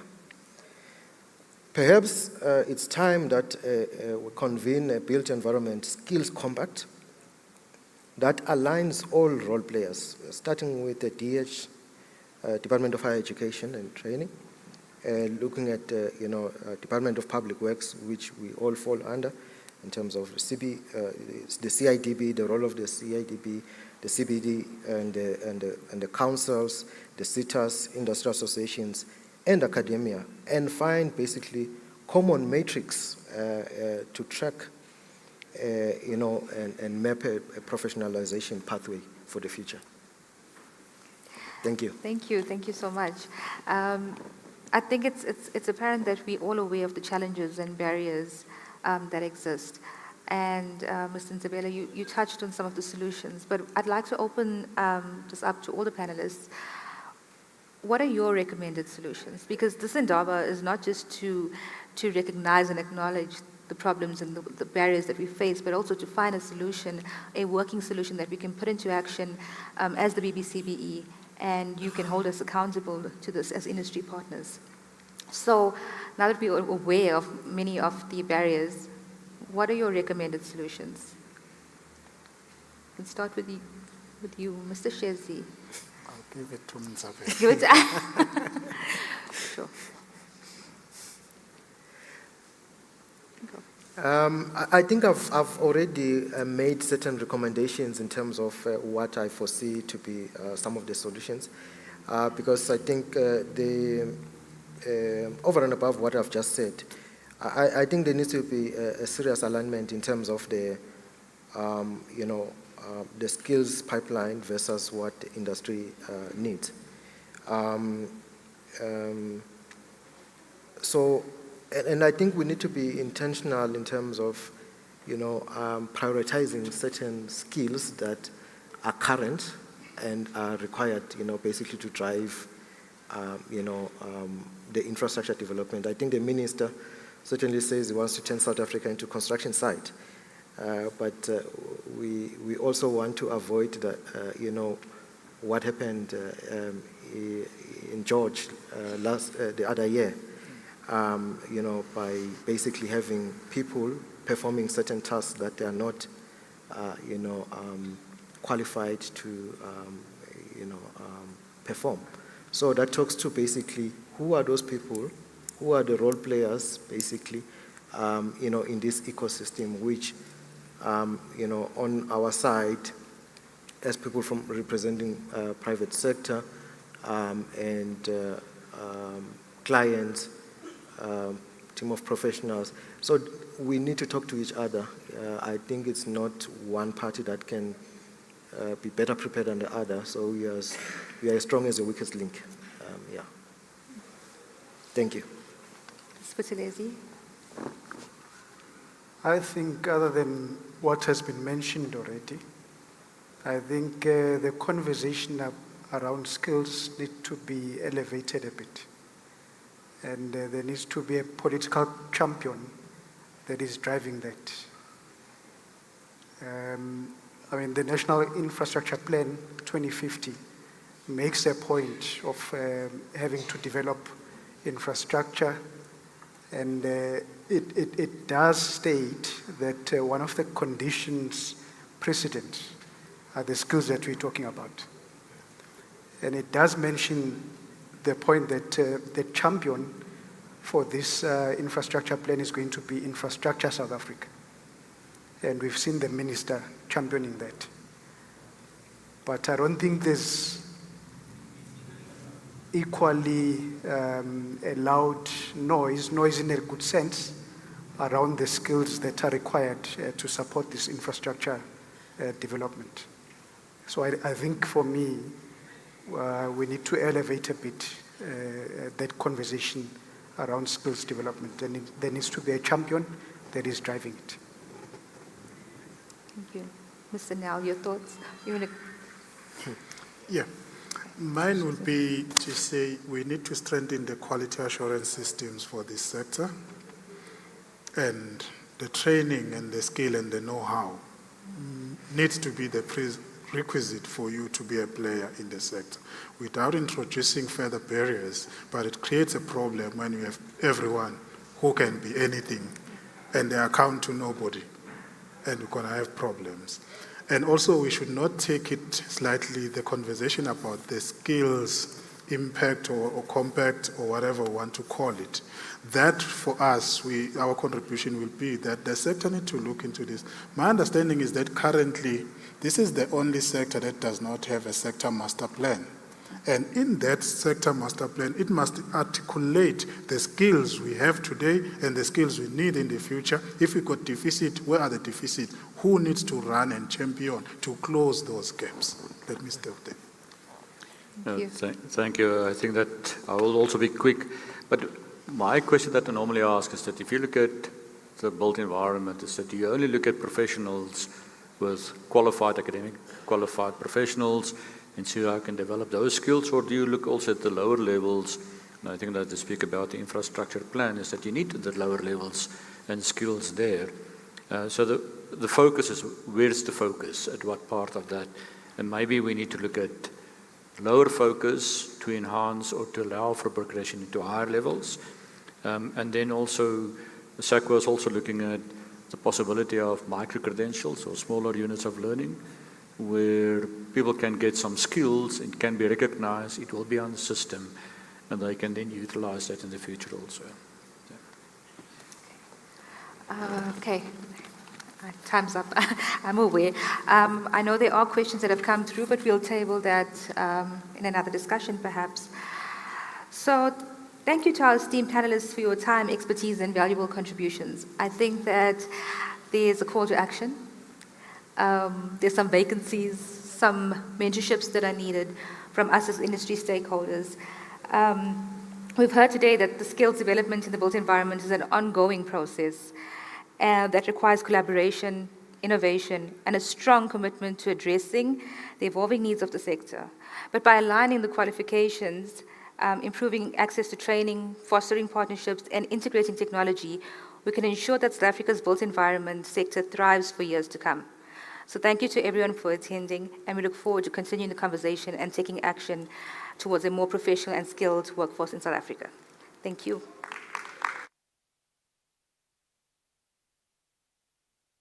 As we thank and excuse our panel, thank you for the valuable contribution, colleagues.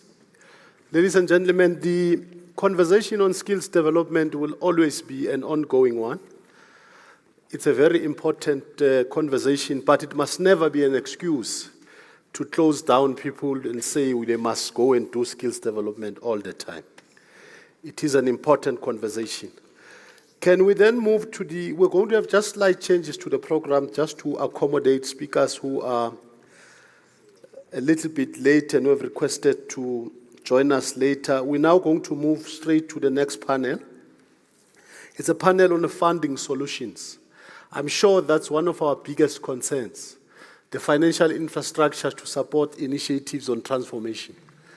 And now I would then invite on stage the DPSA Group Executive on Infrastructure Delivery Division, Ntate Rampele Chwene, to come and join us.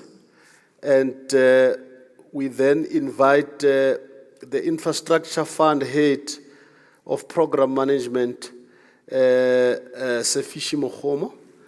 If you're here, please come through. We're now talking money, ladies and gentlemen. We're now talking financial support. Because an infrastructure development that does not have financial support is as good as nothing. I'm not sure if the other two panel members are here. Is that Alvino? All right, yeah. Now, I don't want to butcher your surname, so please pardon me from even trying to announce it. Is there any FCO here? It's not here, no? All right, when am I going to moderate this? All right, can we just be on time? And our timeline has now started. We're counting down. If we can just please get speakers. Have you been mic or not mics? We will use the mics. All right, thank you. Thank you very much, colleagues. We are not going to waste a lot of time. I am going to call on stage the GIP Group CEO, Mr. Vishal Lashman, just to give us an overview of some of his thoughts, and as also just setting the pace for the panel that is going to be talking about funding. We know that a lot of projects are being planned, and those are going to be in a form of mega projects, and we need to be ready to participate meaningfully in these projects. And without financial solutions that are out there, which we will know more about, is going to be very difficult for the bulk of the players in this industry to participate meaningfully. So as we prepare our panel, let me then hand over to Mr. Lashman just to give us his thoughts and also as a pace setter for this particular panel. Michelle?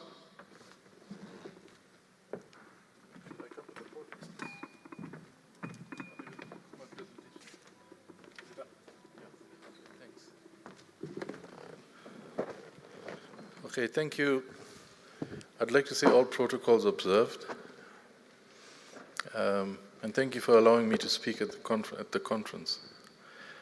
I've got a few slides which might start to trigger the conceptual thinking around transformation. We made a lot of themes come to the fore during the conversation today: collaboration, transformation, etc.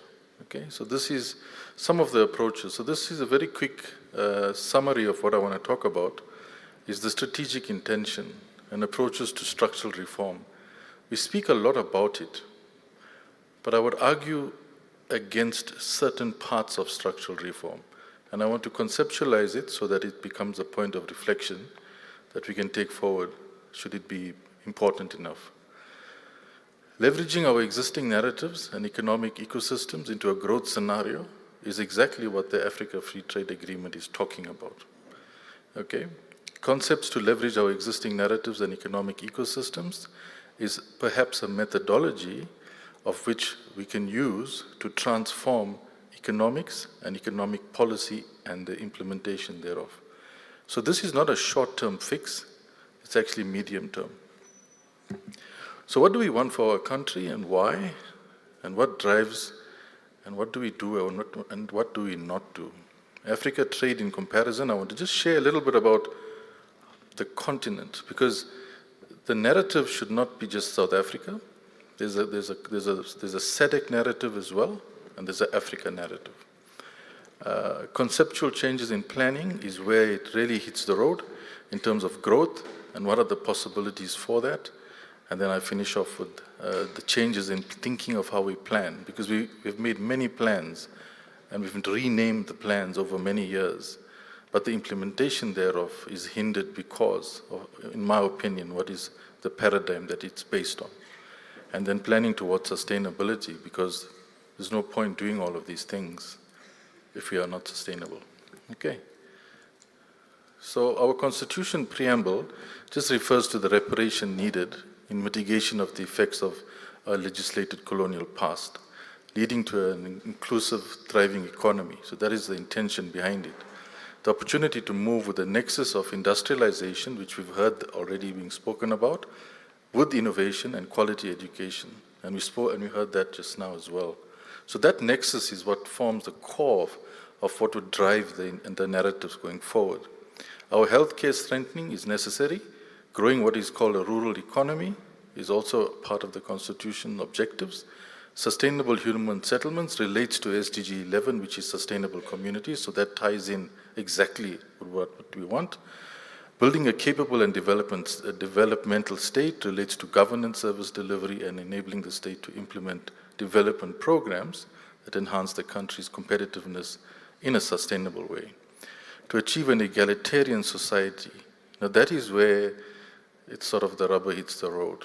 Because that egalitarian society, what I mean by that is each one of us believing that everyone deserves equal rights and opportunities. Okay? So that's the key to the sustainability narrative. The economic cost, and that's what I'd like to start about, is the narratives. The economic cost of cheap imports. We're seeing the tariff war playing out.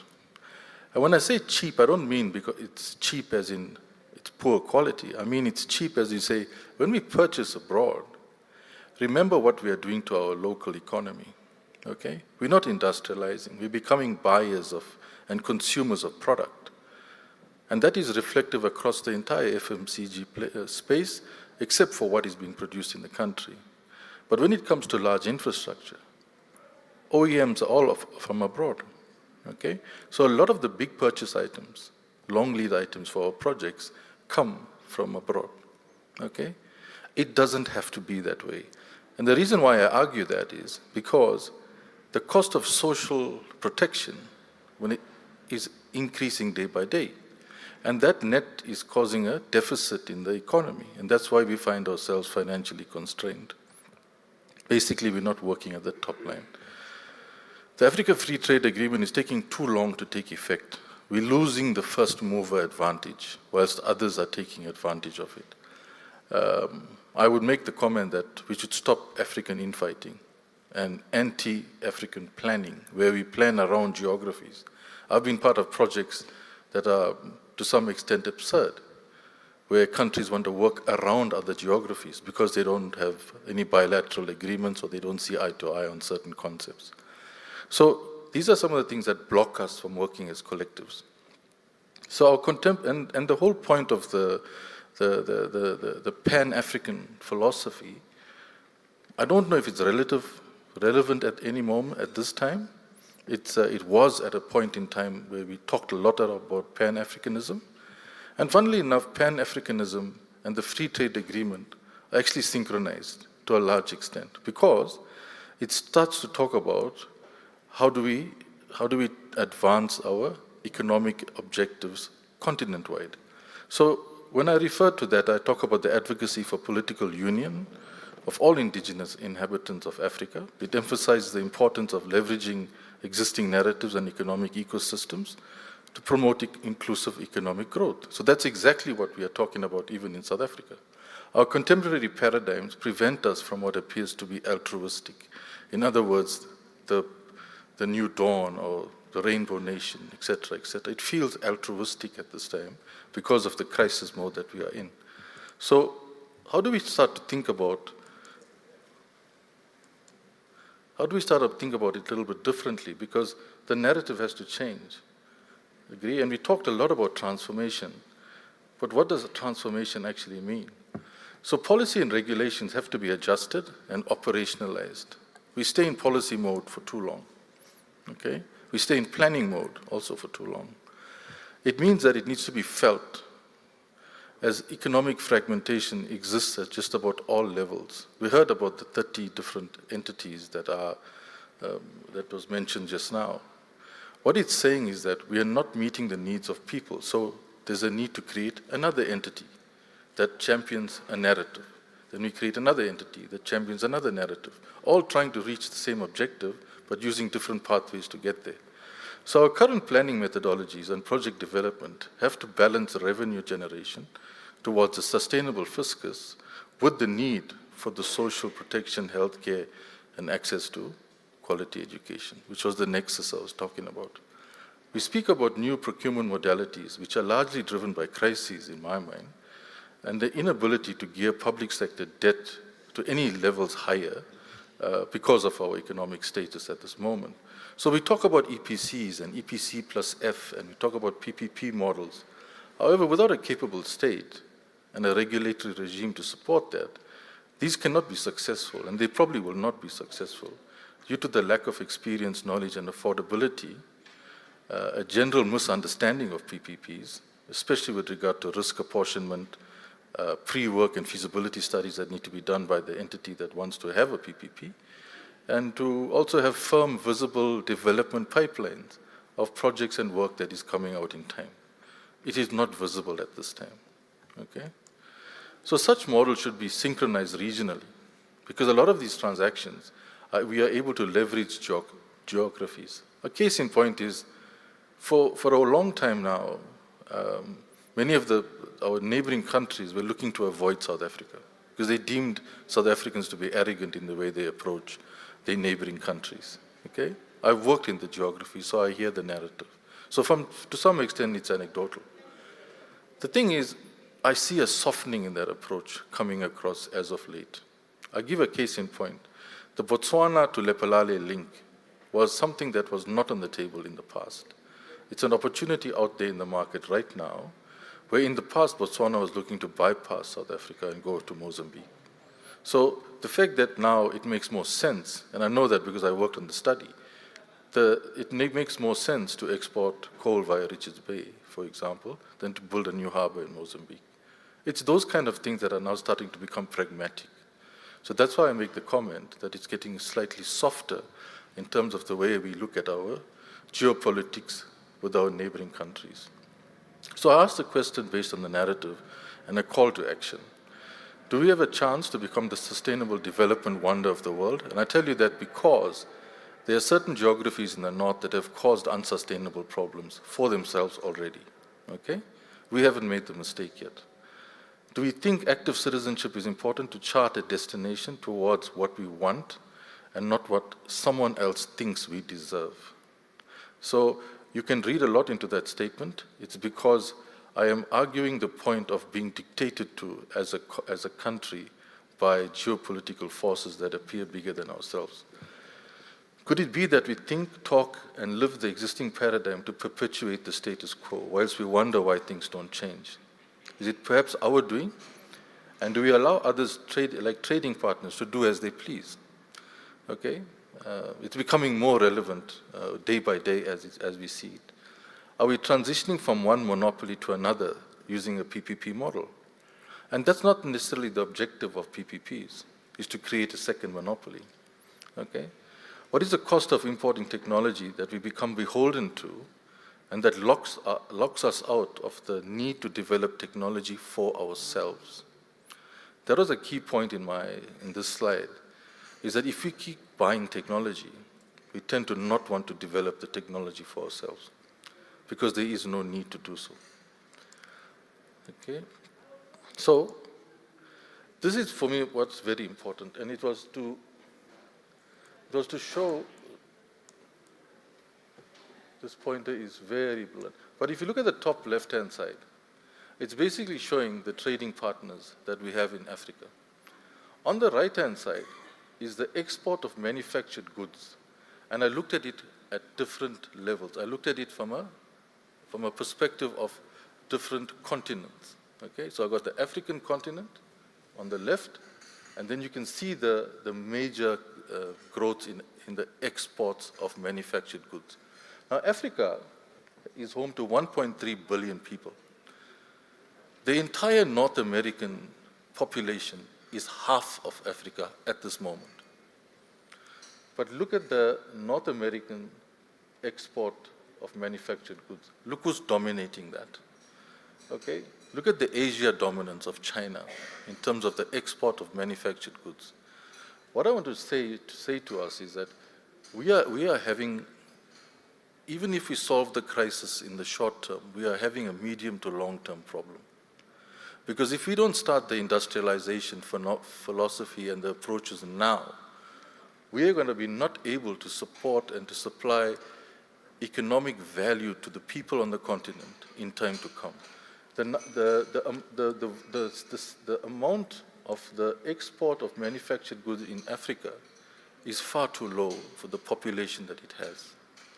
If I look at the comparison in other continents, okay? So when you look at the GDP, you can see now that the GDP for North America is the highest in the world, okay? From a continent point of view. That's their GDP value. Look at Africa's GDP. It's a tenth of that, okay? So that tells us we've got the need, we've got the opportunity, but we are not leveraging that to any meaningful way to compete and to be able to supply ourselves, let alone the rest of the world, with manufactured goods. Okay? I also want to show you what is being exported out of Africa as a continent. If you look over time, if you look at there's Chinese, Arab Emirates, India, Spain, US, France, Germany. These are the major economies of the world. Okay? Over time, which is the bottom left corner is 1990, I think, you can see the volumes that are going up in terms of the export volumes Africa is giving to the world.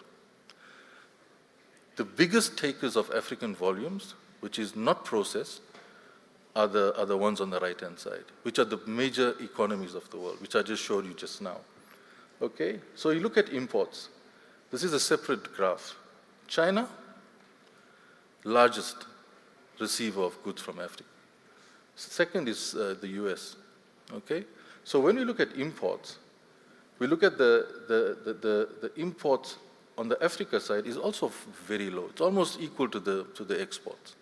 Okay, but what a point I'm trying to make is that Africa is basically serving the major economies on the globe from a resources point of view. Okay? That's the point I'm trying to make. So basically, by us planning to export even more volumes out of the country, we are perpetuating an existing paradigm, which means we're supporting the first world economies on an ongoing basis. What happens when we run out of the resources that we have? Because we all know it's finite. And that's the problem I'm trying to say, should be starting to solve now, because these things takes a generation to fix. Okay, I will be done in 2 minutes. The fragmentation in the African continent shows all of the trading blocks.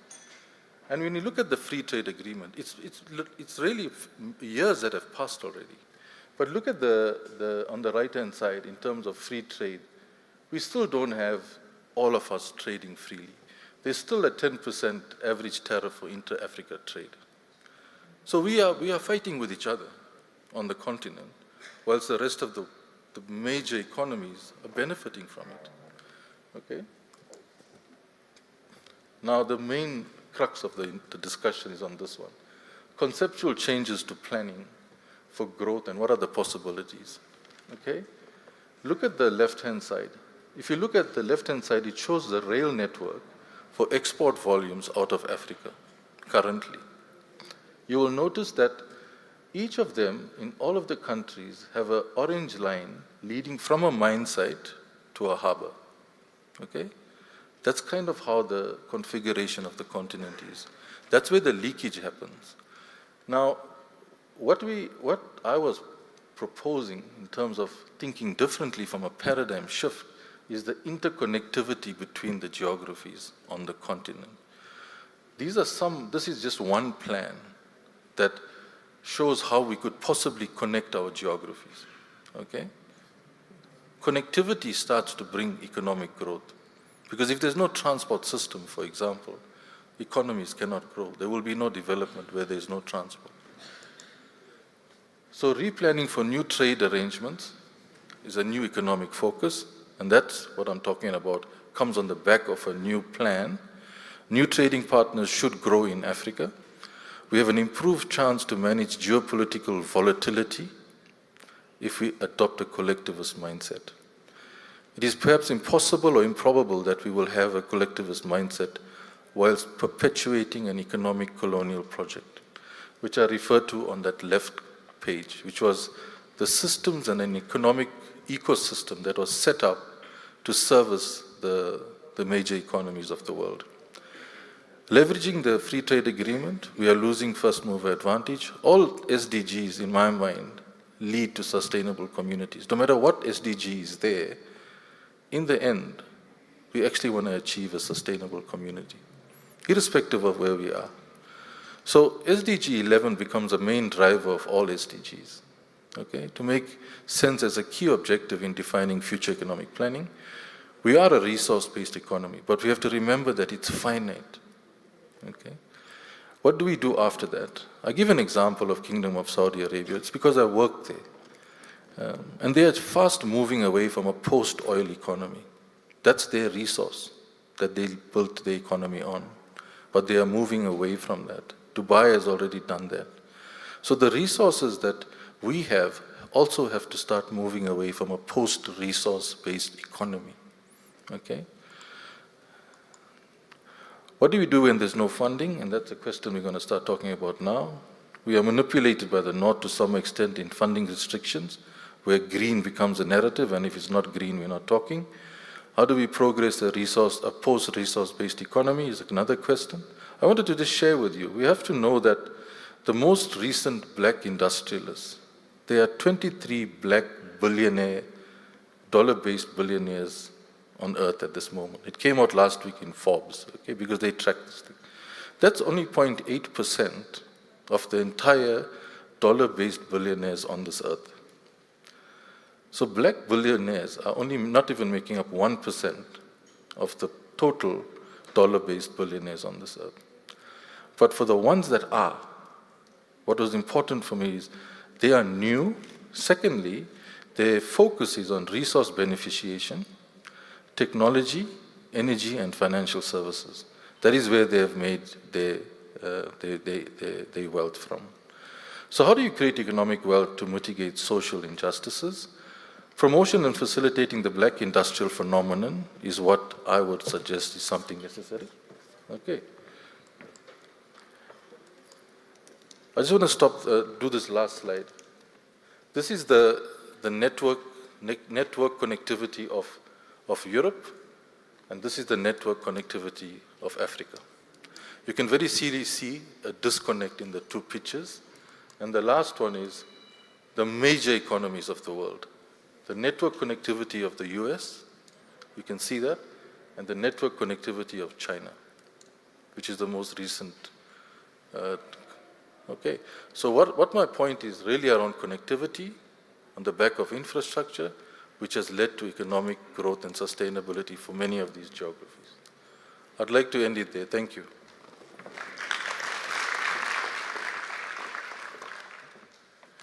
Thanks very much, Vishal, for setting the pace for us as we get into the topic around funding solutions. And I think the presentation you made is very important, bringing to the fore the opportunities as far as the Africa Free Trade Agreement is concerned, the fact that we need to beneficiate our minerals and that we need to think post our mining heavy economy.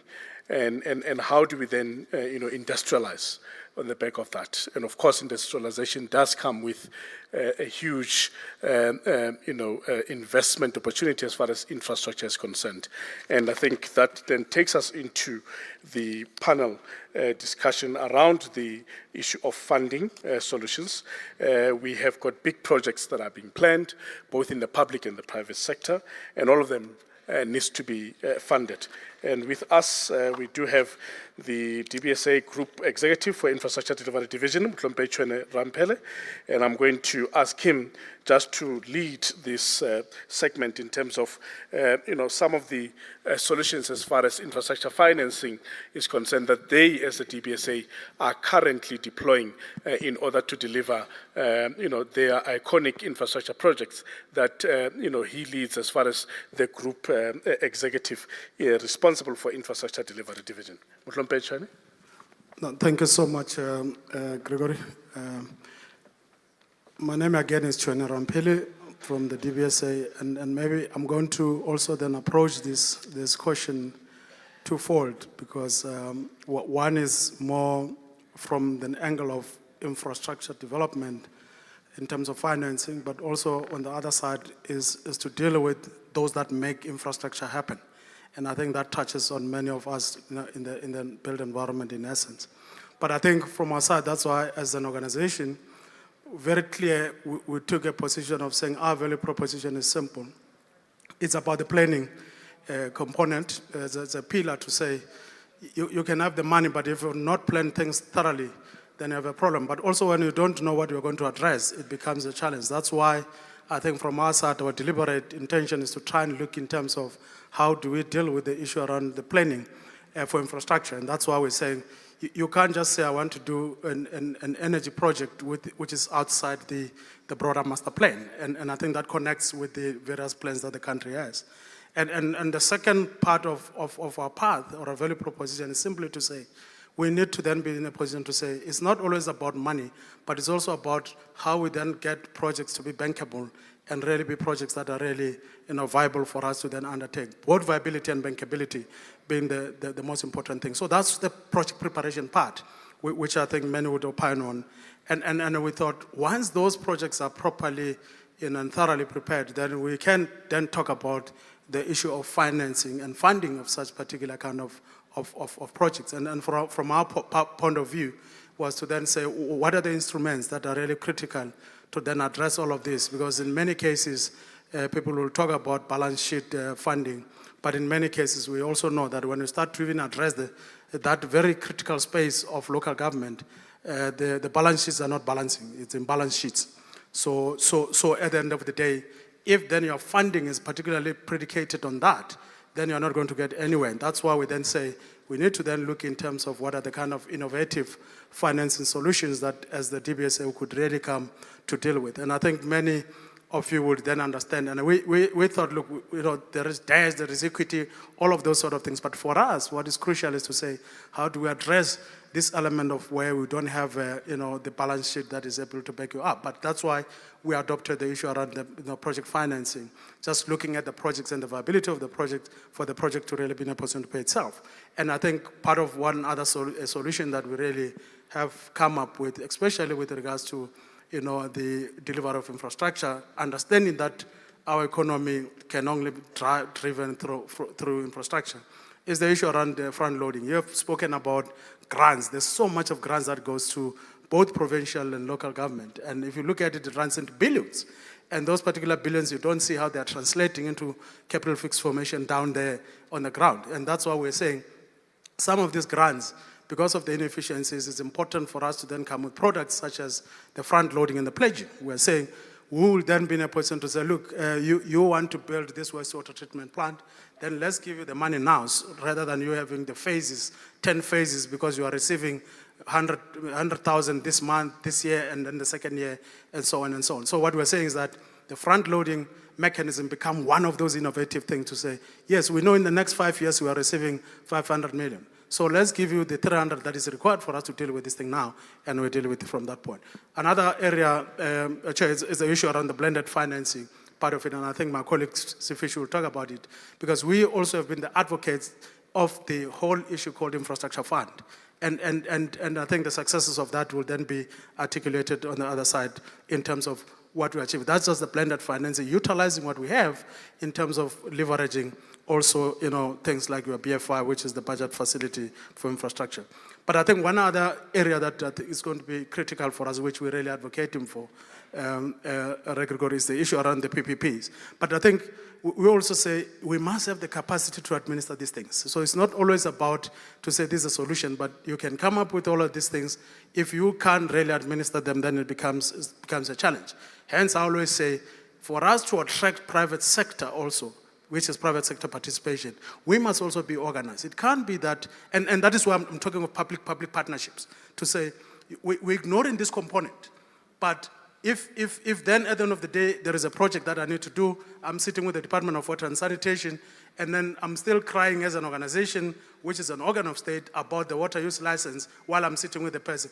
I mean, that shows that we're not coordinated, or that shows that basically if we don't attend to that part, then we're not going to create any confidence to the private sector. That's why it will always be very slow for us to attract private sector, because they can see that our house is disorganized. And I think that's where we're really coming to. So I think for me, the last part I wanted to address just quickly, Chair, is the issue around for those that make infrastructure happen. We can have funding for this, and that's why we're saying from our side, from the building part and the maintenance part, is to try and say, if a particular contractor is appointed in your space, how do you support them? And I think the President in the morning was talking about issues of like your guarantees, people are unable to raise those things. And that's why our focus is, because that's developmental, for us to then say, have a working capital support for these people that were really appointed, for them to really be in a position to put the projects forward. And I think that's where we're really coming in to say, it's not only looking at just the infrastructure that we finance, but it's also about those that make infrastructure happen in the built environment that we need to really be in a position to support. I think let me pack it there. Thank you very much, Motlhompe Tshwane, for that input. Mr. Fish, you've already been put on the spot around the blended financing concept. If you can maybe unpack that for us, and maybe just to elaborate by saying, as the infrastructure fund, what are you now looking at as those innovative financing solutions to ensure that we ramp up delivery of infrastructure in the country?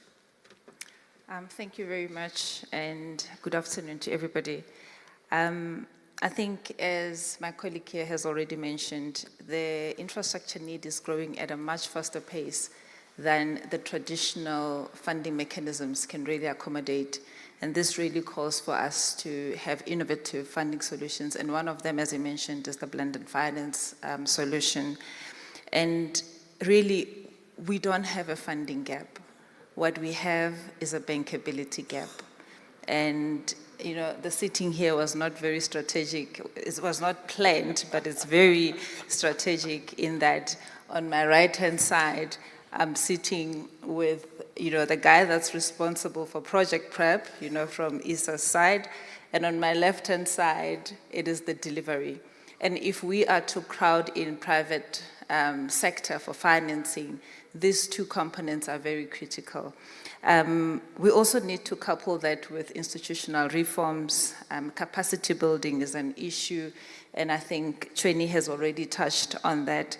And our role as the infrastructure fund is not only to crowd in private finances, but also to create an ecosystem, one for project prep, as he indicated, working very closely with ISA and the DBSA, but also an ecosystem for commercial viability of projects, as well as project delivery.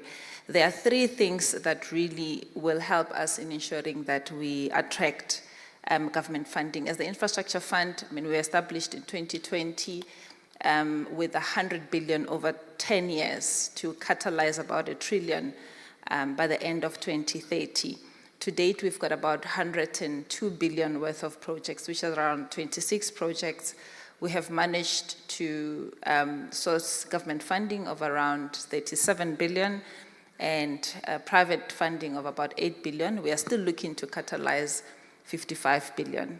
But of that 55 billion, there are critical enablers. One is having a credible bankable pipeline, one that does not only look at the immediate year, but looking at the long term. Two, we need to address the issues of institutional capacity. We really have a gap from our project sponsors.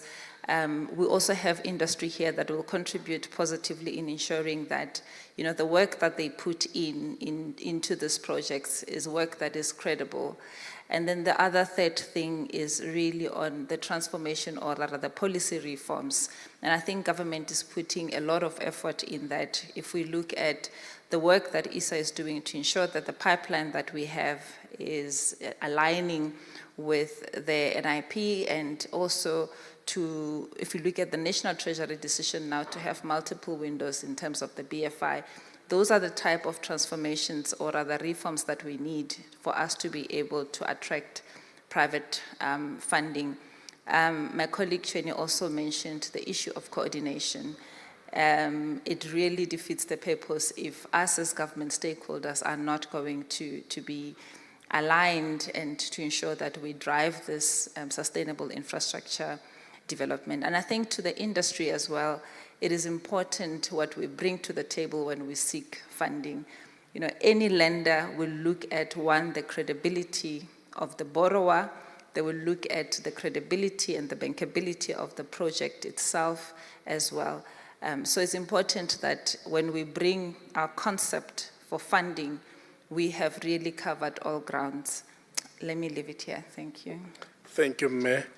I think central to what you're saying is we need to look at things differently, reform, in order for us to be able to come up with the solutions that do work as far as our challenges are concerned.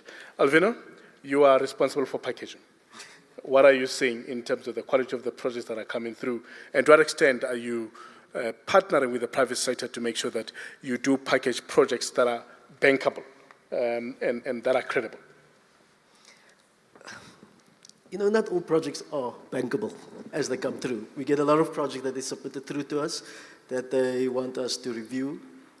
Just the other day, I was looking at one of the projects and it said this is a bankable project, but as you go through the detail of it and you see the quality of the submission, in fact, so much so that unfortunately the project sponsor himself paid about, I think it's something like 500 million rand for feasibility that was done. But when you look at the quality of the submission, it was probably pre-feasibility that was done, and they sold it. But this leads back to the capacity constraints that you get in your project sponsors, from your project sponsors, and specifically when it comes to municipalities, and more specifically when it comes to the rural areas.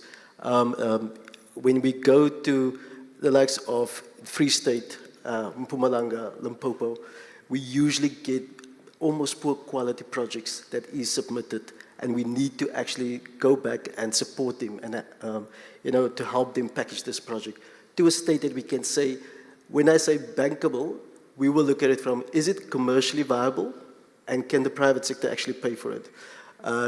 Can we look at it from a blended finance or PPP perspective, and that's where we will approach the IF as well? Or is this project can only be funded through the fiscus? And when we talk about funding it through the fiscus, that's when we start looking at what Chwini also referred to as, how can we use the grants to actually finance these projects for them? And how can we use front-loading to support them in funding these projects?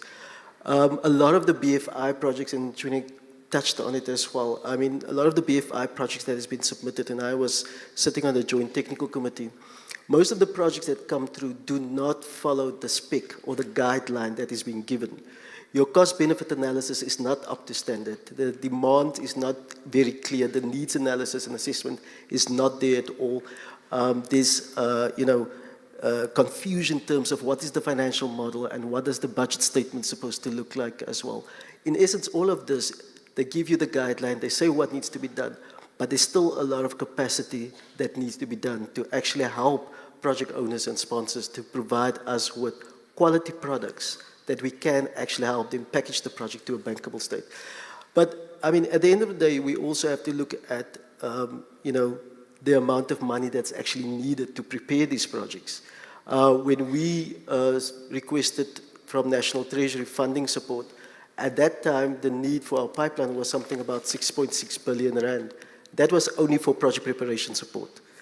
We got 600 million over 3 years, and that was announced by the President. Over the 3 years, we have now prepared around, we're busy preparing about 32 projects across sectors. We can't do this alone. 600 million is nothing. We can't do it alone, so we do engage with the likes of DBSA, with other funders to support us and help us in terms of preparing some of these projects to a bankable state. One of the projects that we're working on, for example, with IDC and with DBSA is the project Ukuvuselela, the Gauteng Eastern Cape Corridor rail project, and IF also came along to help package the project for the budget facility for infrastructure from a blended finance perspective. So most of the funding needs, the packaging and the preparation of this project is a collaborative approach. You can't do it alone. That's just how it works. And then you can't even now, more than ever, do it without National Treasury in the room to actually help you as well. Colleagues, it's very important that we are able to feel part of the process. And I think, in your responses as we open up for questions, it's very critical for us to be able to see how we can align with your processes. Because if the process is cumbersome and it's too expensive, others almost resign themselves to say, no, this process is not for me because it was a lot of money the way you're putting it, Alvino. But, to what extent can this process talk to the ordinary men and women out here? How do we relate to this process? If I've got a project and I'm in a municipality that needs investment in water infrastructure, how do I approach you? How do I then come to ISA and say, I think that we need to assist my municipality with investment in water infrastructure because the infrastructure has deteriorated and it needs to be replaced? How does that conversation go? So, I mean, we try to use technology as well. So we do have, on our website, you have an application portal that you can actually submit your project. Private sector project, if you get public sector support for that project, even better so. So that's where you can actually submit the project. And then we'll start to engage you on the project through our provincial leads. So we've got provincial leads everywhere that can actually talk to you on the project. If the project is viable, it goes through our validity committee, and which I, by the way, chair. We review the project there at the origination stage, if I can put it that way. And that committee itself, we have the infrastructure fund on the committee, we have African Development Bank on the committee, we've got SAFCA also on the committee, who represents the private sector entities on that committee, and other DFIs are also, New Development Bank is also part of that committee. So we review the projects at that stage already, and we can see what type of support the project actually need. So we also provide our members with what we call, it's a green book that we have developed to help them go through the steps in terms of how the project needs to be prepared. And those steps actually tell you exactly, if you need to do a CBA, for example, cost-benefit analysis. It tells you exactly what needs to be done, how to go about through it. And we provide that support through to the project owner and sponsor as well. So that's feasible. So that is one of the options. The other option is that what we have opened up now, because we get a lot of application processes or applications that come in as well, we have opened a bid window process. So once a year now, we have a bid window that opens up. We started last year on the 7th of October. Our first bid window for project preparation support opened up. It closed in December.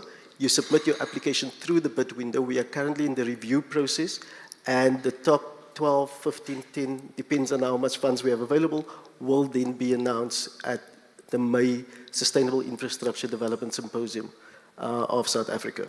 So then we will announce who actually will receive funding for their projects and to prepare their projects. So those are the two entry points to us in terms of support for infrastructure projects. Thank you very much, Silvino. Colleagues, I'm just going to open one round of questions.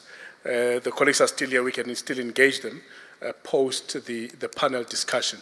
With a show of hands, can we get an interest of those who want to pose a question to the panel? Or are you okay? You've heard it. You are sure of how you are going to access these institutions and get the money? I have got two questions on this side and one there. All right, that's that. President Hole. President Hole, sorry, we just need to empower you with a mic.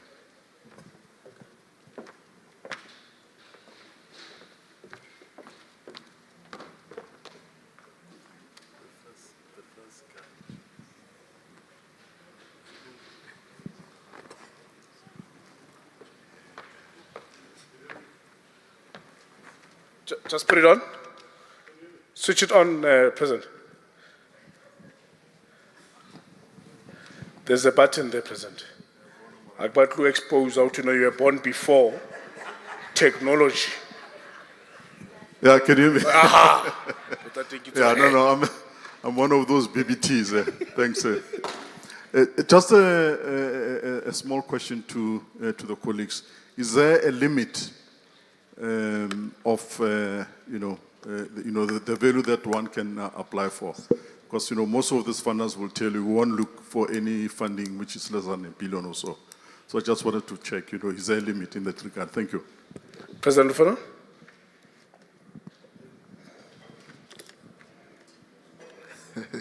No, I'm not BBT, not at all. Thanks, Mufokeng. I just wanted to ask one simple question. I've never come across a presentation in an Indaba or conference and engagement where one of the colleagues are presenting a basic checklist of requirements for funding purposes. I don't know whether it's because of the time it would take in platforms like this, because I know for sure that many of the applicants basically struggle with the requirements. They may be there on the website, but the context of them also matters. So maybe the question I should ask, because that is already not happening even today, is whether they open for educational sessions of explaining items one by one to a point where they are able to tick up to 100% and say this is what qualifies you for funding. Thanks. Thank you, sir. Mebrur, Alvain?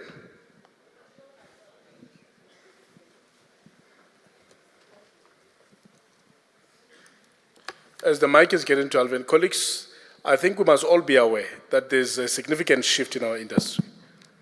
Thank you. Alvin, just a second. I was just making a statement before you come in. And maybe this will prompt the colleagues to think again, because a lot of the projects are going to come out as triple Ps. And we need to understand how to interface with these institutions. We need to be very clear so that people don't get lost in the maze of trying to understand that now that some of them, the bulkier projects are going to come out as triple Ps, how do we position ourselves? How do we then, solution these things from a funding perspective? And how do we interface with the likes of IF as well as, ISA? It's very important. We need to start considering these issues now as we go about repositioning our businesses. Member, over to you. Thank you, VP. I think firstly it's Alwyn Nell, stalwart of the BBC, BMF, and honorary member of the BBCBE. Thank you so much, BBCBE, for coming up with these solutions today. Firstly, I wanted to say that the last speaker, from a program management unit viewpoint, where projects is initiated, we have got quite a few catalytic projects, especially derived through the Township Economic Development, where the Black Business Council has got a MOA with the Department of Gauteng, and so forth and so on. Now, I just wanted to propose as one of the solutions that pretty soon that somebody like the last speaker address the program managed unit delegates within the BBCBE, and take them through that process of origination. The gentleman before me talked about a checklist. I think we must go beyond the checklist, where we unpack, we know how to write business plans, we know how to write it to bankability, but each institution comes with their own criteria and how to unpack it, and so that we au fait with exactly how ISA, for instance, unpack it and take us through that process. It's urgently needed. I'm not going to repeat all the big and major projects that is in the offing right now, but I think in preparation for that, we needed that ASAP. Thank you. Thank you very much, Mabroor. And as we close, I'm going to give the panel an opportunity to respond to the questions that have been raised. I think the bulk of the questions were directed at Alvin, but I think I'm going to start with you, Manam. If we can just respond and also make your closing remarks as we go through the panel, so that we can then, bring the session to the close. No, thank you so much. I think let me address there's an issue around whether there is a limit in terms of the projects that are funding, and I think from our side it's not even an issue of a limit. There's no particular limit that has been set, but I think it's all about the value of that infrastructure and what that infrastructure is looking at addressing. If we say our sectors is water, energy, ports, and all of that, so the kind of projects that we're really coming up with, I think that's why we're saying there's not necessarily any limit. It's all a question of how do we then get that project bankable and viable in particular. And I think maybe let me just make a point around the issue of the checklist. I think in each and every organization, we do have criteria in terms of what is the funding criteria in essence, but I think maybe what might be missing, as you say, is how this particular requirements have been interpreted. And I think maybe it calls on for a situation whereby I think in particular in the structures that we're really managing or the structures that we're serving in is how do we then begin to mainstream the agenda, that on the agendas of what we're dealing with. And I think I like what Alvin has been saying, to say in some of your structures what you need to do is to have an item of say, look, let's call DBSA to come and explain how then they do project preparation, how they fund these things. Because we may not necessarily have that capacity to be running around the country, running clinics in terms of saying this is how the structure is done. But I think that would be the way to really deal with. But also to suggest that sometimes in this kind of events, you normally have things called the SAT events, where really you specifically want to then say, in that particular area, then you go there, you'll find this is the kind of an institution that is going to explain what the Green Book is all about and why these things are not really bankable to that effect.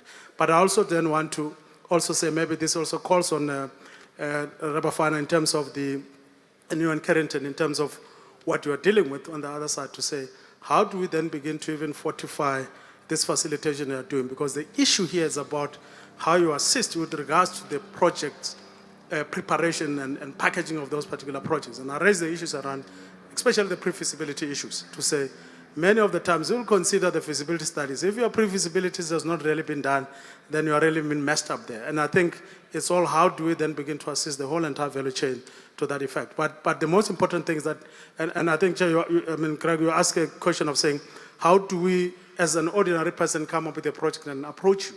And obviously in those cases is that if that project has to do with a municipality, would really want you to then get that sponsor from the municipality and come together. But we know how they are in some other cases. Some are willing coalitions, others are not willing because they really have their own way of how they do things. But I think from our side, that would be the kind of two issues that I just wanted to then address to that effect. Thank you, sir. Mr. Fisher? Thank you very much. I think from the issue of a limit, the infrastructure fund only funds organs of state, and we work with a minimum of R1 billion for projects, and for programs it will be 3 billion. But as Cheni indicated, if there is a project, it's always better to go via the sponsor, and then we can always look at it through that particular sponsor. I think, just as my closing remarks, it's very important to understand that, you know, finance flows from certainty, and certainty will come from, you know, when there are clear rules, where there are strong institutions and predictable processes. And unfortunately, this is not going to happen for as long as there is no coordination. So if we are to be innovative in our financing, we need to think of this not just as capital, but it should be about coordination. It should be about recognizing that every rand in the grant should be used to catalyze private sector funding. And as a result, we need to make sure that we build that confidence in the private sector market and have a credible pipeline. It's also important that we start to recognize where we fall short from a capacity point of view and start to utilize you know, the platforms that have been put in place, or the divisions that have been put in place, to assist in ensuring that we close the skills gap. As indicated, we've got a project preparation division in the DBSA. We've got the ISA, who's looking at project prep. We've got the infrastructure delivery division that is assisting, you know, organs of state to ensure that they start from planning all the way to operations and maintenance. Ultimately, what every private lender wants to know is that they are going to get their money back. And this is not just including up to commercial operation, but also the operations and maintenance of the facilities that we put on the ground. Thank you. Thank you very much, Mr. Fish. There is this people who are very invincible there at DBSA who talk about project preparation. Rababata. We want those people, because clearly they are very, very critical. The last time we checked, they also had funding there to assist people to tap into that funding so they can do project prep. I think, Deputy President Dube, the next meeting that we must have is with that division of project prep. There must not be elusive, these people. They must be touchable. We must touch them. They must come with solutions to us. My brother Elvino? Thank you. We have a similar limit as IF, 1 billion rand for a single project, but we align our program limits with that of the BFI, and that is also 1 billion rand. So if you come with a municipal program, for example, that will all fit into the 1 billion rand, and we'll work on that specific program and support it and package it. In terms of the basic requirements, I can't agree more with Chweni. I mean, things like that can always be presented on the sideline of a conference as well. However, what we are trying to do is to actually get it onto our website and make it available for everyone in terms of our requirements. Some of them are on the website already, but we want the detailed reports to be on the website for everyone to see as well. In terms of the PMU, we have had initial engagements with BBCBE already. We did say that we will have a follow-up with the PMU as well. We had discussions around the programs and projects, very high level on those ones. So that is definitely an engagement that we need to follow up on as well and discuss it. And then maybe, I mean, at the end of the day, project prep is the critical enabler for infrastructure development. We will not be able to move our infrastructure forward if we don't prepare quality projects. And linked to that, parallel to that, in fact, is what Chweni also touched on, is the fact that we need to ensure that we get our regulatory environment in place, and the basics of that is to ensure that we work with DWS to get your WULAs, your water use license applications, your environmental impact assessments that needs to be done and approved through DFFE, that we push these things through faster and not waste 2 years for approval or decision on some of the projects. Those are the basic ones that we just need to get hold of. Thank you. Don't forget ESCOM on that list. Developments need power. They need supply. So ESCOM has also been included on that list. We need speedy approvals there. so that developments can be able to move. Vishal? Thanks. I won't answer the question. I will just do the closing. 3 points. One is, I would, in my mind, caution how we look at PPPs. I've been part of a few transactions already where international bidders refuse to accept the socio-economic KPIs that we put on the table. So they disclaim it and qualify it out of the bid, and it makes it very difficult now to close a transaction. Okay, so first thing. Second thing is, there's no correlation between GDP and inequality. If you look at the GDP growth, for those of us that remember when the country spiked at 5% GDP growth some good few years ago, the inequality curve did not shift at all. So that means the more we spend, the less happens. So in other words, what are we really doing when we are spending money? Because it seems like the flow of cash or the flow of the profits doesn't hit the ground at all. So I question the phenomenon of throwing money at a problem, but you're not really solving the problem. Because our Gini coefficient is 0.62, which is the worst in the world, okay? And that has not changed for the entire 30 years that we have democracy. Now, that's proven already, okay? So the third thing is to look at the concept of strategic project focus. Now, when I talk about strategic projects, I'm talking about, I'll give you an example. The port of Richards Bay was built for 7 million tons of coal. If you had to take that to a DFI or to a bank, they will not touch that project. You know why? The payback period was 30 years, okay? Look at what Richards Bay has delivered now. It's moving 80 million tons of coal through that port per year. It's created a new metro. It's created an ecosystem around itself. There's additional investments, etc. So all I'm saying is, there's some projects which do not fit the PPP mold, which does not fit the financial mold. It fits an economic discussion. So when we look at the projects, we look at it from a financial payback period, but we're not looking at the economic value of the transaction to society or to the country. I would almost say it's another way of looking at project implementation. What is strategic about a project? In some cases, you just have to make the call and do it, rather than look at all of the problems around why it should not be done. Okay, so I'll just leave it there. Thank you.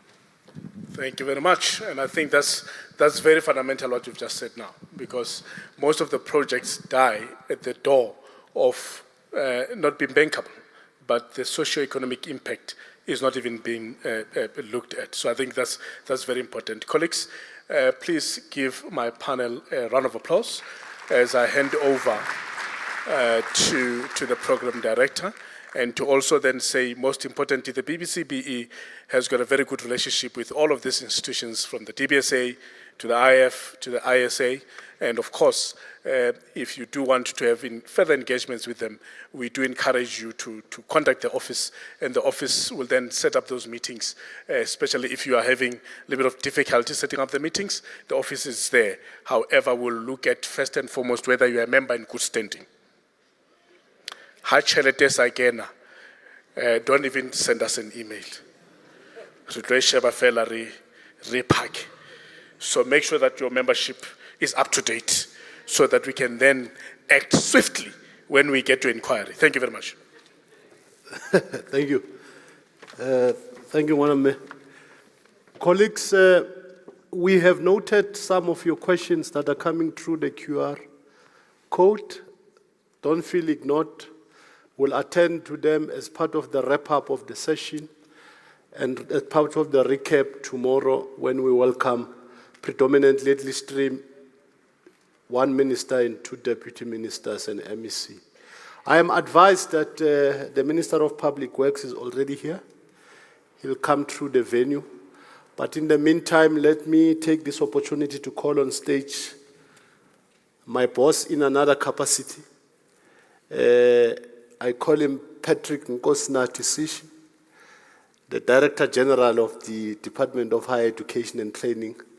DG, please come through just for 10, 15 minutes, just give us a message. We had a topic on skills development and the role it plays in facilitating effective service delivery in the infrastructure session or in the infrastructure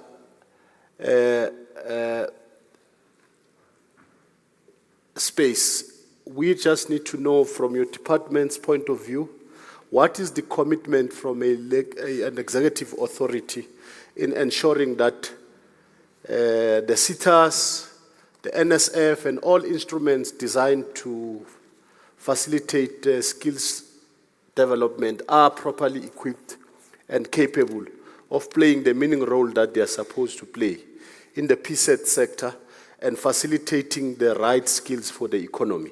So that all these conversations about funding, all these conversations about transformation, all these conversations about building capacity must be based on a platform which is facilitated by skills development. Just for 10, 15 minutes, DG, over to you.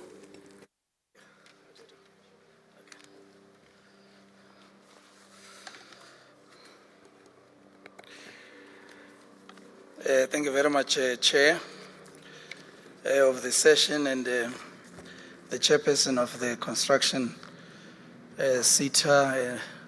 I have met the CEO earlier. Let me observe all the protocols. Very warm greetings from our office, especially that of the Minister of Higher Education and Training in the Republic of South Africa. Program Director, I think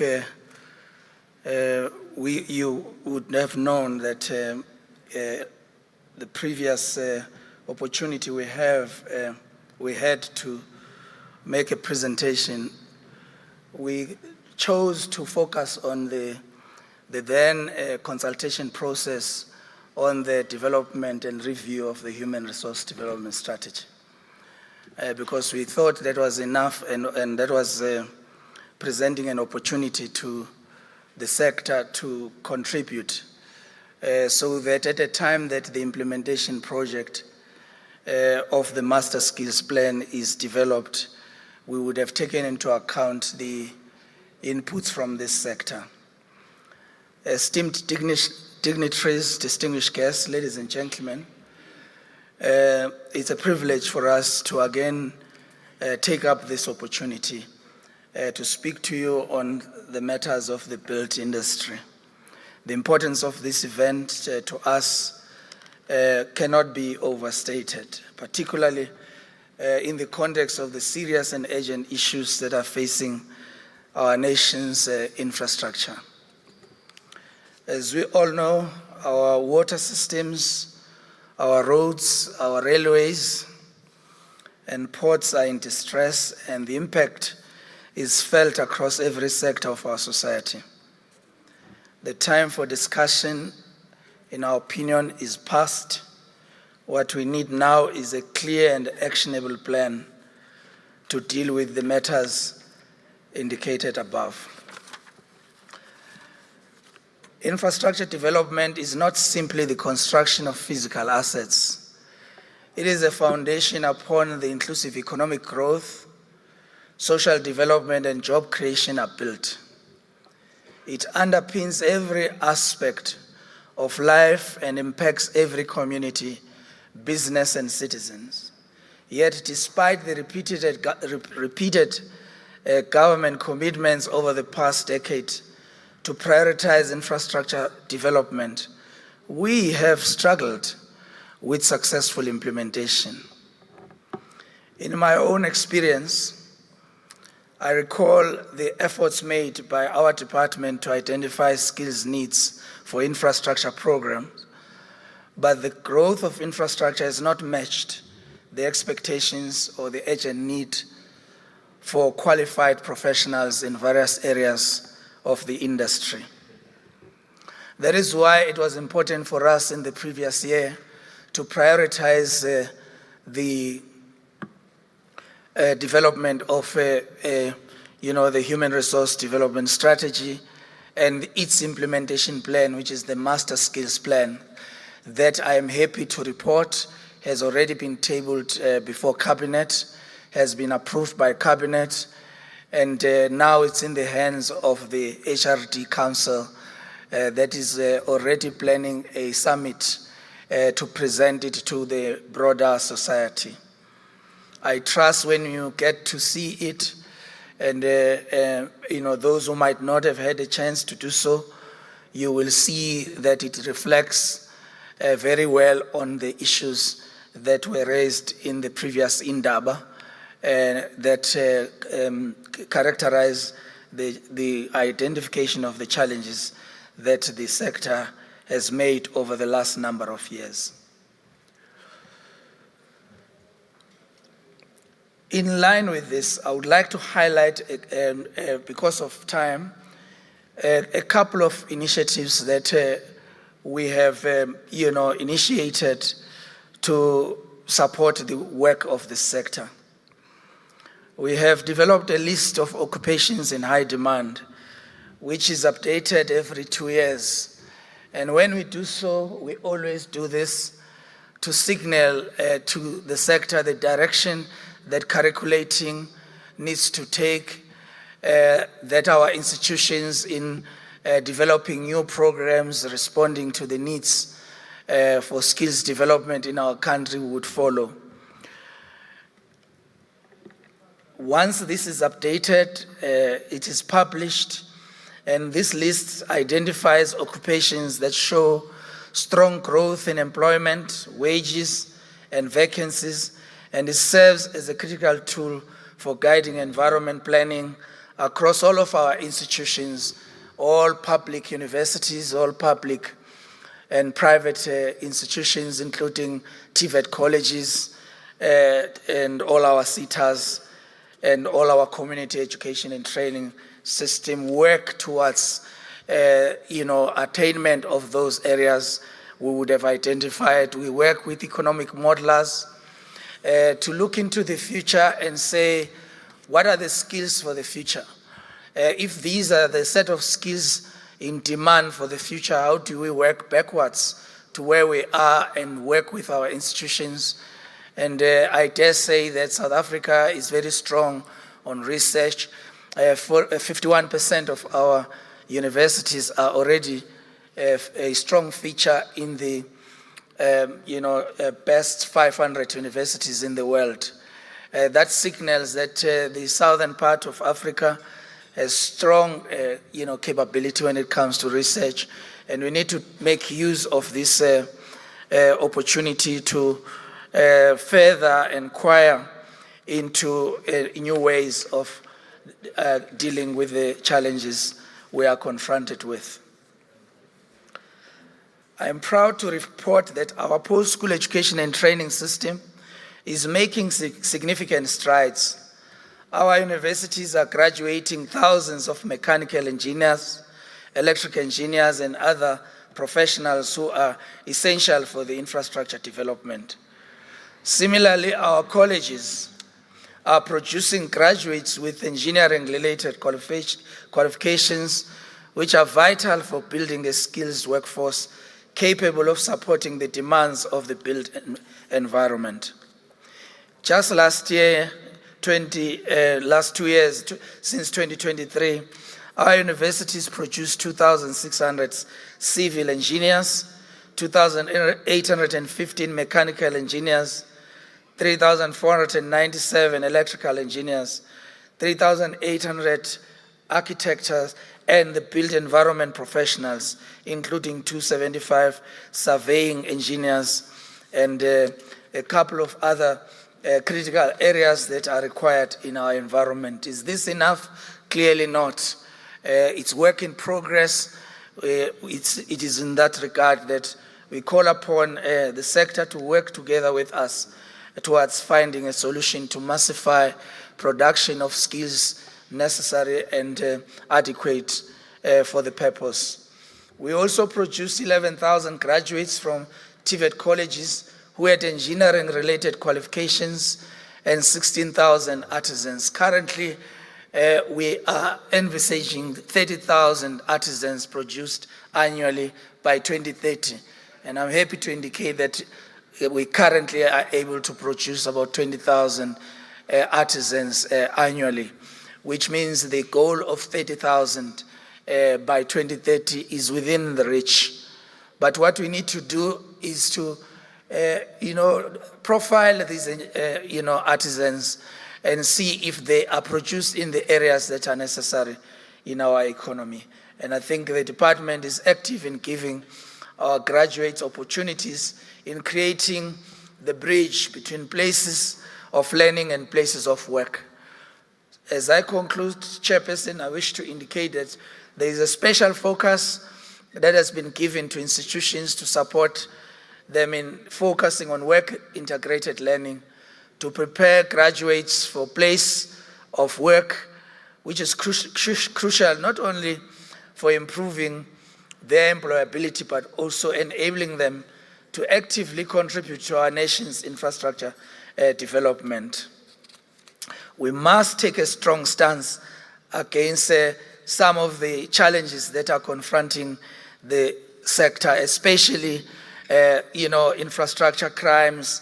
And I'm sure that as it was the case in the previous Indaba, these matters have taken prominence in the conversations so that we work together with government to try and eliminate such issues that confront us. Lastly, I wish to urge employers and industrial leaders here today to continue to collaborate with our department.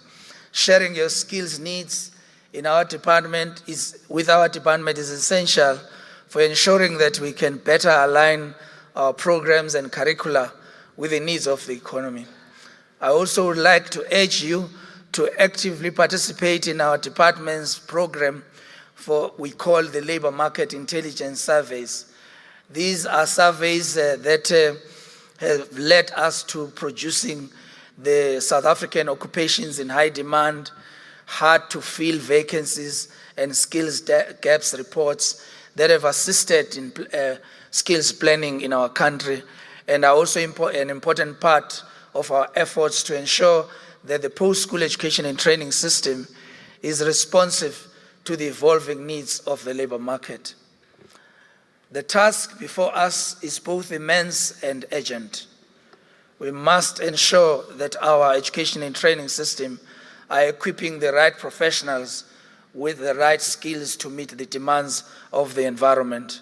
We must tackle the barriers to developing and creating an environment that fosters growth, innovation, and collaboration. Together, we can ensure that the built environment continues to serve as a cornerstone for our nation's growth and prosperity. I look forward to the results of the Indaba and to the actionable steps that we will take together as we move our nation forward. Thank you, Program Director. Thank you very much, DG. Highly appreciated. Maybe if we can just have a seat, just in case there's a delegate or a stakeholder that wishes to maybe ask you a question or engage you as we're waiting for the minister to come in. I'm advised that he's just handling an SABC inquiry, and he should shortly be with us. Maybe we can use this opportunity to reflect on the conversation. We said when we started the Indaba, DG, that because we are moving with times and ensuring that we are becoming solutions-driven, our Indabas and conferences are now going to be solution-based, not your platform of moaning and complaining. We've done that for over 10, 15 years, and it has definitely not helped. Earlier on, we had a panel on regulatory impact on our infrastructure transformation. We had a panel on funding, a panel on skills development. We'll have more tomorrow. Can I take at least 2 or 3 questions to engage the DG just on the future skills for the economy? Colleagues would appreciate that an infrastructure industry without skills is like serving a hot pizza without the base. Just imagine on a Friday night, a hot pizza without the base being served. It will definitely fall off of the fingers. Can you give the mic to President Khole, as I note him? Any other speaker from this side or commenter from this side? I see one on my far right. Can we move the mic? And just there, they will have the lady, President there of IPSA, making the final comment. Over to you, President. Yeah, thank you, Chair. Thank you, Dr. Shish, for a wonderful presentation. This is more of an alignment between higher education, and I listened very carefully the numbers that you presented about the number of graduates that has been produced by our institutions. Now the question is, together with those numbers, we have the SITAs on one side, and of course with the CBE and the CDB to some extent under the minister. We have a lot of what we call unemployed graduates in South Africa. I'm just wondering whether, do we have some kind of a plan to tap into those unemployed graduates to then be part of the economic development? Thank you. Thank you very much. Can we have that speaker on the far right so that we can then close off and give DG just an opportunity to close it off? I see the minister's entourage is coming in, so I get a sense is already here. Then once DG has responded, we can then allow the minister to address us and close this afternoon session, then we can break off for lunch. Sir, just introduce yourself and ask the question to DG. Thank you. My name is Tsepo. I just want to find out, based on the discussion we had today, because the critical issue seems to stem from competency. So how is the educational sector evolving to adapt to construction competency requirement? And this will I will tie this question to the Public Procurement Act, because part of the Act, in terms of the educational system or the education provided by the institution, is it providing a feasible knowledge that allows the graduate, when they go to the sector, to be able to immediately be able to apply such act or variable procurement processes that are existing in diverse organizations, be it private, government, SOEs. Okay. And in terms of IT tools, in this case, I'll use a subsystem as an example. How is the institution in terms of adapting? Because almost all government organizations are using SEP to include the likes of SEP in the training, so that those that are leaving institution are better equipped when they reach the working environment or they start doing business with government, together with planning. Previously, many years ago, I know institutions used to teach MS Team project, but today many companies, they use Primavera, and which is very expensive. So can the institution adapt?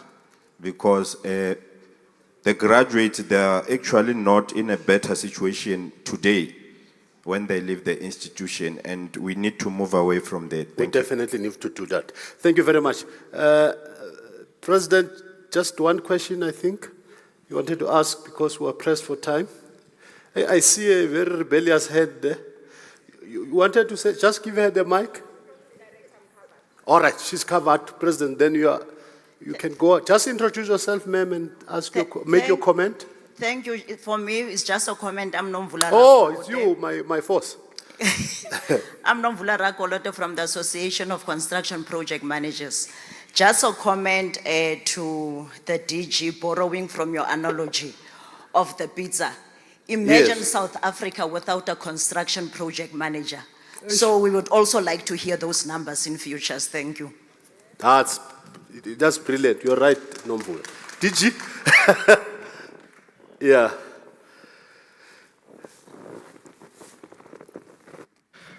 Thank you very much. I think we may have anticipated particularly the second question around the Public Procurement Act and how the training and development of graduates align themselves to systems that are currently in place in the light of experiences in the past where there has been a disjuncture between those graduating and the reality they face. The other question on unemployment graduates, you recall that the President has been setting targets for the sector. In the last 3 years, the target was 10,000 placements of graduates in a year, and each time those targets have been set, we've managed to surpass them by far. But still, it has not resolved the problems, which therefore means, notwithstanding the determination to absorb the unemployed graduates, and we are talking about 3.5 million young people that are not in education and any form of training and any form of employment. And these graduates increase these numbers. If I were to include those dropping out of basic education, we are talking about almost 8 million young people that are actually outside of the system. Currently, our universities and TVET colleges and our CETAs have absorbed up to 2.7 million young people in the country, which means those who are in formal instruction are less in numbers than those that are outside of it. That is what threatens our democracy. That is what our challenge is, and that is what we are determined to do.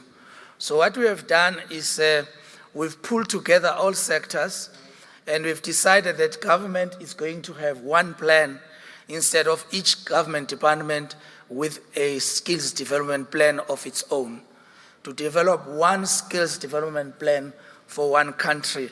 And that is what we are going to be tabling at the summit, which Cabinet has approved, and we are excited about the fact that at this point in time, we are going to be talking about a concrete plan that is in place.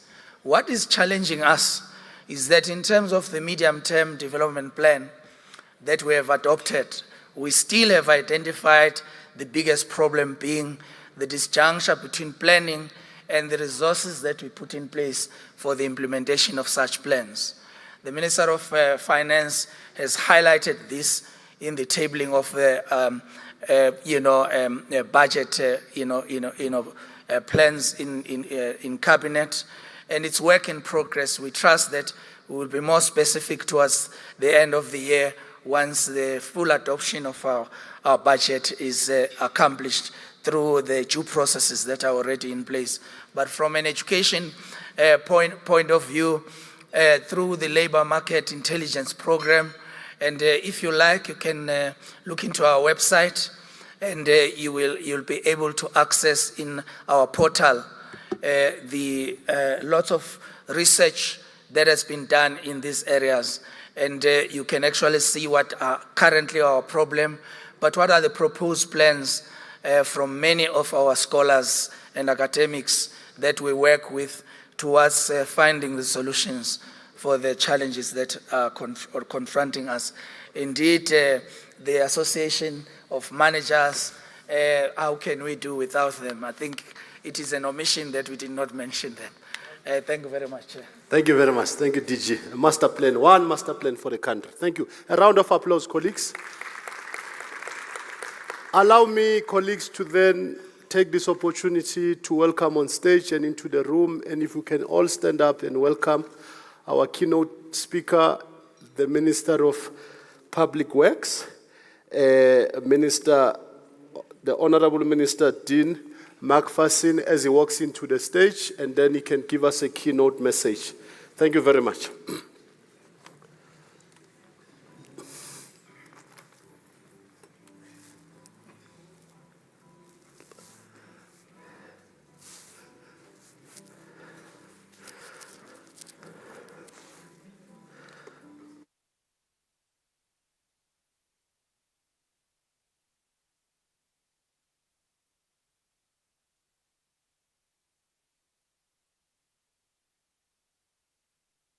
just to introduce the minister. How is it? Thank you.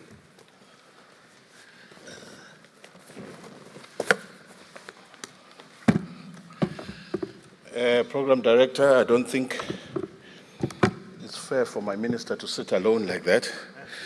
I thought the President would be here as well.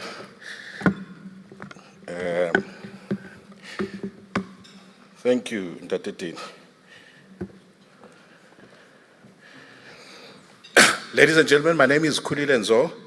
I'm the chairperson of the CIDB, and I've been handed this enormous task to introduce the Minister of Public Works and Infrastructure, Mr. Dean McPherson, who, as we all know, was appointed on the 3rd of July. We will be encouraged that he is not only a politician, but an experienced businessman who is very passionate about economic policies, job creation, and advancement of business development. Mr. McPherson has been serving as a public representative since 2009. This is despite his young age. Initially as a local government councillor, and since 2014 as a member of Parliament for the Democratic Alliance. During the 5th Parliament, 2014 to 2019, he served as the DA's Shadow Minister of Trade and Industry and a whip in the National Assembly. He sits on the advisory board of the South African United Kingdom Chamber of Commerce in London. In 2021, he was elected chairperson of the DA in KwaZulu-Natal. Trust me, ladies and gentlemen, he does not appreciate what I'm doing, so I'll try to be as fast as I can. Mr. McPherson has extensive experience in policy creation, particularly in the economic and industrial sectors. He has piloted 2 private members' bills and played key roles in several legislative processes. His noteworthy achievements include negotiating the signing of the DA Inkatha Freedom Party Service Delivery Pact in July 2023 to improve service delivery in hung municipalities in KwaZulu-Natal. He also provided leadership in the formation of a government of provincial unity in KwaZulu-Natal. He holds a senior certificate from Crawford College in La Lucia, a certificate in public administration from the Swedish Institute for Public Administration, and a certificate in public policy from the London School of Economics. Ladies and gentlemen, in just 10 months, the Minister has focused on these particular areas. He's made commitments to using public works and infrastructure to drive job creation and economic development, including key MOUs with metros to releasing properties for use by local and provincial government. This is all in the past 10 months. Brought order to bid windows for ISA, which we have spoken about, project preparation by launching an innovative approach to that. Paid particular focus on ISA in unlocking catalytic projects and fulfilling the vision of turning South Africa into a construction site. He's already tackled the issue of construction mafia using a multi-stakeholder approach that resulted in a Durban declaration coordinating the SAPS, National Treasury, client departments, municipalities, and across all provinces. Also bringing about social facilitation as a key intervention. He's currently working on reforming EPWP and tackling corruption and nepotism in that program. Through the CIDB, he has enforced on the elimination of fly-by-nights, Mr. Masimene, by nights that continue to illegitimately infest our register of contractors. He's tackling head-on the issues around delayed payments of contractors and service providers. In his own words to us, a client that does not pay on time, Mr. Mofokeng, is not a client, is a debtor. Ladies and gentlemen, with a resounding round of applause, please assist me in welcoming the Minister of Public Works and Infrastructure, and please let's do it the Gauteng way. Those in Cairo must hear that he is here. Thank you very much.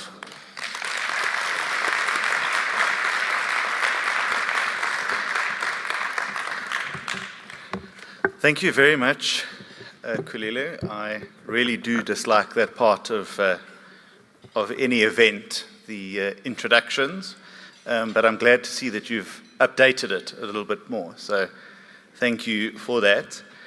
I have no doubt that I am probably the least qualified person in this room, as I assume most of you are engineers or quantity surveyors or specialists. But I really do count it as a great honor to be here this afternoon. So let me first of all acknowledge the chairperson of the Black Business Council in the built environment, Mr. Gregory Mofokeng, the chairperson of the Black Business Council, Mr. Elias Manai, the leadership of the CIDB, Mr. Tlatla and Mr. Nzor, the leadership of the Black Business Council in the built environment, members of environment councils and regulators, distinguished guests, industry players and professionals. It's a great honor to address this important gathering this afternoon of the Black Business Council in the built environment. The built environment remains one of the most critical industries in our country, but also a sector that is essential towards realizing our vision of turning South Africa into a construction site. For too long, the promises of infrastructure-led growth and empowerment have been postponed. For too long, our communities have waited for the delivery of public infrastructure that meets their basic needs and restores their dignity.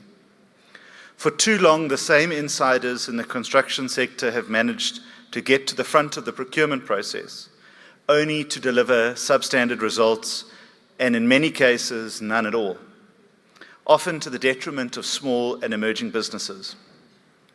Ladies and gentlemen, since my appointment as the Minister of Public Works and Infrastructure 9 months ago, I have made it my mission, my obsession and my determination to turn South Africa into a construction site.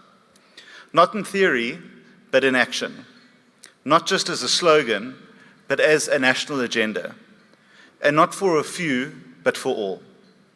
That mission is driven by a simple belief that infrastructure is more than just concrete, steel, or mortar. It is the vehicle to provide dignity to those that continue to live a life of indignity. It is a lever for economic participation, and it is the most direct path to jobs, to stimulate growth, and to build communities.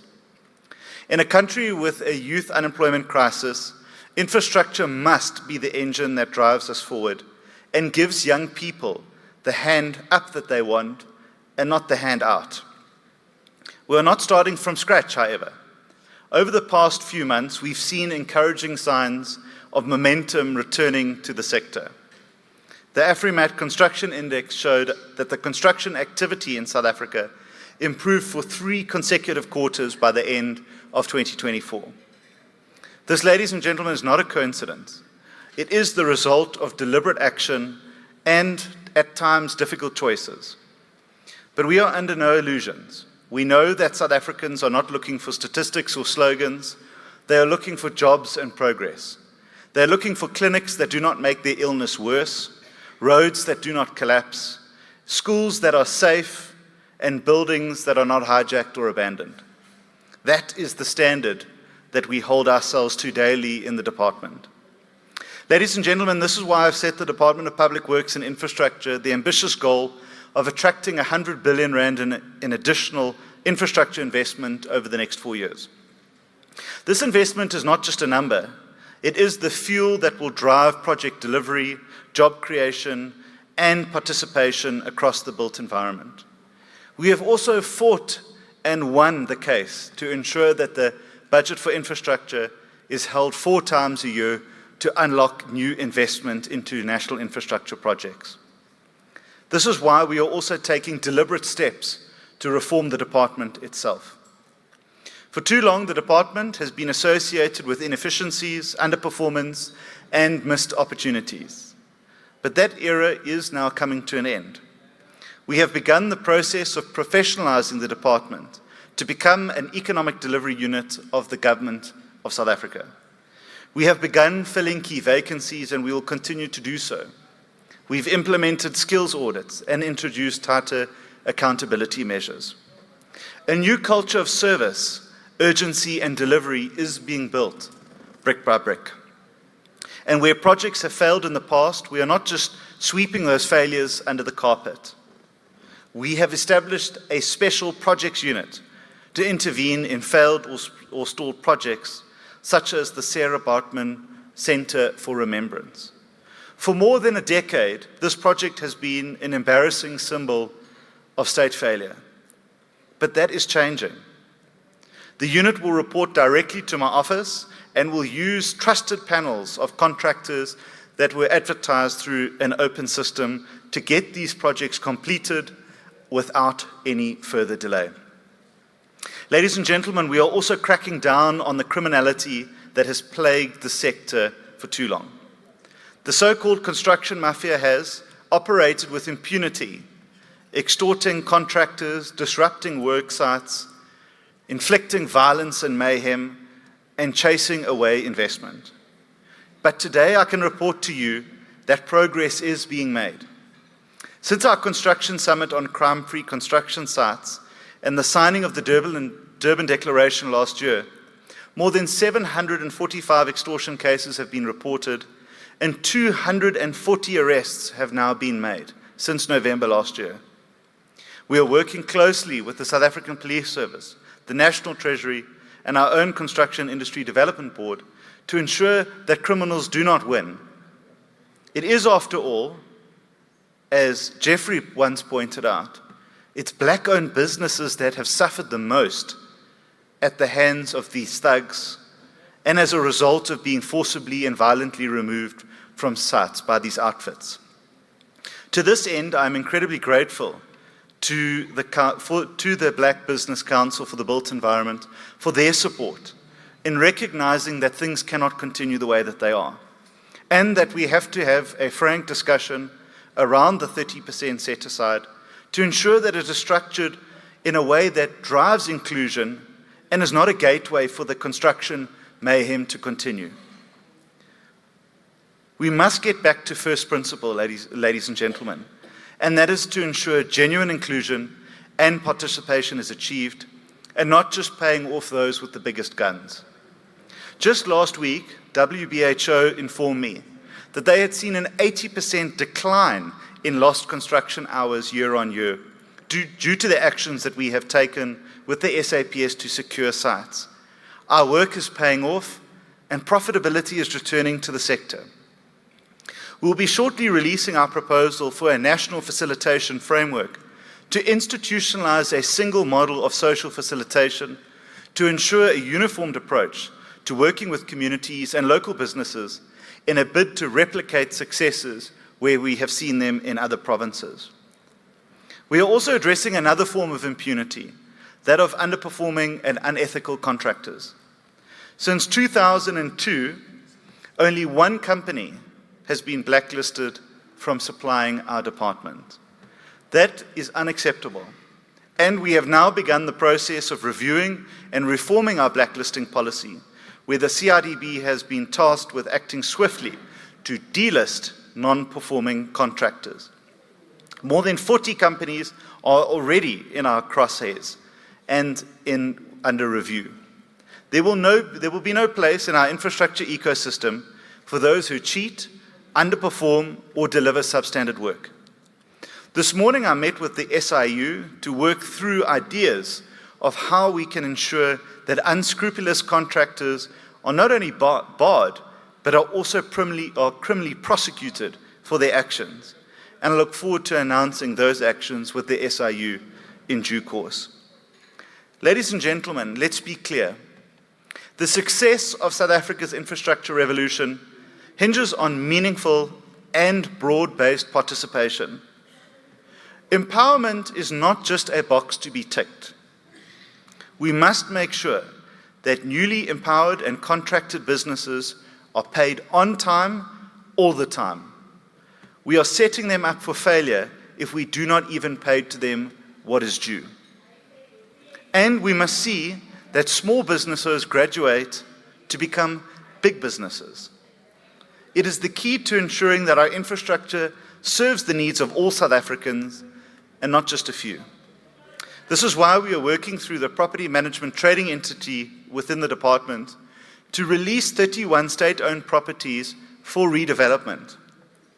These sites, which were previously abandoned or misused, will now attract more than 10 billion rand in investment and potentially generate 40,000 jobs in the construction industry alone. This forms part of our bigger project to use state assets for public good. We cannot have properties that sit idle while they could be redeveloped and be used for economic development. In the next phase, we are targeting the release of small harbors like Hout Bay and Saldanha Bay for tourism and industrial development. Just the Hout Bay Harbor development is touted to generate anything between 1 billion and 1.5 billion US dollars worth of development. And this is why Infrastructure South Africa, under the leadership of the acting head, Ms. Mametse Masemola, is now being positioned as a central hub and technical partner for all major infrastructure projects in the country. Infrastructure South Africa recently concluded its first bid window for project preparation. That process attracted 220 project proposals worth more than 1.23 trillion rand. It's clear to me, ladies and gentlemen, that projects are not in short supply. It is funding and financing that we need to unlock and crack. At the upcoming Sustainable Infrastructure Development Symposium in May, we will announce the winning bids of the 180 million rand that we have set aside for these project proposals. The appetite for infrastructure investment is real and tangible, and we must channel it to benefit businesses, and particularly emerging businesses and communities that have been previously left behind. Ladies and gentlemen, we are also launching our infrastructure audit program, a bold initiative that brings engineers, quantity surveyors, and other built environment professionals directly into an auditing process.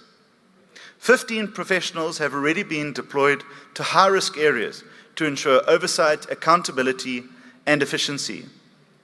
This program, ladies and gentlemen, not only improves delivery, but it creates jobs for new young professionals, reduces our reliance on external consultants, and ensures that we are building institutional muscle for the long haul in the department. And we have not forgotten the importance of the expanded public works program. For millions of South Africans, EPWP is a lifeline, but it must be reformed. We are working to ensure, ladies and gentlemen, that it becomes a skills-based program with the construction industry that leads to real, long-lasting employment. And we are working to eliminate political interference, patronage, and abuse. Ladies and gentlemen, there is no path forward without strong partnerships between the public and the private sector. We cannot, should not, and we will not try it alone. That is why this Indaba and these associations and your partnership matter so much to me. It's a space and a place for hard truths and fresh thinking, and we must ask the hard questions continuously. Do our regulations and laws enable or hinder growth?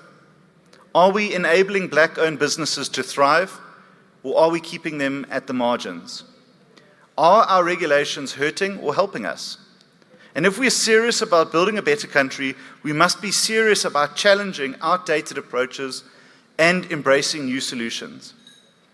Ladies and gentlemen, as I conclude, I want to leave you with this. I believe we have entered a new chapter. A chapter defined not by promises, but by progress. Not by excuses, but by execution. And not by gatekeeping, but inclusion. We are turning South Africa into a construction site day by day. One that does not just build roads, bridges, and buildings, but one that builds hope, builds dignity, and builds the South Africa that we all so desperately know is possible. So I ask, ladies and gentlemen, that you join with me to recommit to delivering excellence every day. Let us recommit to ethical business practices. Let us recommit to empowering the next generation of black professionals in the built environment. Let us recommit to using infrastructure as a tool for economic upliftment. And let us recommit together to building a South Africa not just in boardrooms, but in bricks. Not with speeches, but with structures. Not someday, but now, today. The road ahead will not be easy. There will be setbacks, there will be resistance, and there will be moments of doubt. But if we stand together, as government, as business, and as professionals, I am absolutely sure that we can succeed, because South Africa cannot afford for us to fail. So let's keep building, let's build better, let's build for all, and I thank you so much for having me this afternoon.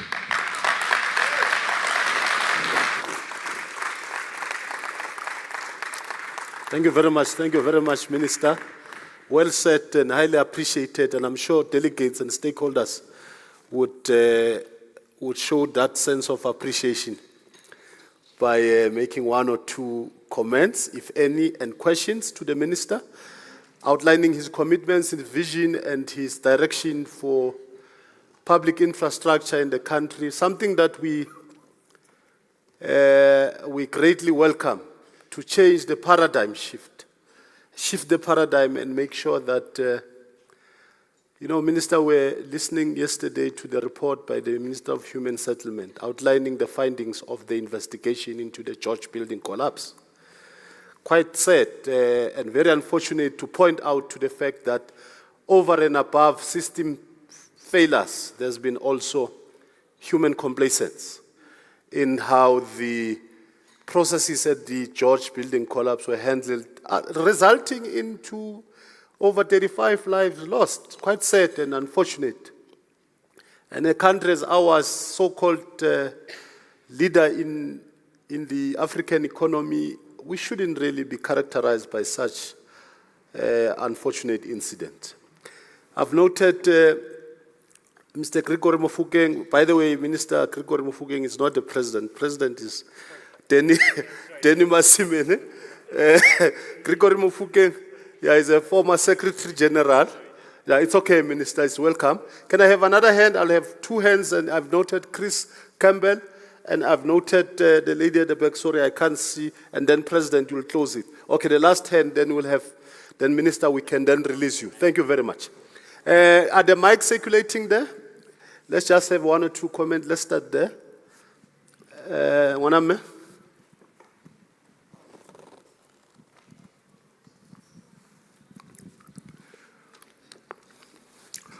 Thank you, Waname. I'm being intimidated here by Tlali. Minister, thank you very much for that wonderful address. Gregory Mofokeng, I'm in fact the Vice President of the BBC. I was just worried, Minister, that there is a coup d'etat imminent at BBCBA, and I don't want to be part of that. Minister, three things quickly on my side. I think we welcome the announcement on the imminent release of the social facilitation framework. It's absolutely needed. We need it, and we need it urgently. And the industry is ready to work collaboratively with the department as the custodian of this industry to lead the way as far as social facilitation is concerned. So we want to really say to you, we look forward to working together with you to implementing that. The second issue, Minister, is that unfortunately, government does not work as a unit.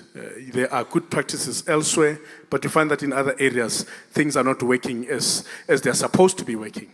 And this relates to the issues of payments. We know that a lot of work is going into trying to fix this problem, but unfortunately, we still have casualties of delayed and non-payments. Minister, we are in a process of working together with National Treasury to put together the regulations to the Public Procurement Act. Now, we want to lobby you, Minister. We want to lobby you that government must give us payment guarantees, Minister. Minister, we are tired. We can't be talking about the same thing year in and year out. And you find that there are improvements in certain areas, but in other areas, the situation that just deteriorates further. So, Minister, we really want to get your support as you interact with your colleagues in Cabinet and in other forums that your industry that you oversee as the custodian really does need this intervention. And lastly, Minister, We are having discussions in the industry around putting together some form of an industry master plan. We know your views around issues of the master plan, but we'd really like to have further conversations with yourself to say that can we enter into a process of developing an industry master plan that will be funded by the industry to look at how we can improve the industry and areas where we can introduce some well-intentioned reforms just to make sure that the industry works. We want this industry to work, to contribute towards economic growth, to make sure that we protect the local players from international competition, especially the one that is coming from China at the moment, and to ensure that we have an industry that creates jobs and does contribute meaningfully towards addressing all the social ills and challenges that the country is facing. So, Minister, we look forward to engaging further with you, and we'd like to have more conversations with you around the issue of the construction industry master plan. Thank you, Minister. Thank you very much. The second hand was, oh yeah, Chris, please. Thanks.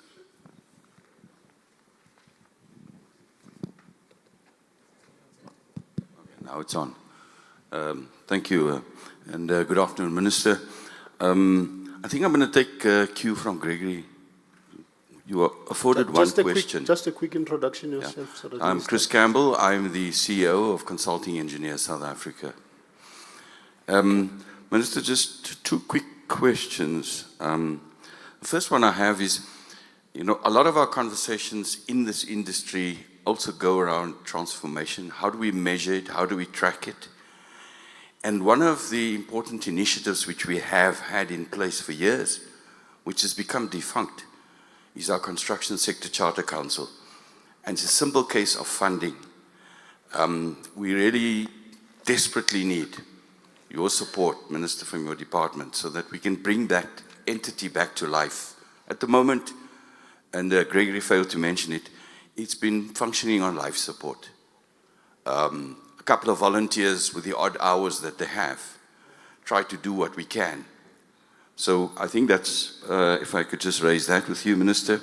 And then the next one is, I think there's nothing that's more discerning.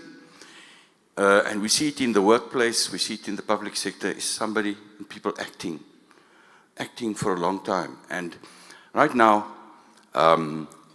we know that the pronouncement on the replacement to the new Engineering Council should ordinarily have been in place by now, because what one then sees is that the current council, regardless of extending the time, there's a hesitation to make long future-thinking decisions because of the uncertainty around whether they might be around for how much longer. And I think that it would be great if we could expedite the putting in place of the new Engineering Council, especially if we want to accelerate the rate of professionalization. Thank you, Mr. Thank you very much. Thank you. There was a hand, I can't remember. There's a lady there. Okay, yes, please. I noted about 5 hands so that we can then release the minister. Thank you very much, colleagues.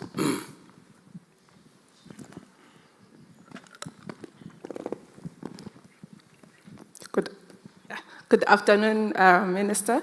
Good afternoon, colleagues. My name is Nolobabalo Tsulo. I am the Executive Director of the Association of South African Quantity Surveyors. I'd like to thank you, Minister, for your speech. And I've noted that you mentioned that currently there is in place, and it's being put in place, the infrastructure audit program. I think that is very important, and we thank you for that. But we also would like, because they highlighted that now we are giving out solutions, we're not highlighting problems. So as part of the solutions, it's important that in all our projects, when we are doing the infrastructure audit program, we make sure that all our projects have quantity surveyors. Quantity surveyors are very important in the sector, as they are the cost managers. They are the ones that are specialists of the financials in the built environment. So it's important that we have those professionals in all our projects, and it should become an audit finding if there's an infrastructure project without a quantity surveyor on it. Secondly, with regards to the payment, I think that Mufokeng did mention on it, but now when it comes to the professionals, there's a problem, not just the quant surveyors, but I think the professionals as a whole in the industry. There's a delay in payments, and it's not a delay after the invoice has been submitted. The problem becomes from the start of the project, you will find that a stage takes longer than it's supposed to. And it takes longer than it's supposed to because of the back and forth between the implementing agents, the client departments, and the regulations that are currently in place. Because if you go to the IDMS highlights that we only get paid as professionals. I'm including myself as part of that. The professional practice get paid after an approval of a stage. That stage takes long. So what happens to the black businesses? What happens to the businesses if they don't get paid? What is that doing to the economy?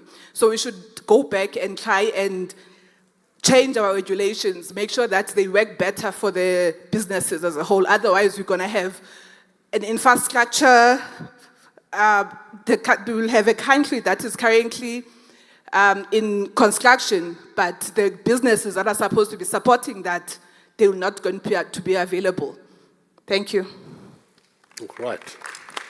Thank you very much. President, I'll have you, Sawik, I'll have you as the last one. I'm under strict commands and order to close this session because our lunch is already ready. We are avoiding to do fruitless expenditure, Minister. Otherwise, this conference won't end well. President? Thank you, Program Director. Good afternoon, Minister. I've greeted everybody in the morning. I would like to thank you with your speech that brings hope to the people of South Africa. I'm here to lobby you, just like Mr. Mufokeng. I would like to lobby you to group a number of women. There's a number of organizations out there that are led by women. My name is Clara, Minister, Clara Sikelelwa Mwenze. I am the president of South African Women and Built Environment. I'm here to lobby you, Minister.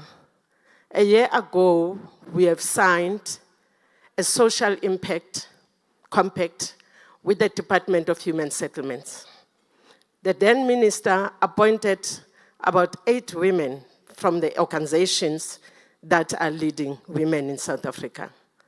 Then there is that draft that was consolidated. It was adopted on the 8th of March at East London for implementation. I'm here to lobby you and to humble request that you bring us on board in your department. I'm talking now about women that are in the brick and mortar, and there are other women that are also in business in South Africa. And also, in adding on the lobbying, I would like us to be part of your incubator programs so that you develop women that are new in the industry.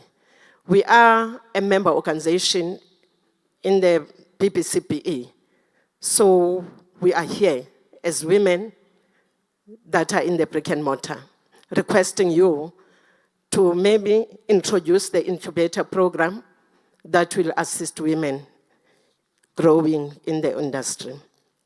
And also the last one is the 40% set aside. That one we are not requesting, we are demanding it. Because it is our right to have 40% set aside from every department in South Africa that is in construction. Construction Mafia, Minister, I heard you speaking about the team that you have appointed to look at that. I'm saying that as a testimony. I visited 2 or 3 of the projects of the women that are in construction under SAWIC organization in different provinces. We are struggling and we are suffering with the construction mafias. It is not easy But as women, we are there and soldier on. But please do something about it, because it is affecting our business. It is affecting the little money that we are getting, and it is also affecting the profit that we are supposed to get in our businesses. As women, we don't deserve that in South Africa. I submit. Thank you. That's our the last hand this side, then we're closing it, then Minister will reply. Oh, there. Yes, ma'am. Just quickly introduce yourself, and then, I don't know if you have the mic with you. Then we can give the Minister to respond, then we will wrap up the session. Good afternoon, everyone. Yes. And I really would like to say all protocol observed. Thank you. Thank you, Honourable Minister. My name is Veline Manuel Watson. I represent the South African Network of Women in Transport. I just would like to say, I want to say the mafia, that the situation to keep women out. I know that all women in construction, Clara and the likes, for us to enter markets that's volatile will never give us the opportunity to become part of a society within the construction. So addressing this corruption, addressing the mafia just gives an open door for us to also have our participation. I thank you, Honourable Minister.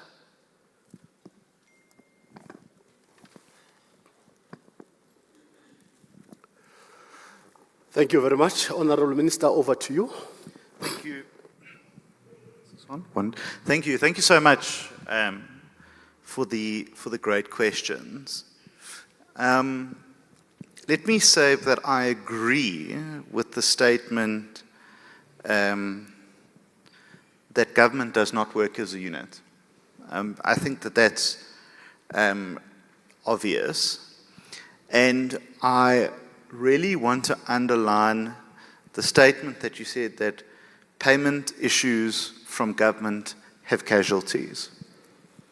I think often we forget that there is a face behind an invoice, there's a family behind an invoice, there's a home loan behind an invoice, there's a car payment and school fees and medical insurance and a holiday that had to be put off behind that invoice.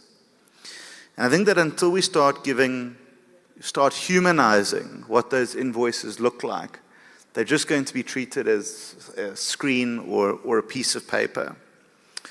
Now, I think that the issue around payments is important, and I think that you've introduced an interesting idea around payment guarantees.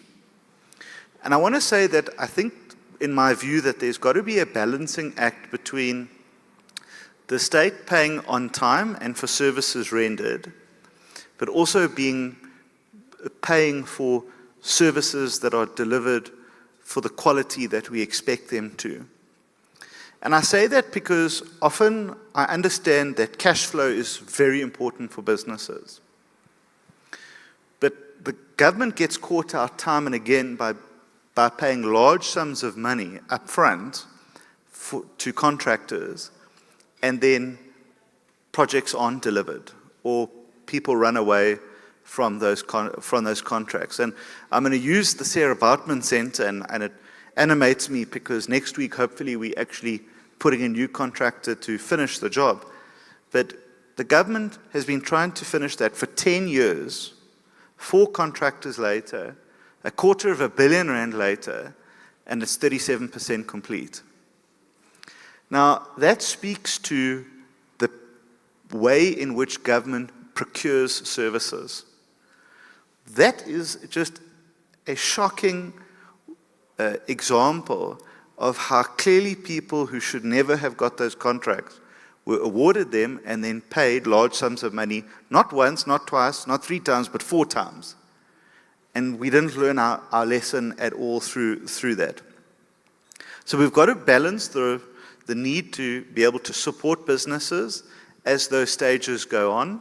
And I think that Clara makes a good point around, I think it was Clara, around around stages and how they drag out. So we've got to make sure that those processes and those times are truncated, but at the same time also making sure that government gets value for money. I want to say that I think my public views on master plans are well known, as you said, Jeffrey, but let me say this, that we're always open to new ideas. And if there's one thing that I've learned in 10 months being in government, is that I don't have all the answers, particularly in an environment that I've had to rapidly skill my knowledge about. And I think that there needs to be, as we are trying to do on infrastructure, an overarching national plan when it comes to construction and development. And I think that there is a place for that. How we do so, I think that we can talk about that, but I certainly welcome the opportunity to have that discussion. And I would ask that between the council and my office, we try and arrange a day, and with the CIDB, let's try and arrange a sort of workshop idea of what that might look like. Chris, let me say that the question you ask around measuring and tracking transformation is a crucial question. And I think that often it means different things to different people. And it means different things to different people depending on what their motives are. And my view is that when it comes to important programs, and we were talking about this earlier, you know, the Tirasano Fund that really should be driving and funding empowerment and new opportunities lying dormant. I made 2 board appointments towards the end of last year. It still hasn't moved. It still hasn't come forward for processing. We had a discussion yesterday with the CIDB around the build program, around, you know, how we need to intensify its work, and, you know, all this money is sitting there, and is it achieving its objectives? Can we work with funding agencies to support new businesses and support businesses in the construction industry? And the point that you make around the sector, the construction sector charter council on life support was the word that you used. I think that that's something that we should take seriously. So I'm very keen to have that discussion with you and see how we can take it forward. But I would caution this, is that it needs champions in the private sector to drive these things, actually. You know, if we leave it to government alone, I'm not sure that we're going to get the results that we want. So that's why I'm so big. You always hear me talking about partnerships, around saying I can't do it alone. That this industry is so much bigger than just one department or one government. So, you know, whatever we can do to work with you on that, please count us in. The Engineering Council, I have finalized the board appointments. That should be communicated shortly. But I think on the point that we also had a discussion earlier about is around boards and councils being able to function to help and support the sector. It is crucially important that we have fit for purpose people that are sitting on these boards that understand the industry and are able to make the difference that is required. And again, I really ask, when those nominations become available and those opportunities are available, please do put your names forward. I really hope that someone from the CIDB listened to the point around QSs in auditing.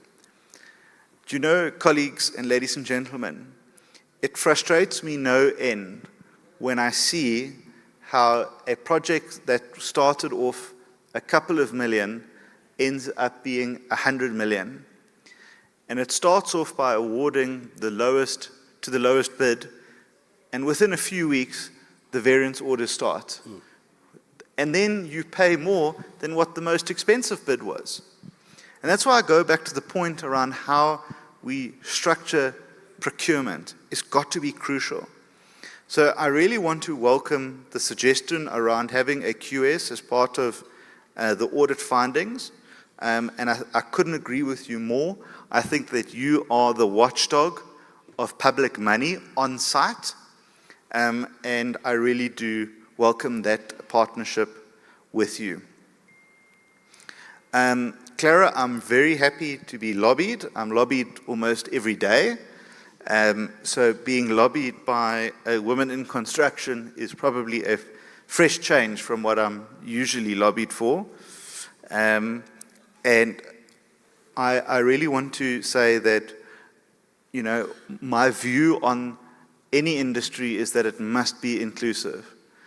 And, you know, I take the point that Vili made around how much harder it must be for women who are being bullied and pushed around on site by these thugs and crooks. It must be even more scarier. And so I like the idea of being a part of our department and working with us.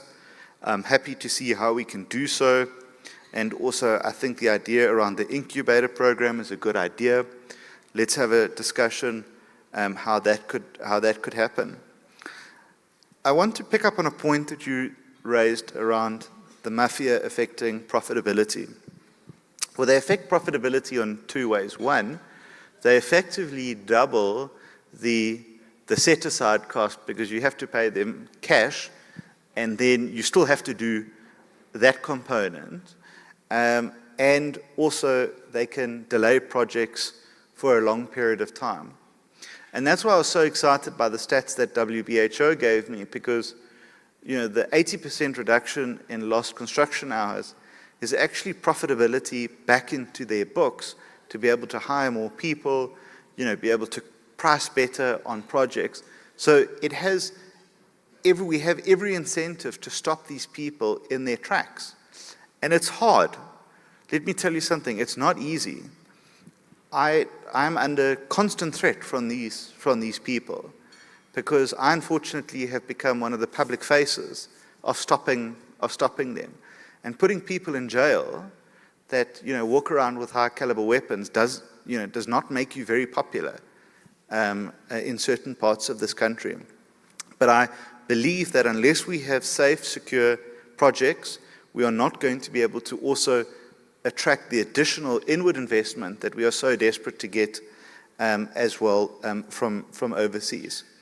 So my view is this, ladies and gentlemen, closing. The construction sector has suffered and been in decline since the late 2000s. I think that we have every opportunity to make it a sunrise industry again. I was recently in the Middle East, and wherever you go, there are cranes on the skyline. That's what I want for this country, because cranes and shovels represent productivity, progress, and prosperity. And that's what we all have to collectively work towards. I think it's entirely possible. It's not easy, but I'm absolutely committed to the long haul of making it work. And I can't make it work without all of you sitting in this room. So please see me as your partner. Please see me as your champion in the industry. And I will continue to work to make it as best as I can. Thank you so much. Thank you very much. Thank you very much, Minister, for those resounding words. It's always important and encouraging to know that the sector, notwithstanding the challenges, has got someone who backs them in cabinet, because those decisions are important to cascade down and ensure that we indeed make South Africa a construction site. Colleagues and ladies and gentlemen, we close off this session with a bit of some good news. We've just learned that one of our own, Standard Bank's head and CEO, Sim Chabalala, has just been appointed as the chair of the B20 South Africa Finance and Infrastructure Task Force. All right? The B20, ladies and gentlemen, is that global platform that brings together strategic role players in the global infrastructure business. As you know that we're hosting the G20, and the B20 is one of the working groups that I build up to those. And I think we need to take this opportunity to make these appointments meaningful and relevant to us as infrastructure practitioners in the sector, but in South Africa, and also go and knock in the doors of those in leadership like SIM to say, what does this mean in relation to the challenges faced by practitioners and contractors in South Africa? Because we definitely need those opportunities, Minister, filtering through. President, I'm going to ask you just to give one last word of closure. And the announcement I'm asked to make is that there's a networking session. I'm not sure in which venue it is, but there's a networking session that the ushers will guide us, and there are tickets available for that, and there was a QR code that was distributed earlier here. But feel free to participate once you have had lunch, which lunch is ready to serve. President, maybe just to thank the minister and then close. My job is done. I'll see you on the other side when we're having lunch. Thank you very much.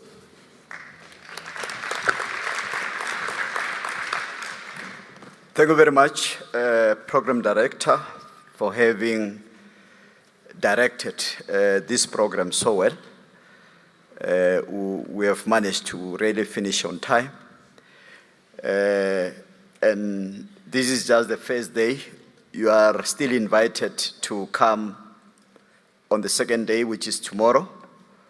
I think all the delegates are aware that attending this Indaba is free of charge. But if you don't come, it becomes then, what do they call it? Wasteful expenditure. It is not irregular because all procurement processes were followed. So it becomes wasteful. Please come again tomorrow. We apologize for late lunch. Unfortunately, we had to catch up with the program of the day. When you move out, the ushers will direct you to where lunch will be served. Please come and indulge, and also to make sure that the food that has been prepared for you does not go into waste. And in that lunch hall, for those who will be attending, the networking cocktail will also be directed on the next move to the cocktail. Minister McPherson, thank you very much. You are still my executive authority, but today allow me to be your president. So thank you very much, colleagues. We can move towards lunch while we usher the minister back to the holding room. Thank you very much.